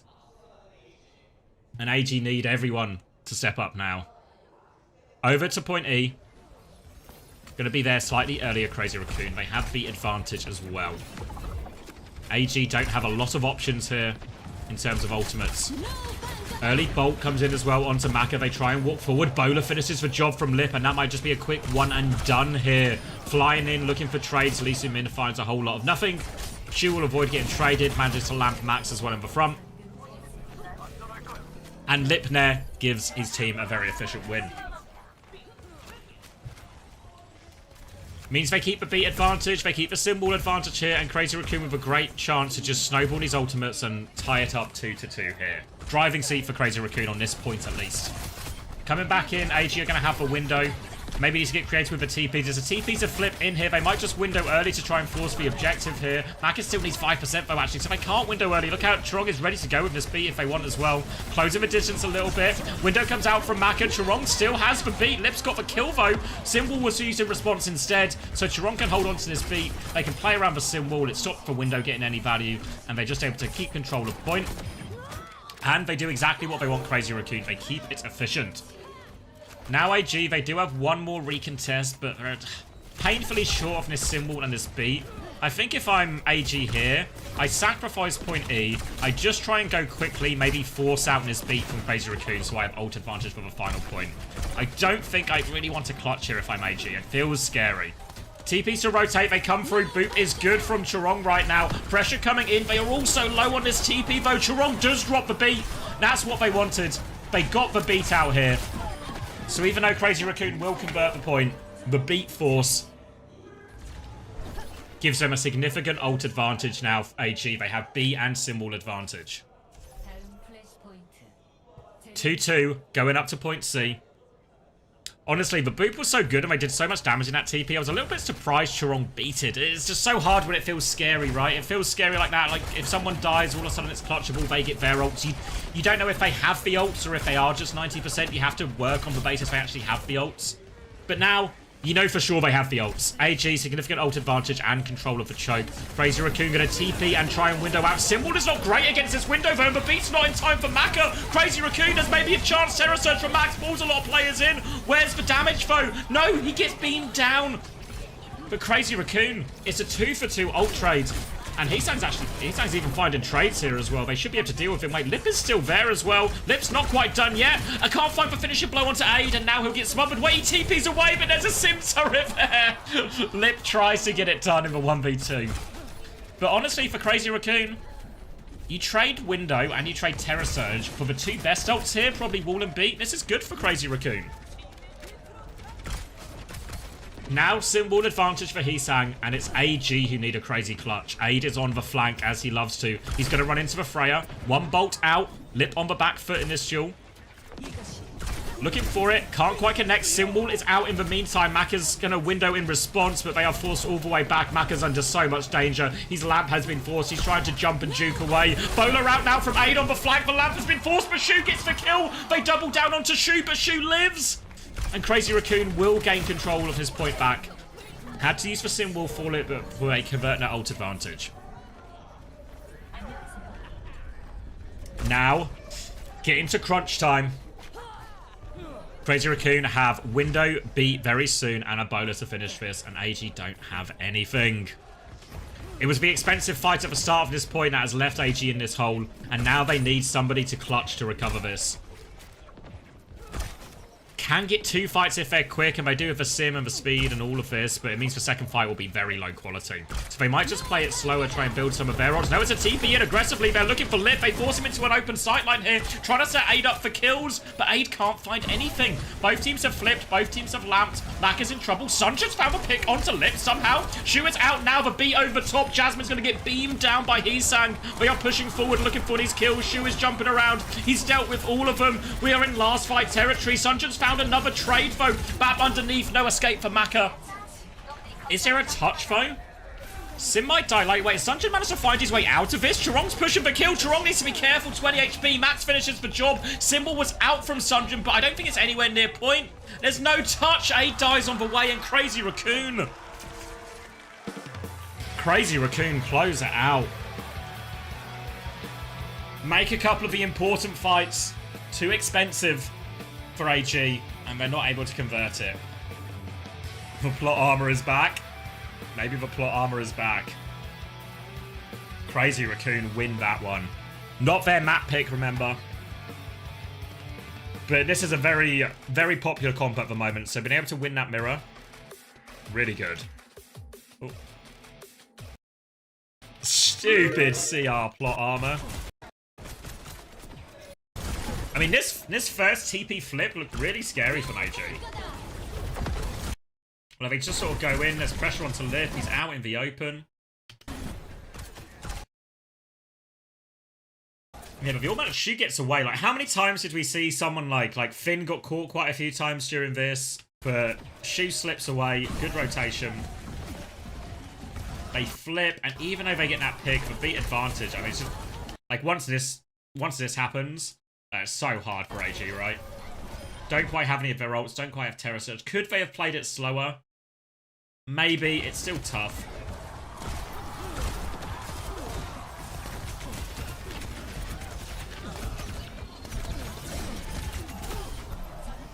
Like, I feel they sort of went for a half... I mean, I think they wanted... What they wanted to do, I think, with this initial engage was, like, this is an all-in TP, you know what I mean? Like, they are playing, like a chaotic fight. Like, fuck it, TP in, see if we get some fucking kills with this, see what happens type thing. But if a kite's just really good from Crazy Raccoon. They managed to pocket Lip through all of that as well. Aid can't find anything. Because that was the moment, right? That moment where if we go... Because there's a moment after the TP where all of Crazy Raccoon kite across point. And that is the moment where Aid needs to try and hit something. That was like, if he doesn't hit something in that moment, it's really tough.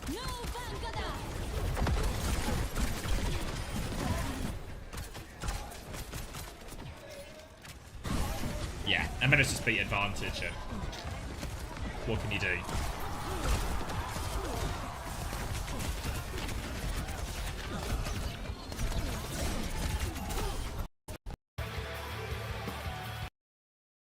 Alright, let me grab a drink, and then we can lock in for this, but Crazy Raccoon! 2 up. 2 up.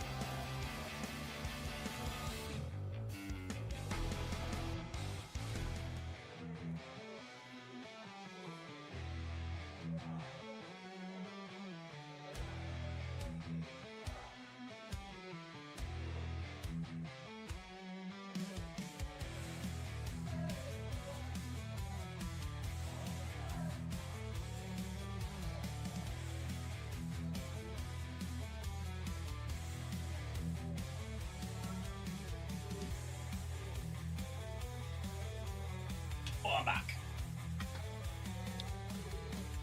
Where are we at?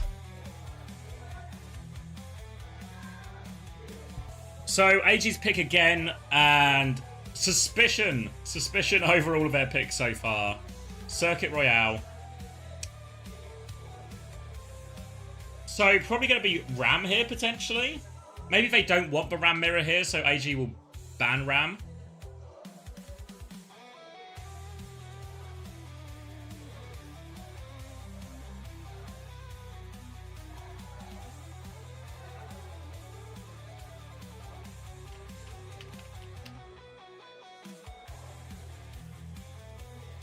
I don't know what the best ban and response is for Crazy Raccoon then.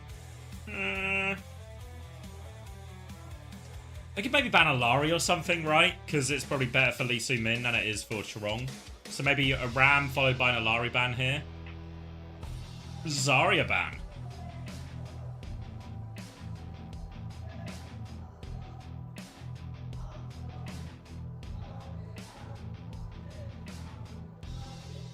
Crazy Raccoon will just be quite happy to play Ram. Yeah, Max has... Yeah, I didn't see the seeding, but even before that, he was playing a decent amount of Zarya. Crazy Raccoon going to ban the Freya. Keep Aid off this hero. Potentially a Sig Protect. Yeah, the problem is, though, they can still just play Ram. Like, Ram into Sig is really good as well. Yeah, so unless... the implication here is AG actually maybe want the... Unless they're going to play D.Va, potentially? But then I feel the Ram is really fine into the D.Va, especially in this type of map.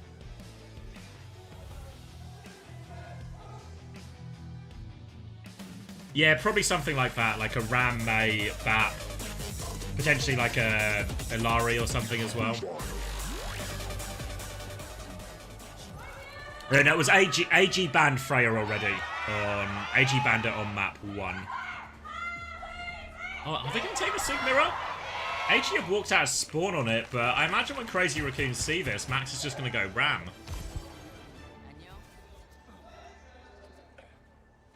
That was silly. You're not wrong, Tom. You're not wrong. Alright then.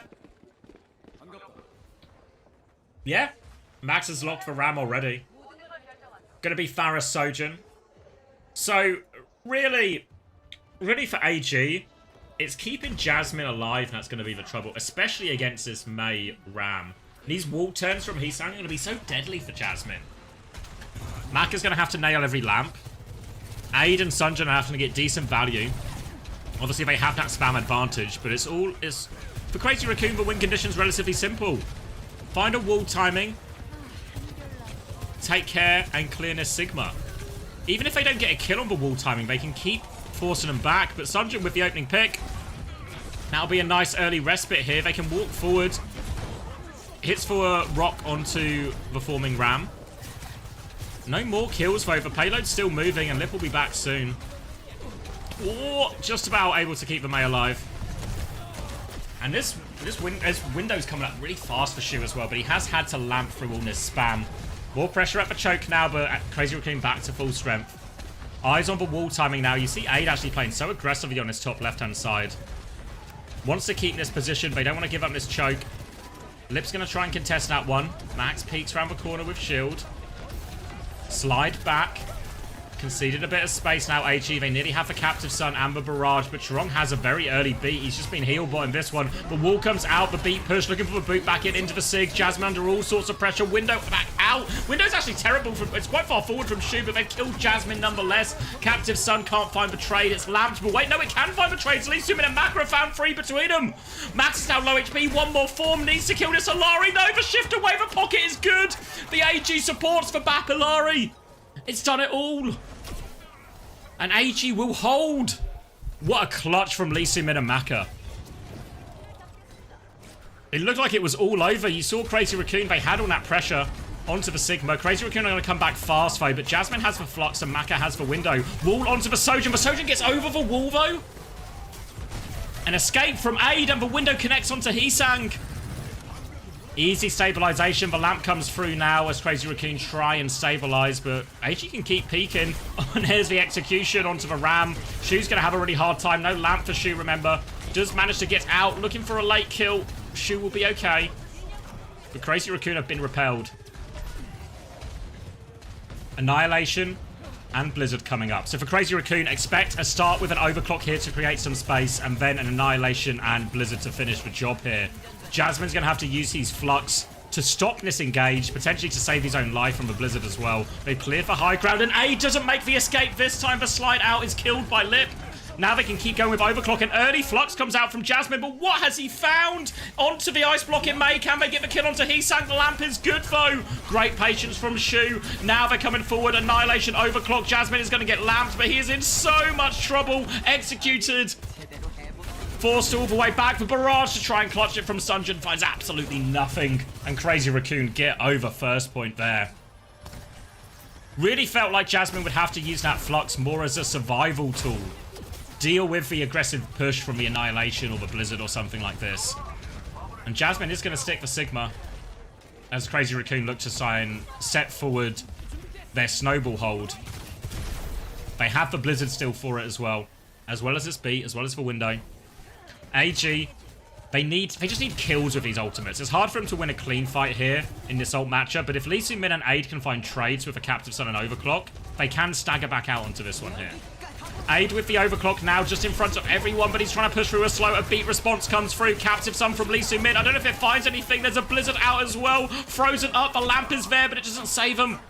Now playing for a trade. Lee Min is going super deep for Farazan as well. Sunjin finds nothing but himself with those rockets. And the snowball is looking good for Crazy Raccoon. Crazy Raccoon did use everything, but they'll get the cap off it, so they won't be complaining too much. Aid actually wants to get it. The wall is perfect, though, from Heesang. Does actually get the touch, though. Now the window to try and finish the job. They're flooding back out. Jasmine is back on the ram. They have to commit to this point. The window's doing so much damage. Lip gets one, Shu gets another, and they will fall. Snowball successful for Crazy Raccoon. Time extension, 3.5 minutes for third point. And now AG making the swaps, just going to take the mirror. But has the damage already been done? Ult-wise, they're in an okay situation here, AG. Like, the swap timings worked out okay for them in terms of keeping the ult charge relatively even. They will be at an Annihilation disadvantage, but they can buy time with this window. They want to try and get an early fight, and Lip, he's peeking 5 people, we get shot in the face. Now they can maybe just take this without using any ults here. And Ram at the choke. Slow comes through onto the Baptiste. Shu is going to have to lamp here. Lots of pressure onto Shu. He's going to get taken care of by Jasmine. And they don't have to use the window. Most importantly for AG, they can set up a forward hold. Rare mistake from Lip. And they get the forward hold for free. Chance to repush with the Annihilation now for Crazy Raccoon, but a lot of distance to cross. If Chiron gets the beat, though, they can keep going. You see that Lucio Ram group trying to clear the space on the high ground. Defensive wall comes through from Sunjin as he tries to hold for space. He's got full pocket here right now. It does have to ice block in the end, though. Lots of pressure at the choke. This window is maybe too little too late. It's in the wrong place as well. The beat push comes through. The Blizzard is out from Sunjin, but no one is frozen. No kills. Disaster for AG. Maka holding onto that window for far too long when there was all that pressure, really. They needed to keep the space. They were losing it on one side. They were losing it on the flank. And now Crazy Raccoon have Annihilation and Blizzard to fight on point and an overclock. Jasmine's Annihilation needs to do so much for him here. He's trying to anchor the corner right now. He needs to find backline targets. Max is in really deep behind, but he has the Annihilation. Jasmine is frozen on point. He won't even get a chance. The lamp is late from Maka. No chance right now. Aid finds a trade, but there's an overclock in main. Lee Min-'s gone flying in, but Aid needs to do so much more. Sunjin's going to die immediately after it. And Aid, he's just getting his overclock wasted right now. Chiron going to get out sliding because he has to touch. Annihilation won't even get off, won't reach for point. And 1 minute 37 in the bank for Crazy Raccoon.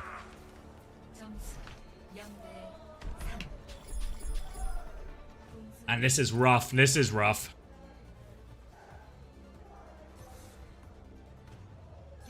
Crazy Raccoon will be happy with that one. Expect now to maybe just stick to the ram. After the first point, it was all Crazy Raccoon. I don't think... Did they even win a fight? Oh, they won that one fight, right, where Lip got pre-fight picked. But AG didn't really win a proper fight, like a 5v5 ult trade or anything like that, after first point.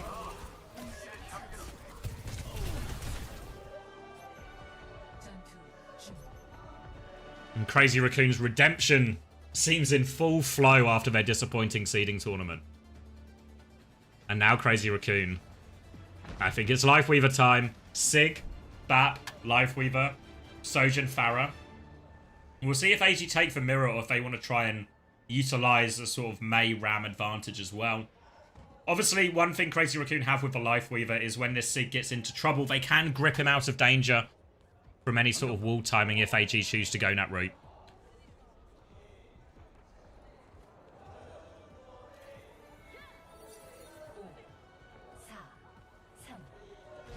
AG starting on the Sigma as well.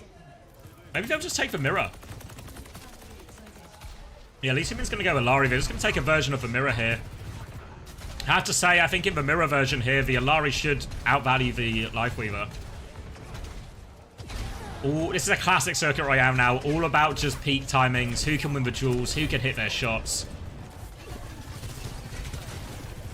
Petal going to be providing a little bit of extra high ground here for the Farah. Sunjin's going to lose that opening duel, though. They're going to be forced back, and Crazy Raccoon are going to take a step forward. Look for a little bit more if they can. Scared of Aid on the high ground. Aid has full rail. Only a body shot, though, onto Heesang. Both teams will stabilize. You see Lee Sin-min trying to peek the Farah out right now. He finds him as well, actually. Traded by Lip, so 4v4. But now AG, they can start to encroach a little bit, take more space on this, try and get Aid another one. Max down to half HP, has to Matrix out as well. Now advantage, trying to take this duel with Lip. Aid is forced back for now, but no kills for Crazy Raccoon, crucially. Shu nearly has the window. AG have to be ready to backstep that. You see Shu looking aggressively here, but Sunjin's found another pick onto Lip. A window at the choke, but Shu gets rocked. No chance to lamp. Disaster window from Shu, and they are on the back foot right now. Maka has his window very soon, but it's a 5v3. They can just deal with these threats. For Lifeweaver from Chorong, trying to pocket everyone through all of this. He's 1 HP. He grips back for Sigma, but it doesn't save Max's life at all. And AG with a very clean first point. Opening provided by Lee Sin-min. We talked about him maybe being the difference maker on Illari, and that maybe Crazy Raccoon might even opt to try and ban that out, to take that away from him.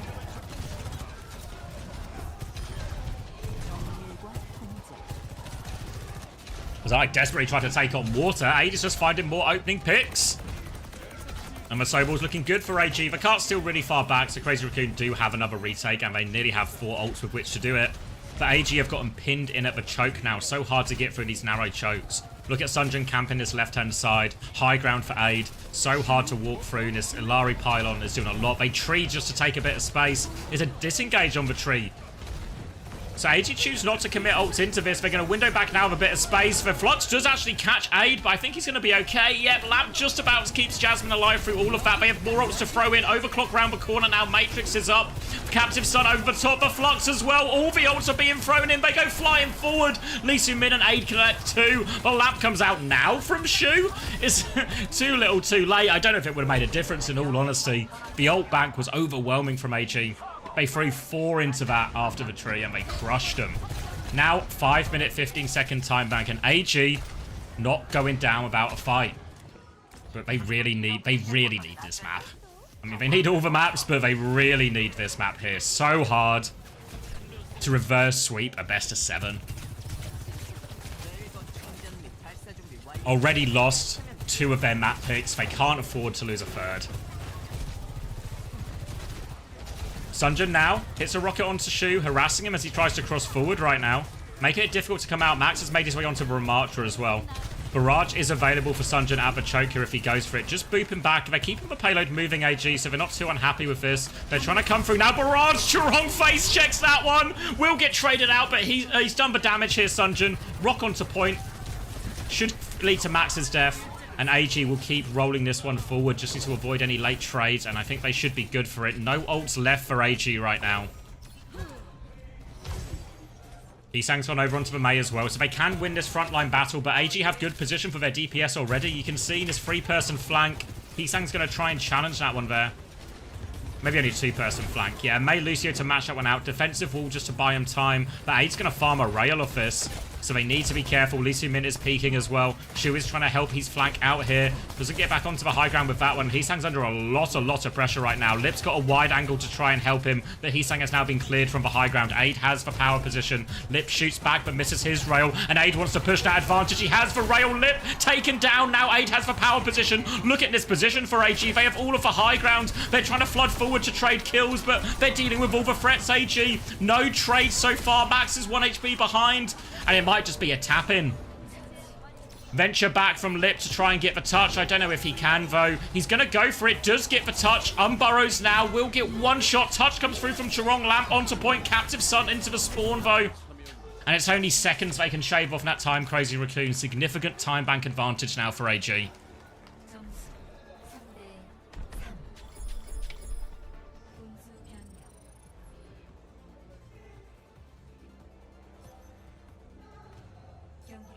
And we saw as well, both teams actually really struggle on first point attack.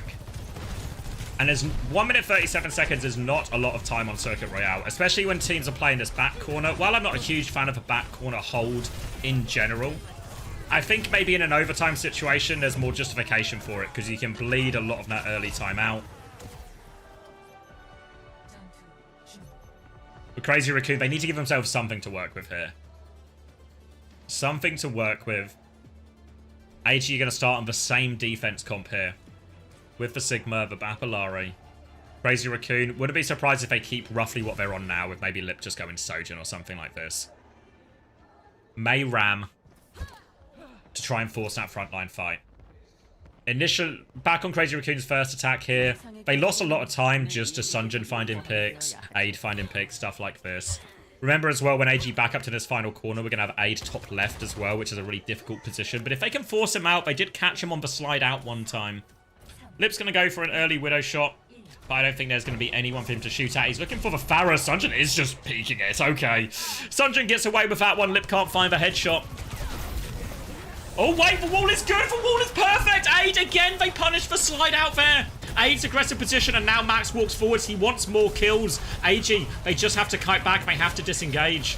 They need to pick up Aid from spawn. Reckless from AG with these aggressive peeks at spawn, and it's provided an opening for Crazy Raccoon, but at least for payload so far back, they can still hold in this corner, AG.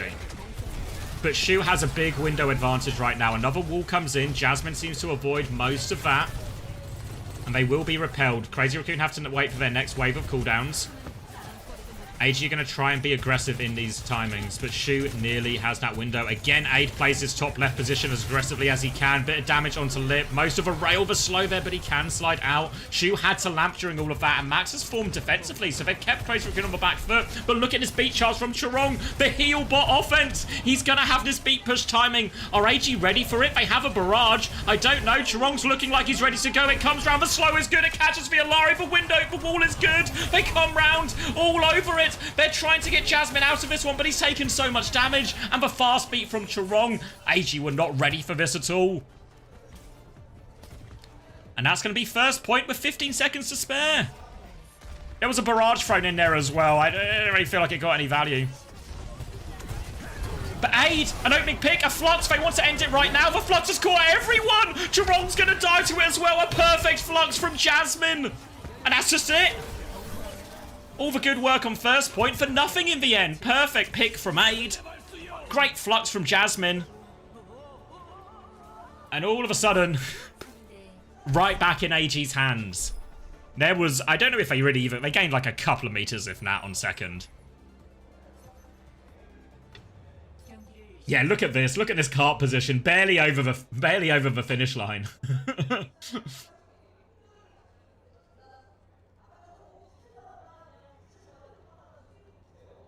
Yeah, great, like, really good decisiveness from AG, right? As soon as Aid gets that pick, they flood forward, they know their player advantage, and Jasmine just pulls the trigger. He's like, I can just hit the Flux, I see it. I'll get a couple of kills. If we get the kills, we can snowball our player advantage into a bigger player advantage, and then we surely win the fight. But actually, the Flux was so big, it just kind of won it there and then. Now decisions for Crazy Raccoon. What's the defense comp? Diva? Ram? Sim? Just a TP out of spawn at the moment. Is Heesang going to go Mei? Seems to be a little bit of chatter, a bit of decision making coming through. Still swapping heroes. Lip's going to go Widow. Heesang's going to stick the Sim. AG are going to play probably a slow version into this as well. We'll see if A just matches for Widow in this situation, or if he'd still rather just play the Sojin. In this, the Sim's going to have a hard time here, honestly. Heesang's life might be really tricky. Again, they can play to punish for Sigma quite a lot, but I feel the wall is such a better tool here. We'll see what Heesang can get done. Might have to use these TPs more just to harass. Aid sticking onto the Sojin, and they're trying to hold close right now. They've actually got their Ram top right, so a different type of hold for Crazy Raccoon now. They really want to commit to this corner. The Sun's just going to be peeking out. Shu wants to challenge him, though. Trying to keep the space. And where is this Lucio Ram group going? Max and Chirong, they're on an adventure trying to hold this top right space. Ada's there, gets punched back a little bit, but Max is half HP, no form.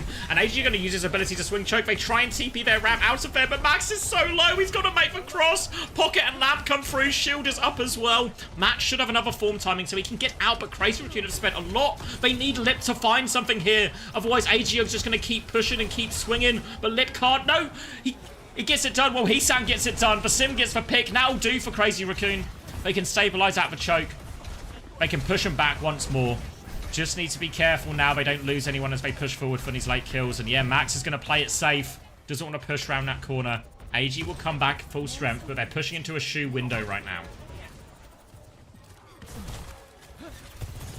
Needs to be careful on this swing. Needs to save the Matrix for it as well.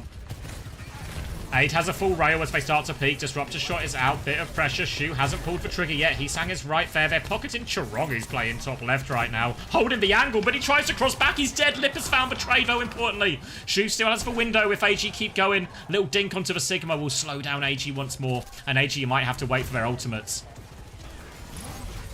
Trying to force it back. Wait, where is Lee Soo-min going? He's taken an outrageous position forward here. Max has killed one on point. Lee Soo-min is just playing for the trade. 8 has the angle. Max is so low. Shield's up. He's made himself a little hut. He's safe in the hut. They trade Heesang, but the TP will get him back quickly. He wants to push for the Jasmine kill here as well. Avoids for Rock, and Chirong gets the final blow. All of a sudden, 1 minute, 20 seconds.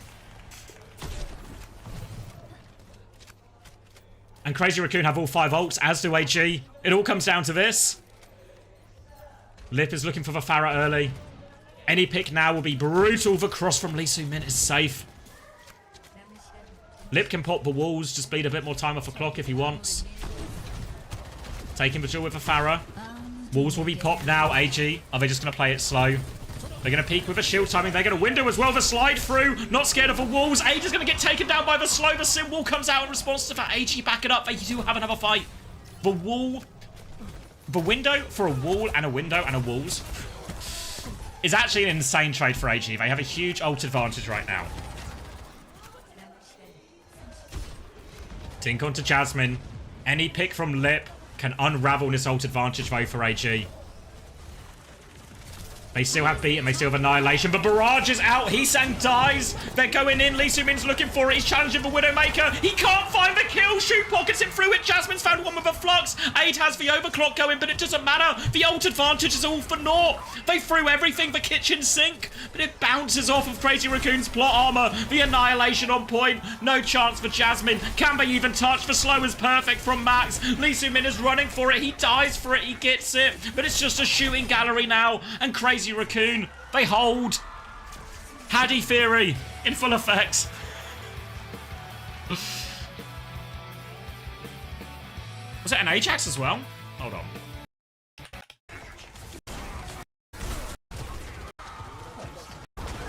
No, it's off.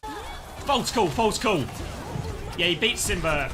He beats during the flux. It only catches 3, but yeah.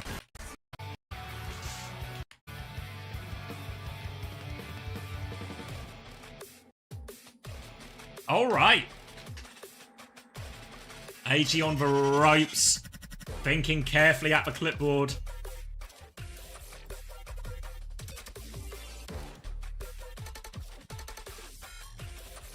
I think he thought he was going to die. We can replay a lot of that fight because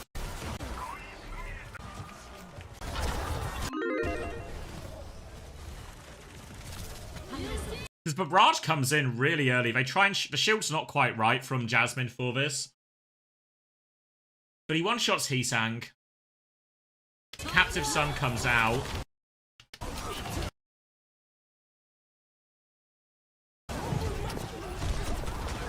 Yeah, I don't know, like, Lib doesn't get the beat, so it probably actually ends up being the more killable target. You have to presume these other people are going to have the Captive Sun triggered on them anyway.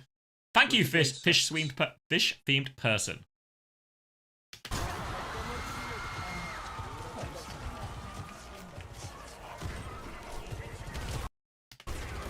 And then, yeah, the beat just allows them to live through everything.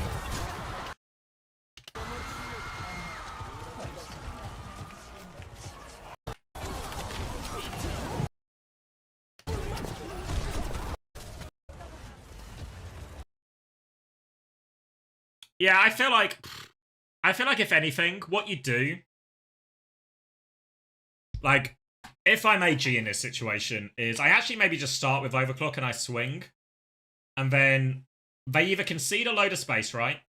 Okay, if they concede space, whatever. If they respond with one of these, then I use the Flux defensively, no? So I swing with Overclock. If they use an ult aggressively back, I then try and hit the Flux on these people being aggressive with Beat or Annihilation. And then I can either even use the Captive Sun or the Barrage to kill the people in that. Because, you know, if you get hit by a Flux and a Captive Sun or a Flux and a Barrage, your Beat is going to do jack shit, you know? You'll get killed through that, no problem. But the opening tempo Barrage is just like, I mean, he gets probably the most he can get out of this situation.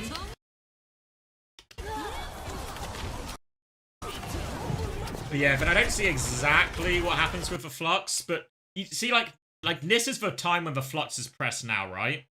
But it's fucking cooked. Like, look at our HP. Look at our HP as we press the Flux, you know? We've not really relieved any pressure.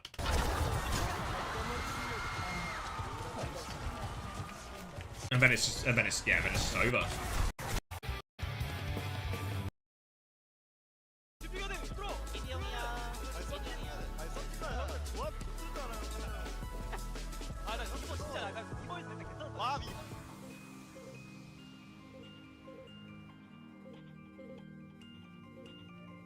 Pensive on the side of AG. They now need to reverse sweep. 4 maps in a row they need against Crazy Raccoon. They got 3 in a row last week. But it feels different now. It feels different.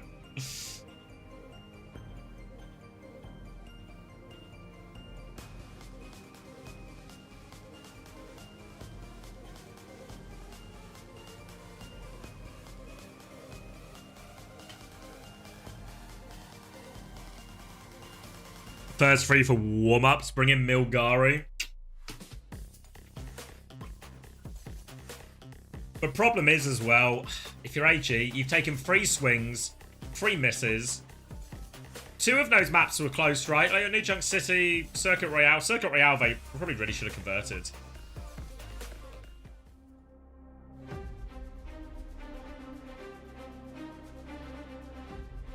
What happens if you use Flux and Downpour on the same target at the same time?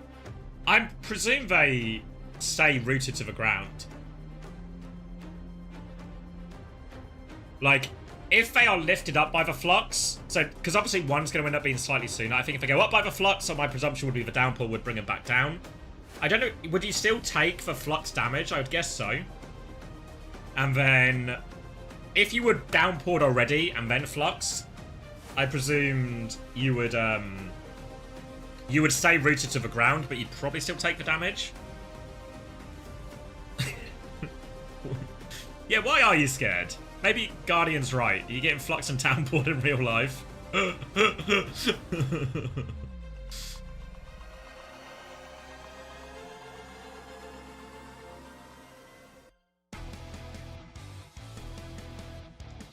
You still stay in the same place and take damage? Yeah, okay. We can do the science. No, I think I'm confident it'll probably work like that. Also, it only happens in 6v6, so it doesn't seem the most relevant. Unless, of course, you're playing on OWCS. Thank you for your insight. Hope I live through this one. Throw a lamp. Throw a lamp. Or an echo. Yeah, or a deflected Downpour could throw this one in as well, right? deflected downpour.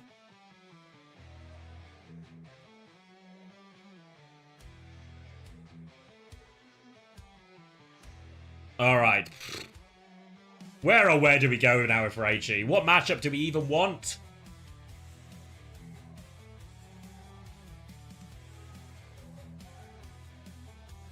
The same way you can't get booped out of Flux, you take the spike's damage but not be brought down. Oh, you think you'd stay in the air? Okay.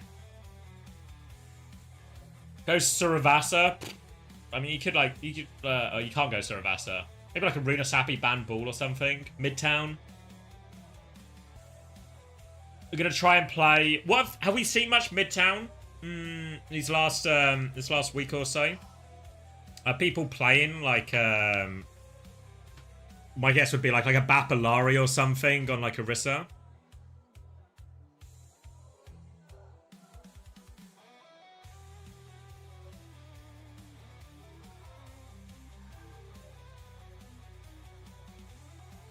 Bapalari Diva. Hambin Ramen on Midtown. So my guess would be if they do want to play the Alari, they'll do something like this, right? So they ban the Brig. Support Protect probably more than anything else. I guess it just interrupts a back Brig type Orisa comp that we at least saw back in the regular season. Obviously, yeah, it could enable Diva, couldn't it? Crazy Raccoon are going to ban Farah, actually. Oh. Okay.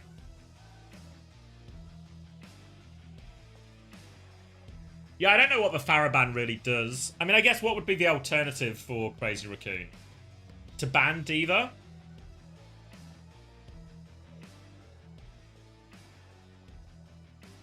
Maybe the Diva ban would have made more sense here. I know Max is in, but Max can just play Orisa or Ram or something.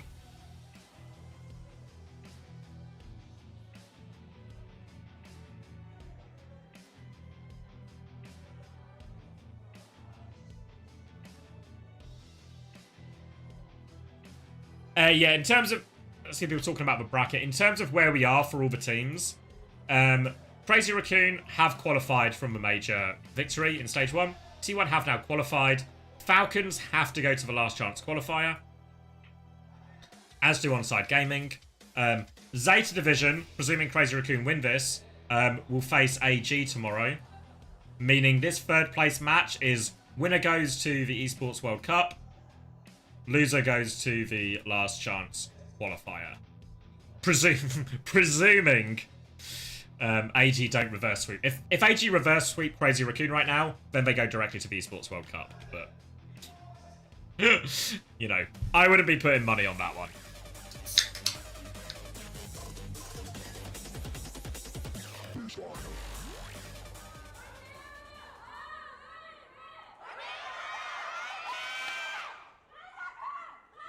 Okay. Okay. Has to start here for AG. They're starting on the Bapalari. I mean, Lee Sin Min's looked relatively good on the Alari, right? Like, a couple of important picks. More Captive Sons have found value than not, I think. All I heard was put money on it. Fuck. Okay. Crazy Raccoon are going to play the Diva here. Trying to exploit the Farah ban, or sorry, the Brig ban rather, a little bit. Whoa, they try and find him early, actually, with this downpour. Let me get some more in-game volume here. Alright, so Sunjin going to play Venture. We've seen him play a fair amount of this. Sombra, Sim, Diva, Kiri, Lucio. So I imagine Crazy are going to play this relatively aggressively on their attack here. They are all over Lee Su Min, and that's exactly what they want. Exploiting the Brig ban back against AG. Max now trying to continue to get onto the backline. Sunjin has found a trade on the way in here, but Max is cleaning them up, and this is for power. The Bapalari, they want to play quite wide and slow. Control angles, but the Diva, the Sim, Kiri, the Lucio, the Sombra, this can eliminate angles. You see Lee Su Min immediately going over onto Lucio as well. And honestly, I think if he could, Lee Su Min would probably go Brig into this, but AG's ban actually working against them a little bit here. Jasmine's going to go on to Ram and a very different looking version of the comp now, trying to force a more brawly style. AG don't want to play wide anymore. They want to play front to back.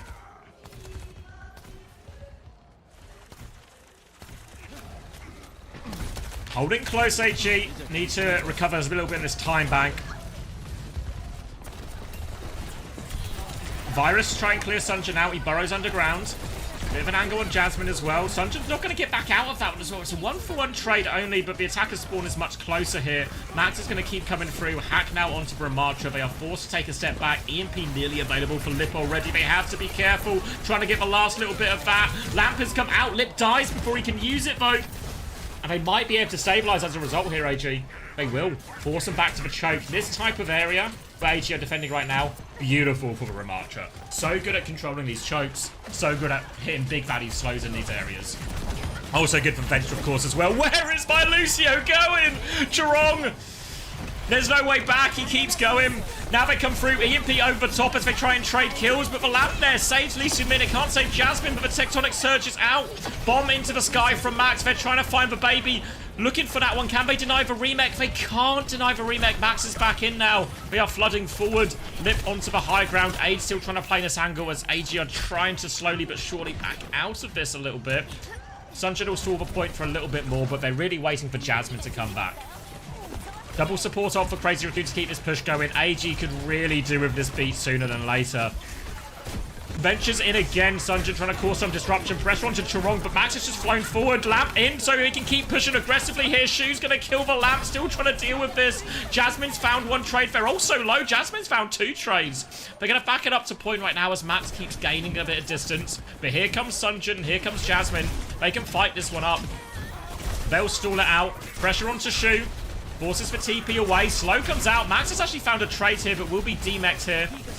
Need to kill this baby. They can kill the baby. Heesang's invested the symbol into this. Crazy Raccoon think they can clutch. Here's the Annihilation in response, and Heesang's in all sorts of trouble. TP's away, but Suzu gets out of it as well. They've kited this Annihilation beautifully.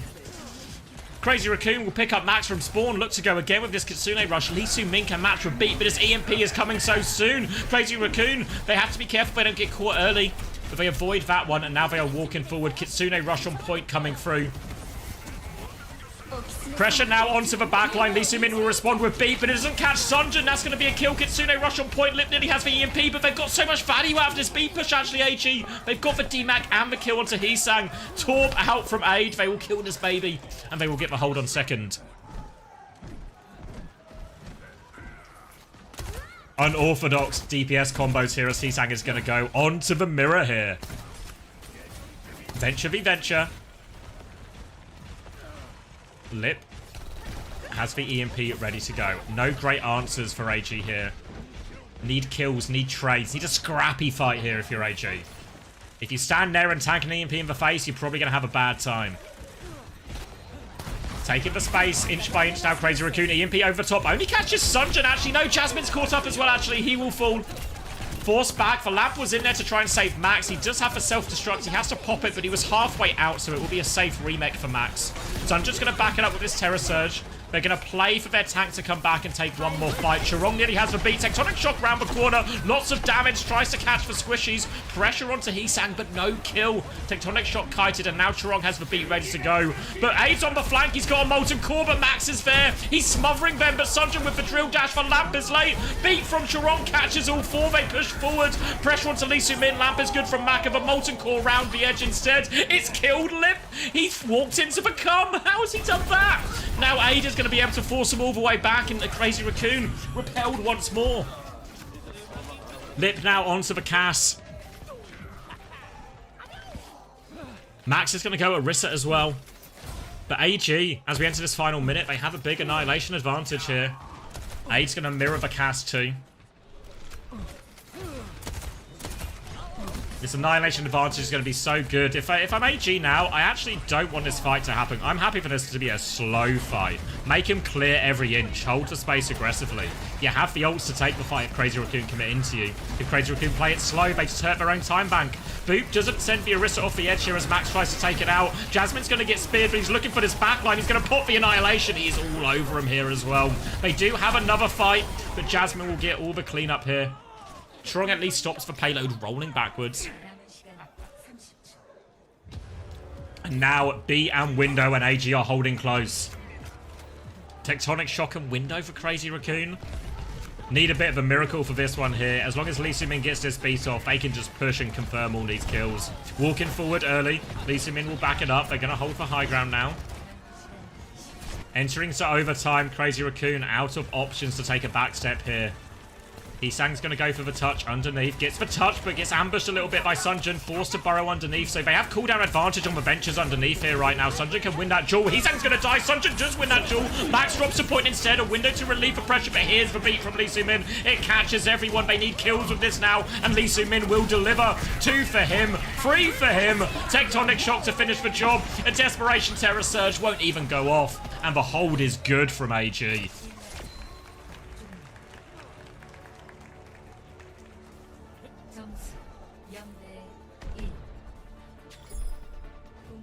The reverse sweep is on, but don't count them out yet, because we saw AG have ult advantage going into the final point of New Junk City, failed to convert it. We saw them have a faster time back on Circuit Royale, failed to convert it. Here, this is a tremendously good hold on Midtown, but they need to convert it.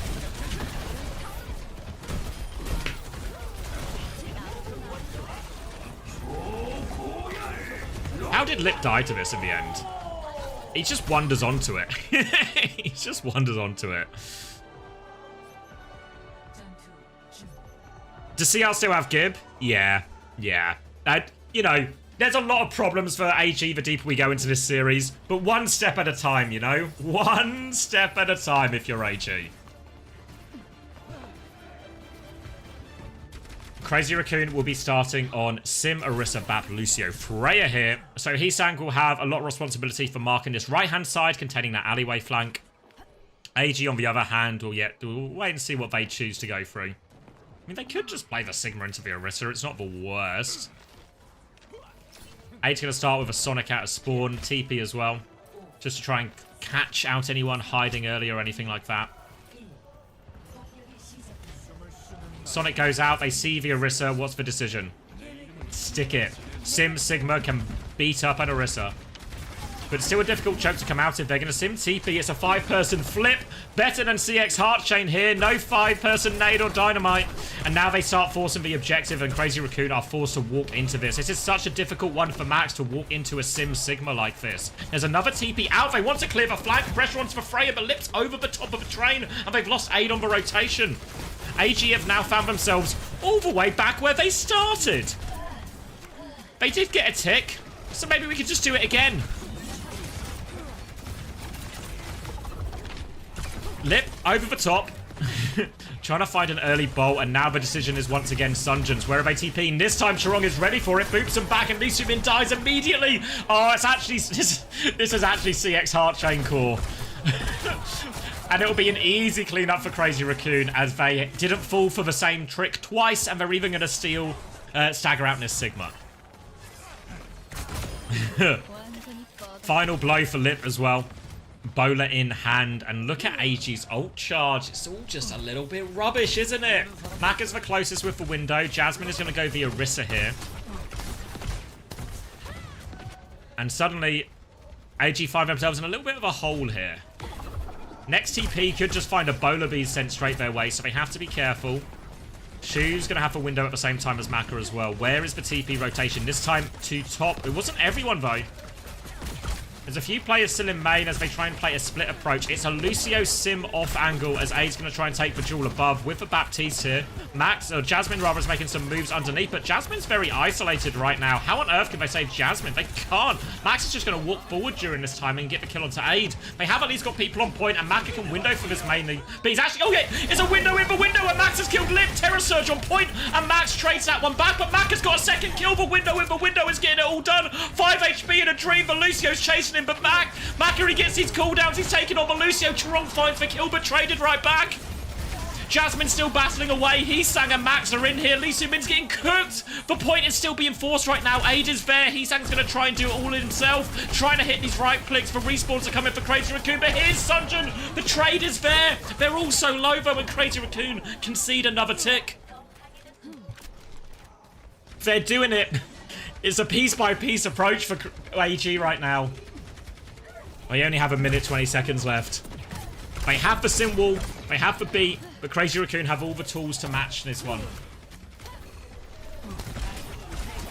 TP this time is into the room. They get through cleanly. Symbol to start forcing the point. Heesak has to respond. They boot back. They force it. Bowler is out right now. Max is on point. They are forcing it through. Churong has the beat still. Lee Soo-min drops his first. Churong is also patient with this one as they use the symbol. Churong drops his beat now. It's a much later beat and Lip is all over the Baptiste. The lamp, too little, too late. $1 short, some will say. And the hold is starting to look good. They kill Jasmine in the front. Churong's patience. They play the symbol perfectly, Crazy Raccoon. They don't need the beat for much later. And now AG are going to have one final shot. Lee Soo-min's going to res Sunjun quickly. They can't waste any time. Jasmine has the Terror Surge. Lip has the Bowler. They have to get to point. The Bowler is out early. It finds nothing actually eaten by Jasmine. Jasmine Terror Surge. The more they try to fight early, but they push right into the Terror Surge. They all die, Crazy Raccoon. They just walk into a Terror Surge. Okay. All the drama, all the tension. And it's actually very easy for AG in the end. They knew they were at ult disadvantage there, Crazy Raccoon, so they tried to just play a chaotic fight, but they could have just made that walk up really difficult. Max wasn't a mile away from the Terror Surge. But now, AG, a lifeline. You can see the yellow box in the distance there right before the checkpoint. So they have more work to do. Sunjun over onto the Venture now. They need to clean this right-hand side. Sunjun's going to take responsibility for that.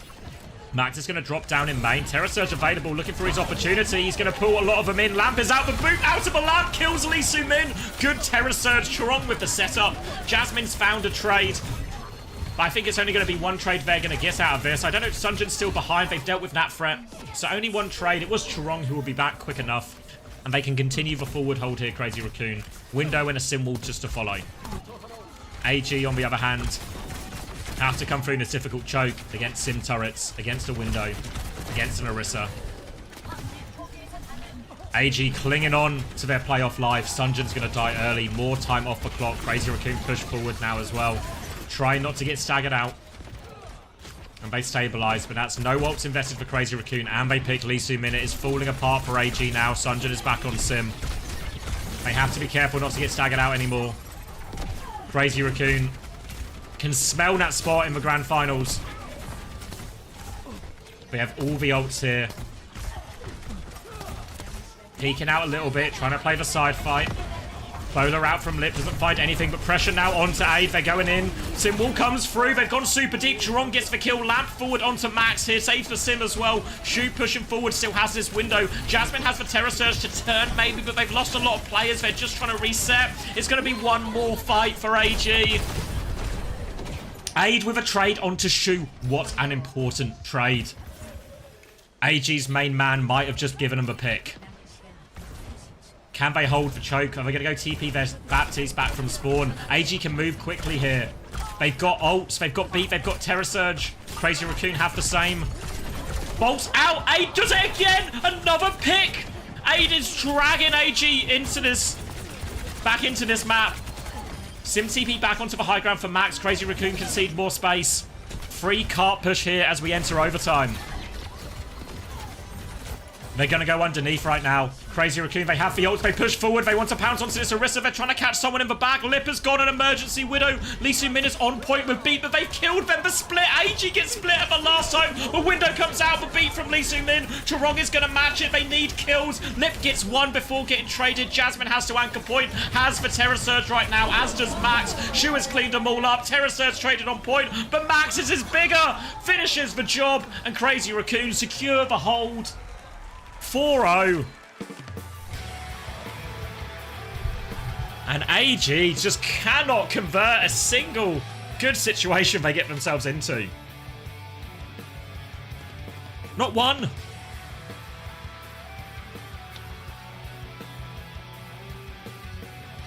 The closest 4-0 I've ever watched. Every map, well, except for maybe the first map, right? Even though it was a 2-1 on the first map, they were kind of the 2 rounds they lost were blown out. But all the other maps are actually really winnable for AG. But, I mean, Crazy Raccoon, the plot armor seems intact.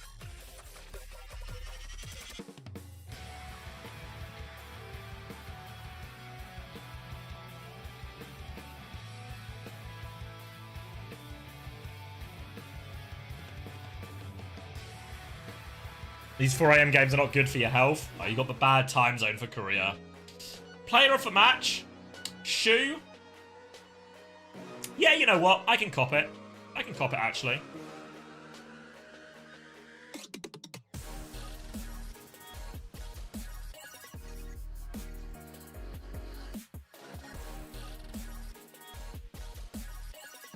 You reckon Zeta stomp him now? Yeah, so Vayne's, we talked about it a little bit. Talked a little bit about it in the lead up, but Vayne's all filters out now.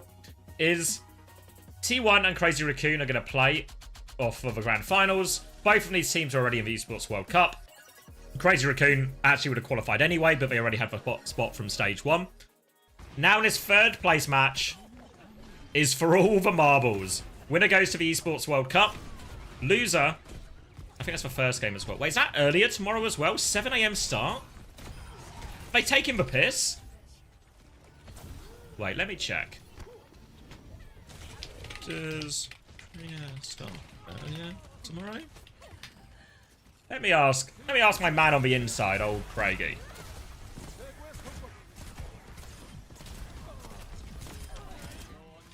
Who's I'll fact check this, but it feels like it might be a very early a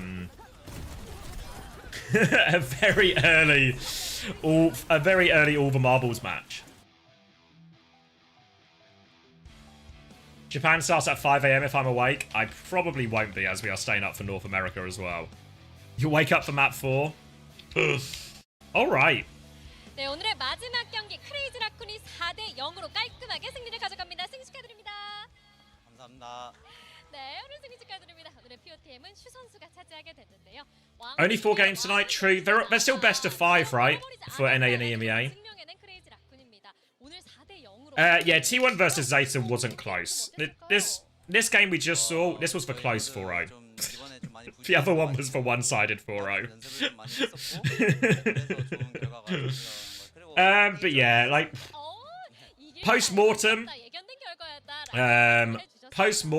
I think really suspect bans and map choices. I think at times, maybe more bans than anything from AG. Fail to convert all these advantages. It looks more like some of these fights I'm just not in agreement with how they're taking the ult trades. I feel like there's just better ways in a lot of these. A lot of the time it felt like they were really relying on aid to backpack them out of a couple of these situations.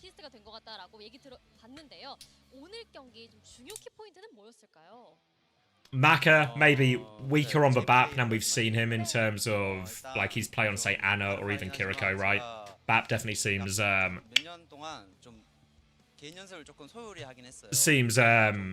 much better. Obviously we know Shu's good at it, but there's a much bigger gap there between the BAP for Maka and Shu. Lee Min obviously had to play a lot of Lucio, right, as well, which is not good for him. 비상일 것 같은데요. 천재가 노력까지 하면 너무 불합리합니다, 여러분. 자, 그리고 오늘 3세트에 초롱 선수의 위버가 또 한 번 등장을 했잖아요. 근데 이때 인게임 보이스에서 위버가 맞다니까 하고 보이스가 끊겼거든요. 팀원들의 반응이 어땠는지 궁금하더라고요. 제 생각에도 위버 나쁘지 않았거든요. 네. 근데 이제 Am I keeping up with the Austin Major and CS? No, Ritzy, I missed all of it. So I'm very much I'm out of the loop with Overwatch, out of the loop with CS. Not seen any of the Valorant either. Just out of touch, mate. Out of touch. 그런데 선수들의 반응이 그렇게 좋지 않았다고요. 제가 알기로 감독님이 좀 입을 열 때마다 저희가 지는 걸로 알고 있는데 앞으로 좀 주의를 하셔야 되지 않을까 싶습니다. 문 감독의 So, 알겠습니다. 자, 그리고 오늘 제타 선수들이 Alright, so I think Craig's away at the moment, so I guess we'll just have to take this at face value. That it is at 7 AM. Out of time, yeah, definitely out of time. But actually, it does mean, in terms of, from a viewer's point of view, and we are the viewers, couple of good games tomorrow. We start off with a third place match, winner qualifies for Esports World Cup. And then we get a grand final, which, you know, both teams are qualified, but should be good, right? Should be good. Oh wait, Craig's typing to me now about 7 AM. No, it will be same. Hold on. So 결승은 역시 라쿤이다라고 말씀드려봤습니다. 아 그리고 팬분께서 댓글에 팬분 본인이 요단강에 담갔다가 꺼내진 느낌이라고 팬분들 가슴 많이 졸이셨을 거거든요. 팬분들께도 한 말씀 부탁드립니다. 일단 이게 제가 따로 방송에서 말을 하려고 했는데 일단 제가 좀 많이 못해가지고 많이 졌거든요. 애들이 못한 걸 별개로. Alright, yeah, so 5 PM KST start, which is 9 AM. 9 AM for tomorrow's games. 너무 비난하지 말고 많은 응원 부탁드리겠습니다. Sleep schedules saved. There's probably a few unhappy Americans here who thought they maybe got lucky. But it's going to be a European friendly 9 AM.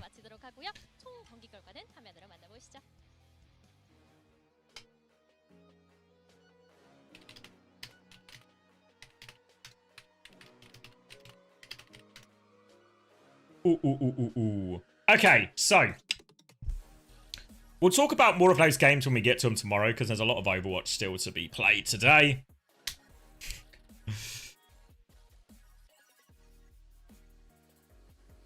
No, same time as usual. So for me, it's normally 9 AM BST. So it's whatever the time it started today for you is the time it starts tomorrow.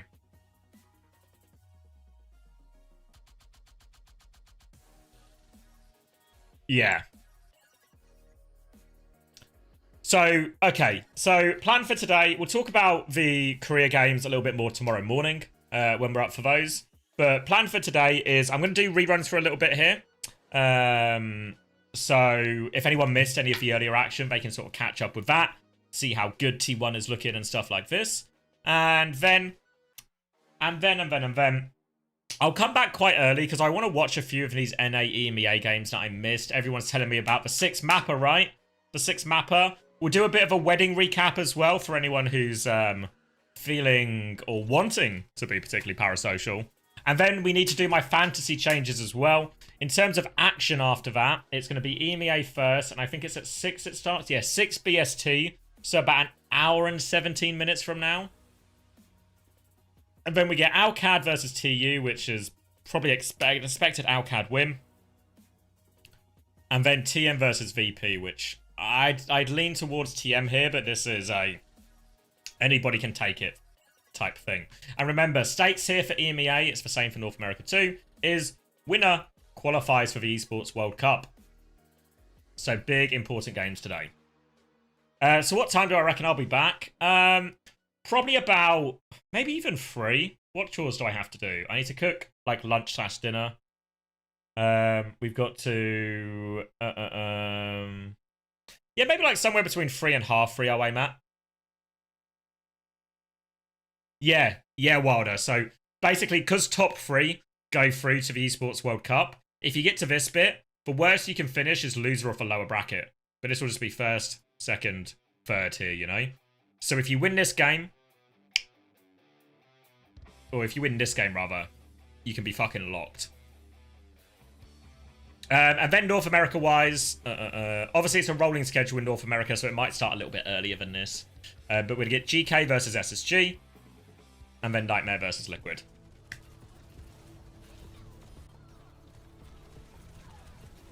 Alright, so I think I'll queue up a rerun for anyone who's missed any of the action. I'll get the VODs uploaded as well to my VODs channel. Thank you everyone for watching today. We'll be back in probably about 2 hours, 15 minutes. Yeah, it's a fair point, Sova. The seeding will matter a lot. So even though you qualify here and that's like a big achievement, the seeding will make a big difference, especially in terms of what Esports World Cup group you get. So still a lot of interest in finishing in a good group. Same in Korea, right? There's still like greater interest in finishing higher seed, though maybe that's sort of decided now. Because T1 are going to be the top seeding. Well, the top seed from Korea, even though Crazy Raccoon will be higher, if that makes sense. Because Crazy Raccoon won the major, I think they'll probably just be top seed. That's a guess more than knowledge. But T1 will then be like the second highest seed, and then whoever wins this third place match will be the next highest seed. So yeah. Alright. So let me queue up this reruns and get it all sorted. And then I'll see you in a few hours. Okay? So if you missed any of the action, it should be here for you. Let me just press all the buttons to get this all set up. I'll be ending the YouTube stream, and we'll be starting back up for EMEA. Or, well, starting back up when I go live to do sort of like the catch-up and stuff at least. So let me just do all this. And this was... where am I going? All Gamers Global versus Crazy Raccoon.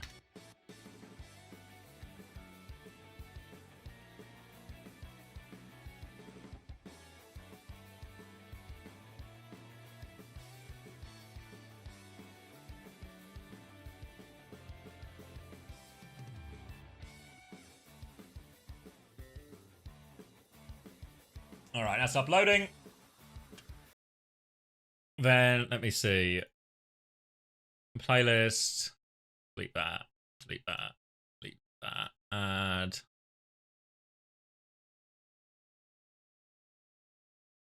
Of course, guys. All welcome. Nice to be back. Back in the swing of things today, you know? I'll put T1 Zeta first.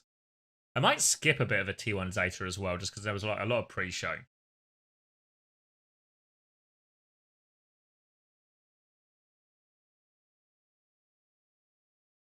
All right, ending YouTube. Goodbye, YouTube.